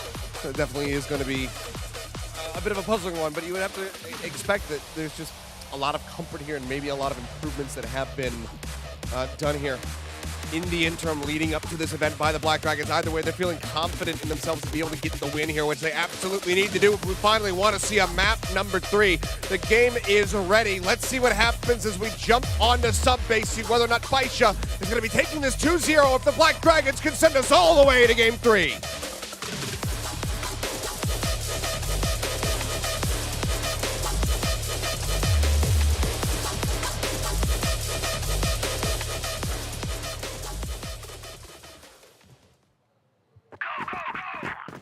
Go, go, go, indeed. Out the gate again, SGJ Gaming going to be starting here on the Blacklist side of every single one of these maps, and we are hoping that this is not the last one. Let's see, though. Interesting little diversion. Baisha pretty much entirely going to be going for the M4s here compared to the AKs on the side of the Black Dragons, and Chow already is putting that AWM to use. Finds action. Dying moments before. Will find one, but then is traded up by XQ London. Suddenly it's just Viana all on his lonesome. Desperately trying to make something happen. He is completely and utterly contained. Chow is around the back, but Chow knows exactly where he's at, and he's got a scope. So he is able to find the shot, and that is going to be the first round going the way of SGJ Gaming. Baisha came in really quick, and there was a pretty significant defense breakdown from the side of Black Dragons. Baisha came in, and it was seemingly at all the times the Black Dragons were not ready. Again, storming their way through. Baby going to find the kill. Nopson going to be taken down. A little bit of damage there on to N9. They're trying to fight their way into this position. Will gets a hell of a lot of damage jumping around the corner. Will gets a little parting gift, but now it's just double the figures here for the side of Baisha, 4v2. MG and Viana both need to just go absolutely nuclear, really, if they want to try to make this one happen. You can see it's going to be the bomber by Baby in all likelihood over towards A because they have Xiao on the site saying, yeah, it's completely clear. Why duke it out with those guys? Just come plant this thing for free. Xulon is going to try to finish this round, however, before they can even get the C4 planted. Yeah, he's got other ideas. Oh, doesn't see him. Shot goes wide. Spots him for a brief little moment.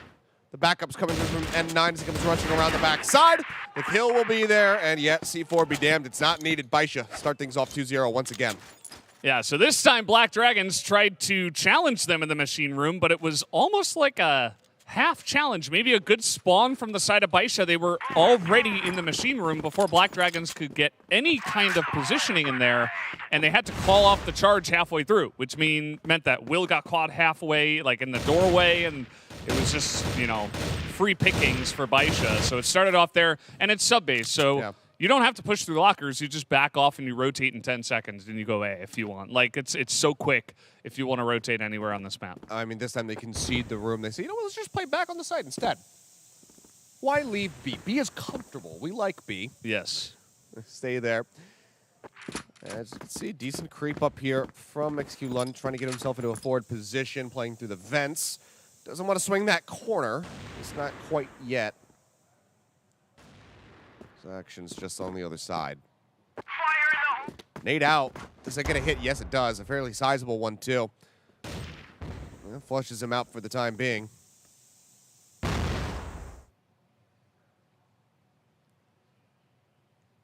I like how Baisha slow it down a little bit. They didn't get any picks this time. Oh, what a shot. Now taken out. MG with a much-needed kill. Looks for a little bit more. Waiting for somebody to come out over the top. And it's going to be 577. Shows for a brief little moment. The shot does not connect, and actually he finds MG.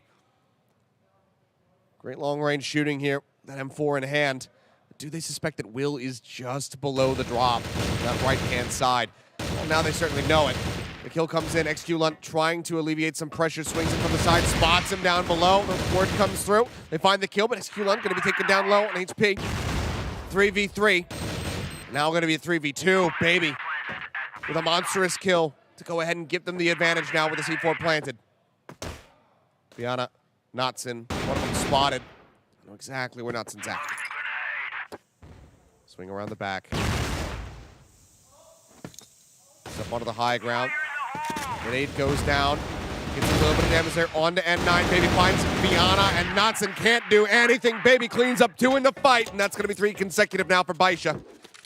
Baisha have just declared the B site theirs, essentially. B is comfortable. Why would we leave B? I think that Baisha are saying the same thing because essentially free entries into B site, even with MG doing MG things and getting snipes. Okay, this time though, rush into the machine room. Viana's going to be able to find the kill first and foremost. Answered back, however, very quickly. 577 finds the kill. Notson going to be taken down, so a 1-for-1 at the end of it all. Viana trying to hold the door, but then ends up getting picked again. 577 getting himself a second elimination. A 1-for-2 exchange. Take that trade every damn day of the week, and Xiao continues to absolutely farm. Looks for a little bit more. MG will get the better of him this time around, but still, advantage Baisha Gaming. They're inching their way forward. Smoke goes out through the vent. Just make sure that XQLunt has his back covered for the most part. Will checking for just a brief moment. Almost would have seen him. They do go ahead and disengage away from each other and talk about how much they love the B site. This time it seems like it will be all 3 members making their way towards A. Yep, might as well. They have a good idea of where MG is, so just lock them down and try to rotate here pretty quick. It's going to be difficult for Black Dragons to get over in time. Oh. MG wary about this vent approach. Plant coming in. MG pushing forward rather aggressively and actually just draws down with a pistol, finds the kill. Will gets N9, and suddenly this round might have been rescued. Black Dragons in a good position. The flash coming through. XQLunt still gets it though! 2 quick kills. And Baisha Gaming just cannot be stopped. Even when they do get stopped, they don't. Yeah. They can't get stopped after all that. And to have Will and MG pull off such a fantastic retake. I mean, the bomb wasn't planted yet, but still a retake of the site, essentially, of where Baisha had set up. And even then, it wasn't enough because, you know, especially with the M4 and that close range, just so quick on the trigger, XQLunt was able to, of course, take out MG, but even just the wherewithal to single target MG, then around the side and go 1v1 on both of them was really insane. You can see that Willie's got a lot to say. Things are not going right for the Black Dragons. That is saying it lightly. Yeah. Achilles. Yeah. You don't want to be mean, but you got to be straight up. It's not looking good. Yeah. So 4-0 to kick off this map. Baisha, incredible from, again, everybody. And that's the problem. Yeah. I mean, all of them are having their time in the spotlight. You said it during that map as well. You're like, you know, Xiao is still incredible, like holding it down on that A road. Like nobody on the side of Black Dragons has even tried to challenge him really yet. Like MG did it that one time. He got a really nice snipe. That was good. You know, they're enabling MG. He's getting some good angles here on sub base, but yeah. Other than that one time, like Baisha haven't even explored all the options of this map. They're like, okay, well, we'll just take machine room for free every time, and then, you know, maybe we'll pick you off and then rotate, or maybe we'll just take B again. Hard shove towards B at the start of the round, and then, okay, if we feel like we've drawn enough attention and we feel like now we can't really break through, then go A. You know? That's what some of the best teams do on sub base. It can be really suffocating to play against a good team on this map. Very simple flow chart as far as the play is concerned. Pushing up, looking for the kill, and okay, we'll be able to find one. It's a little bit of a back and forth. This action does get 2 for his trouble. I'm and Baby getting 1 apiece, which means that we are evened up, but Baby down to 1 HP. So still fairly favorable for the side of Black Dragons. C4 not really brought forward, still going to be lurking back in the machine room. Now how do they decide to pilot this? Because this is probably the most on the back foot that they've been, you know, at least at this stage of a round so far for Baisha. They're pushing up. Yeah. Fiana right here at the base of the stairwell. Looking for it. Fiana gets one. Xiao, man, able to answer back. Gets another. Flash goes out. Then exit still being watched here. Xqlun just waiting. I think Will knows. Are they going to try to send MG in from behind? No, he's going to pull back away. Go in underneath. Maybe they don't know. They're making a lot of noise here. He goes for the drop. Oh, He's they don't pushing know. behind him. This could be a monstrous backstab. Spots one, and MG, what a reply! Pistol drawn out, finds it. And at long last, Black Dragons, off the back of the tack pause, will be able to get themselves a round win. The magic. It works its magic once again. 4-1. Breathe some life into the team. It's good. You know, if you go down 5-0, it's kind of like you're already writing your ticket off. Here we go again. Here we go into the machine room. As Vienna going to be able to come up with 2. Answered 4. Tied up now. Exceeded. Xqlun gets 2 to boot. Man advantage is there in a big ways. It's just MG. 4 kills, 4 deaths needs to show us that he can add 3 more to the tally. And yet again, it's going to be like, all right, you know what? Let's take the C4 over to A. Yeah. Why not? Don't need to go straight into the scope of MG. Oh. And they're ready for it. Perfectly poised to get the catch, and just like that, it swung right back into the court of Baisha Gaming. Feels like the tack pause this time around not quite as powerful, as I think they were able to get 3 rounds at least after the tactical pause from Compound, but not so much here, as here comes Will. Oh. And MG naded out of position. Lucky to be alive, honestly. He and Will both going to take a huge chunk of damage right off the rip.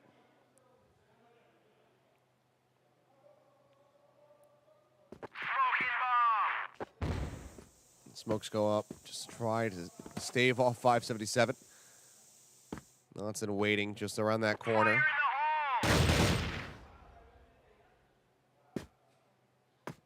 So far, nothing really being seen at any point across the map. C4 just going to be rotated in towards mid for now.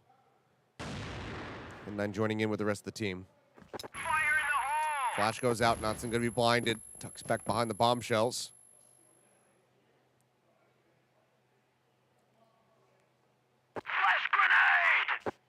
Flash is going out. They're going to start pushing through. They clear the one side. Action going to be taken down. Will finds one. Notson gets another. Will going to get dropped by N9 now. Baby finds Notson. That's going to be the site broken open. 3 members left standing. Baisha in control as, oh, no, no, no. B hopped himself to death. He just knew he was going to be there. Yep. Nate's flying, goes for the quick shot. Unable to find it. Baisha firmly in control. Now 6-1. Yeah, that's rough. Hallway pushes like that, where you stack 4 guys in the hallway and you have 1 from lockers. They're not supposed to work that well. Definitely a surprise tactic, and you know they had some utility to use it as 1 for 1. Will finds XQ, and Baby finds Will. Taking a bit of damage as well. MG will get a nice little shot off though. Screams. 77 goes down. Notson desperately trying to flush Baby out of this position, but Baby manages to find that elimination in exchange. Looks for a little bit more. Does get a second one there onto MG, but Action to be on a fight back. Now, it's all on Xiao. Still holding on, you would suspect, to that AWM. Didn't get to confirm whether or not he's swapped, and yet he's just going to go for the plant. Again, this is why like Baisha haven't had to show anything. Like he's in here so quick onto the A site. Time is going to be ticking down. Soaking doesn't see anything here in the window. Nothing coming through the smoke. Flash goes out, just trying to buy time. Stop them from pushing. Spots one. Viana dead. Still full HP. Sees him again, and he's got the scope, and he's got the kill. Xiao is absolutely unstoppable. It's just unbelievable what he's able to pull off. Oh, he makes it look so easy. So confident. He picks up the C4. He's 1v2. He's like, I know exactly what to do. B is not my friend anymore. Now my best friend is A. He just runs in, plants it for free. Oh, MG looking for the quick shot, and oh boy, what an answer. Baby finds both. MG and Will gunned down. Not even a chance in hell. Notson does find Baby. 577 definitely taking that much action as well, but oh, the hopes are dwindling as N9. I mean, we're talking about his performance on the first map. He's woken up here for the second one. I don't know. I feel like he's still rubbing his eyes. They haven't even needed him to carry it all. They're like, okay, you just take a nice rest. Oh, try to push the corner. Of course, Xiao was just holding the right angle at all times. Yeah. And that is an 8.5 as we get ready to swap sides and get ready to see what Baisha can do. They're on, as the global risk players, but good lord, we were talking about Lazarus versus SGJ and how one-sided of an affair that was. This one might take the cake, Valdez. Yeah, I'm with you on that one. I don't think Black Dragons have found a solution here, and Baisha looking incredibly strong to start off this tournament. At least now we have swapped sides, so maybe Black Dragons have some tricks up their sleeves. It is sub-base after all, but I don't know. It's rough because A-Road is not an easy place. You need to smoke it against Xiao. Like, that is 100%. You're playing against this guy, you got to smoke that. So it might be telegraphed that you're going into A. As I say that, though, not a lot of members of Baisha here. That is right up in his face. It bounced directly in front of his feet. Not able to find one.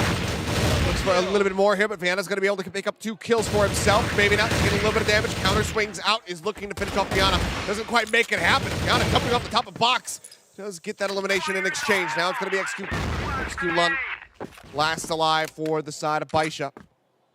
Will and MG both tagged up.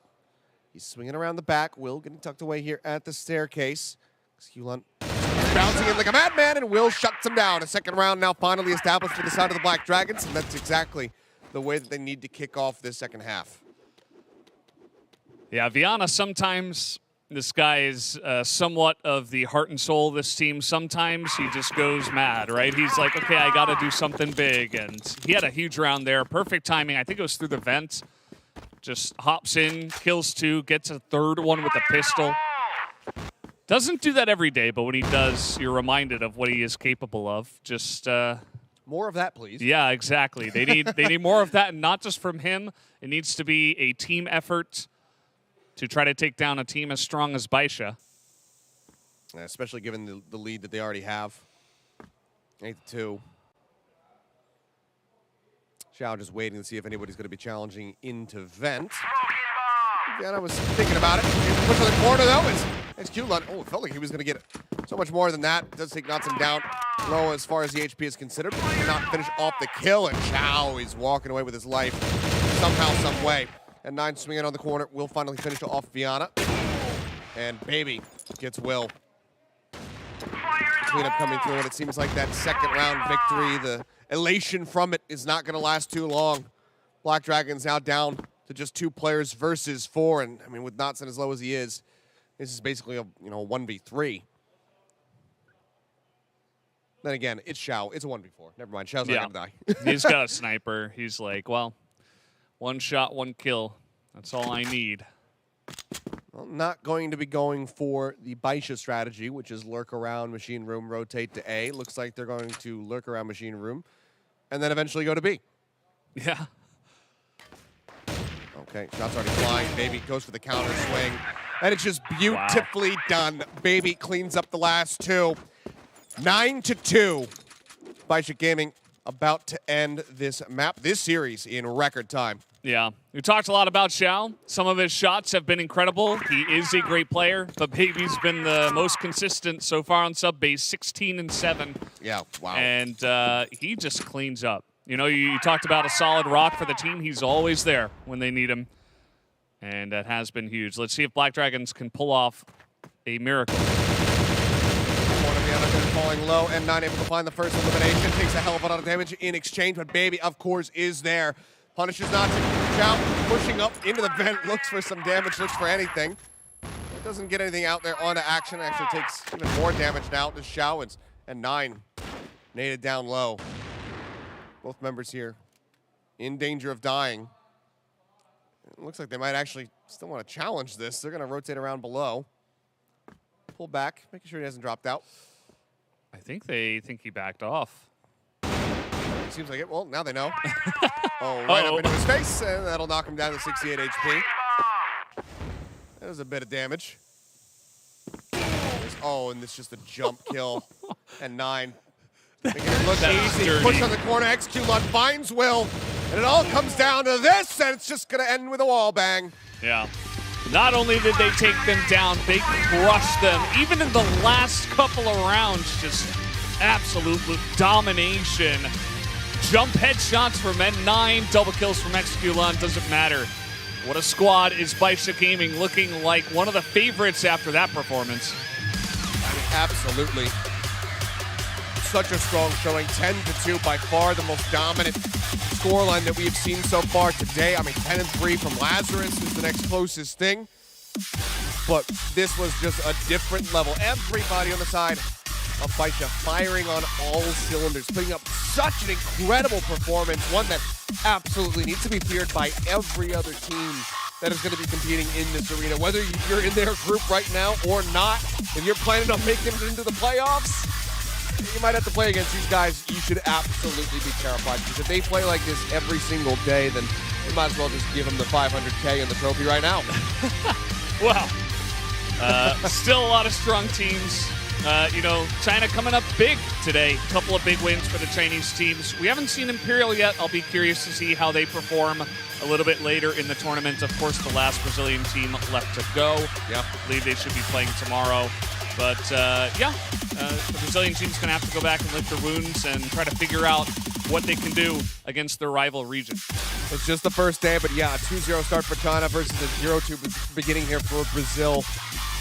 Just one more squad to try to see if they can go ahead and pick up a win. That's going to be coming up again tomorrow. That's going to do it for myself and Valdez, however, on the casting side of things. But of course, we have the analyst desk standing by to break down the action from our final series of the evening. So boys, take it away.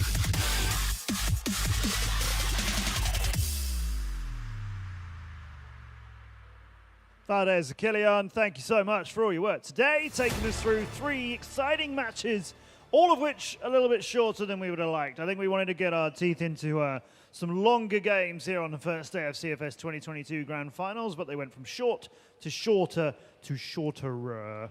10-2, what? Don't look at Nothing. me like that. No, you're good. You just I'm the Englishman. keep doing you. You keep doing you. I'm the Englishman here, okay? If you don't know that word over in America, then I'm sorry about your education. Well, I mean, yeah, well, I can't deny that, so. 10-4, 10-2.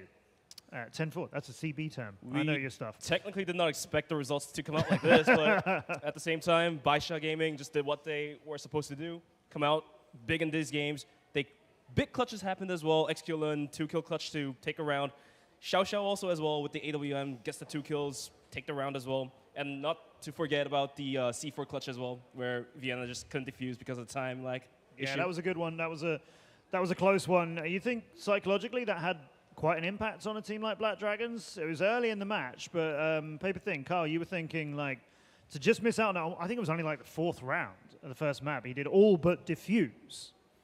Yeah, I think it kind of killed their momentum out of the gate a little bit. But on top of that, you had these 2 players, in Action and MG that he talked up so much, and both of them seemed kind of underwhelming in this matchup as well. So I'm really hoping maybe this was just a fluke from them and they can come back online in these next matches they have coming up. But I honestly didn't see a whole lot of plays from MG that really impressed me. I think Action was still pretty valuable, but the rest of the team couldn't really come online as much as they needed to. Let's remind ourselves how this one went down. We'll take a look at the highlights from this game from Group C. You mentioned MG. I think we have to talk about MG. He's a recent pickup for the team. This might be first, Nerve's first big match of a big LAN. It's the biggest thing he's ever played in, I'm sure. But yeah, his number's not good. Yeah, he was just seemingly in places where he wasn't able to assist his team, wasn't able to find any value early in the rounds often. So he was left in bad situations in 1v3s, 1v2s that he wasn't able to ever clutch out. So, it just felt like A, they weren't really utilizing him. B, he did look off. We saw some missed shots. We saw some kind of odd decision-making at times as well. But this was, I mean, you can't put all the blame on him. This was a thorough outclass. Yeah, agreed. Outclassing right across the board. Interesting use of tack pauses from Black Dragons. They win rounds after tack pauses. It almost seems like they get their mental state in check and they come out and roll away with it after that. But Baisha Gaming just went, okay, well, you can have that one. If Small get allowed for tack pauses every round, then we might be able to see them winning this series. But well, that's not happening. 10-4 on compound, then 10-2 on sub base, and sub base was Black Dragon's pick. So that's really gone against the way they wanted. Yeah, definitely. And even looking at the highlights here, I don't want to say it was all on MG underperforming. I think Xiao as well winning these duels was a huge impact. I think he might have just had the edge here in this versus matchup. So maybe, you know, a more equal level duel, MG could be better against. But I think Xiao was very underestimated in this match as well as another young player. Yeah, I think pound for pound, you know, you saw this. So they go in, they take the tack pause, they win the round. The next round after that, you know, Black Dragons rush into the B control room, like all of them, and then BS sends only 4 and sends 1s out to A, and they still win the fight. I mean, so pound for pound, this was just, you know, they were just better. Baisha was just better. And that's a good statement for Baisha Gaming as well, because as we mentioned before this match got underway, there are 3 teams here from China. One of them's been a grand final champion twice. One of them won it in 2020. Baisha runners-up. You don't talk about the runners-up as much as you do as the champions, do you? They want to be talked about. So speaking of Baisha, we can talk a little bit more about the players as well. Xiao obviously was popping off with his AWM. N9 having a bit of a rough day because he's obviously shot calling, but at the end of the day, he was able to come out, I think, almost even or positive on the kills, if I'm not wrong. And also, 577, I do believe he's more of the recent pickups, I believe. Yeah, I think for this team, seeing kind of the new younger talent shine was actually a huge positive for this team. I think historically people look to N9 to kind of be the carry for a lot of the teams he's been on, but this young talent really shone through in a positive way in this match, and I'm excited to see what they can do moving forward. Yeah, that one scene that I saw was 577 was the entry fragger. He was running into the setups of Black Dragon where 2 players were looking at one corridor, and he jumps in, gets a kill, looks around, gets another kill. How did he do that? He's just good. Just good. Just good. I'll show you the summary of the stats after map 2. You saw map 1's earlier on. This is how we find ourselves at the end of sub base. We say 10-2. I mean, you have 4 players over 2 KD. That's absolutely bonkers.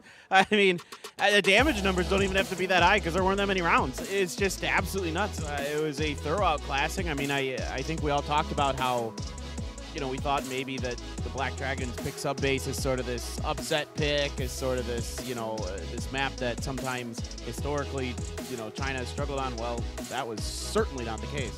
We can balance things out a little bit as well, as we've been a little bit critical of MG. We don't know if we want to allocate all of that to nerves or whatever. You know, you give them the benefit of doubt on that, but there was definitely some positioning errors from them. But looking at this, you know, Notzin gets 1 kill every 4 rounds. And 1 kill every 4 times he dies, which of course is basically the same thing. Survivors per round, none for 3 of the players. That's an issue for sure. But our MVP is going to be Baby here. Yeah. Yeah, I mean, good scores. It's not a player we talked about enough, I think. He was kind of just the anchor throughout. He wasn't out there getting massive clutches. He was just always consistently putting 1 on the board at the start of a lot of these rounds. And I think oftentimes players like this go very unnoticed, but their impact is ultimately really great in a best-of-3 series. That's like having your father in your back when you're about to do something very hard to do. Yeah. Big support. You could have gone for like 2 or 3 different players for the MVP here. It felt like, I mean, everybody was playing really, really well overall. So, you know, yeah, he was doing a really good job, but, you know, I could have gone for Xiao or, you know, anybody else on that team almost. It was that one-sided. 10-4, 10-2. Baisha will be very pleased, not just for getting, you know, that win in their group, which is going to make them at the top of Group C. Black Dragons on 14 rounds down. That's the most deficit we've had out of our first day of games. Anubis in ranking, of course, we will see them tomorrow. We'll talk more about tomorrow's games in just a little while. But Baisha will not only be pleased that they've, you know, put themselves at the top of Group C and given them a great chance getting out of the group, I think they'll be really pleased that they've made a statement performance, arguably better than All Gamers did, who were playing against Extenzi. at the start of today. Now, Baisha have come in and swatted Betterer. Black Dragons aside. Yeah. Betterer. Yeah, you get it. You get it now. We get Q9, the third of our Chinese trio of teams. They'll be playing tomorrow. But I think Baisha will not fancy being in AG's shadow. And runners-up, of course, to them last year. This one, they probably had a little bit more to prove than they might have normally. Yes. I mean, it looked like they came out here to make a statement. I mean, you know, going to Compound, picking one of the worst maps that their opponents had, that Black Dragons had this year, and then, you know, Black Dragons even on a map that is the current most, you know, GR-sided in the pool, at least, you know, outside of, we don't know about Mexico and Eagle Eye as much, but they still were able to just completely rip them apart. They only got 3 rounds on their GR side on the most GR-sided map in the pool, so that right there was basically the whole, you know, the whole match in a nutshell. That's a painful nutshell for them as well. Don't go anywhere. Quick break here at Jeju Island, and then we're going to be talking about tomorrow's action, which is just going to be day 2.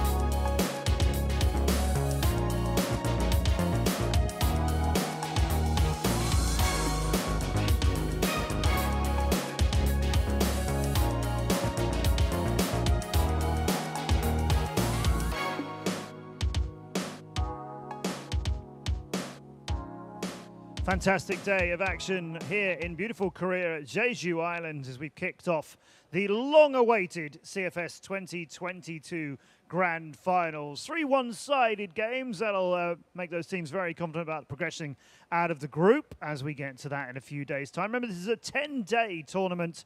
Group stages in at the moment. We have a wildcard day to follow that, giving 3 chances, one last chance to get through to the quarterfinals, semi-finals, and grand finals, which come up later on. Let's remind you what happened here on day 1. Best of threes all the way at the moment. We've already talked about that quite a lot. Of course, it was 2-0 on each of the games. Here's what we've got to look forward to tomorrow, though. We'll be going into our second round of all of the groups. Q9 Esports Club, the champions of CFS 2020. They've now got to show what they can do in the first match tomorrow when they're up against the second-rated team out of Brazil. That's Imperial. Anubis Gaming from Egypt start showing what that region can bring. They've got the Vietnamese team of Ranking Gaming. And then it's our other Egyptian team, Team Myth, against our other Vietnamese team, Celebi. We'll be playing on after that. Then we'll have a fourth game tomorrow, and that'll be the start of our round 3. By then, we'll have seen all of our 12 teams, and we'll start to revisit them. And very excitingly, to round off tomorrow, Ranking Gaming will be playing their second match in a day against Black Dragons, who've just left today having their game handed to them. So it's very exciting to see how Black Dragons can shake this off in pretty much a 24-hour window and come back and do it tomorrow. Note, please, that we are live a little bit earlier tomorrow, 1 p.m. local time, Korean time, 2 hours earlier than we were today. It's 1 p.m. tomorrow where we'll get day 2 underway. Guys, coming out of today, I think we've got a lot to look forward to. So some key takeaways here, I would say, is now Q9 Esports has to show what they got because Baisha did it, all gamers did it. Can Q9 do it? And now they're against number 2 from Brazil, Imperial. Let's see what they got. Yeah, and on the other side of that as well, I think it's almost a fire lit under Imperial as well. They've just watched the number 1 and number 3 seed from Brazil fall. As that number 2, they know the opportunity could be there. Yes. I think they're going to have a lot more energy coming into that day. But, you know, I'm also excited to see the 2 Egyptian teams for the first time as well. I think those will be exciting games. We were really looking forward to seeing Anubis back. I think it was in 2018. They actually qualified but couldn't be at the tournament for some travel visa reason that happened back then. That's a few years ago now. I'm very excited to finally see them. Paper thin? I think it's a big day for Vietnam. You got Yeah. a couple teams going through there. You got Celebi and Ranking. So, I mean, for them, it's going to be really exciting. I mean, personally, I'm really excited to get to cast with Kyle for the first time. So I'm looking forward to that tomorrow. Looking forward to some good games. I mean, that first game is an absolute banger. I mean, Q9 versus Imperial should be really good. Yeah, China versus Brazil is always really good. And as we've explained, both of those teams have got some reputation and some chances laid on the line in front of them. Thank you so much for joining us today. Hope you've enjoyed day 1. We've got 9 more days of this, starting from 1 p.m. local Korean time tomorrow. So from all of us here on the desk, I'm Matt Andrews. Make sure you join us for the second day of CFS 2022 Grand Finals tomorrow.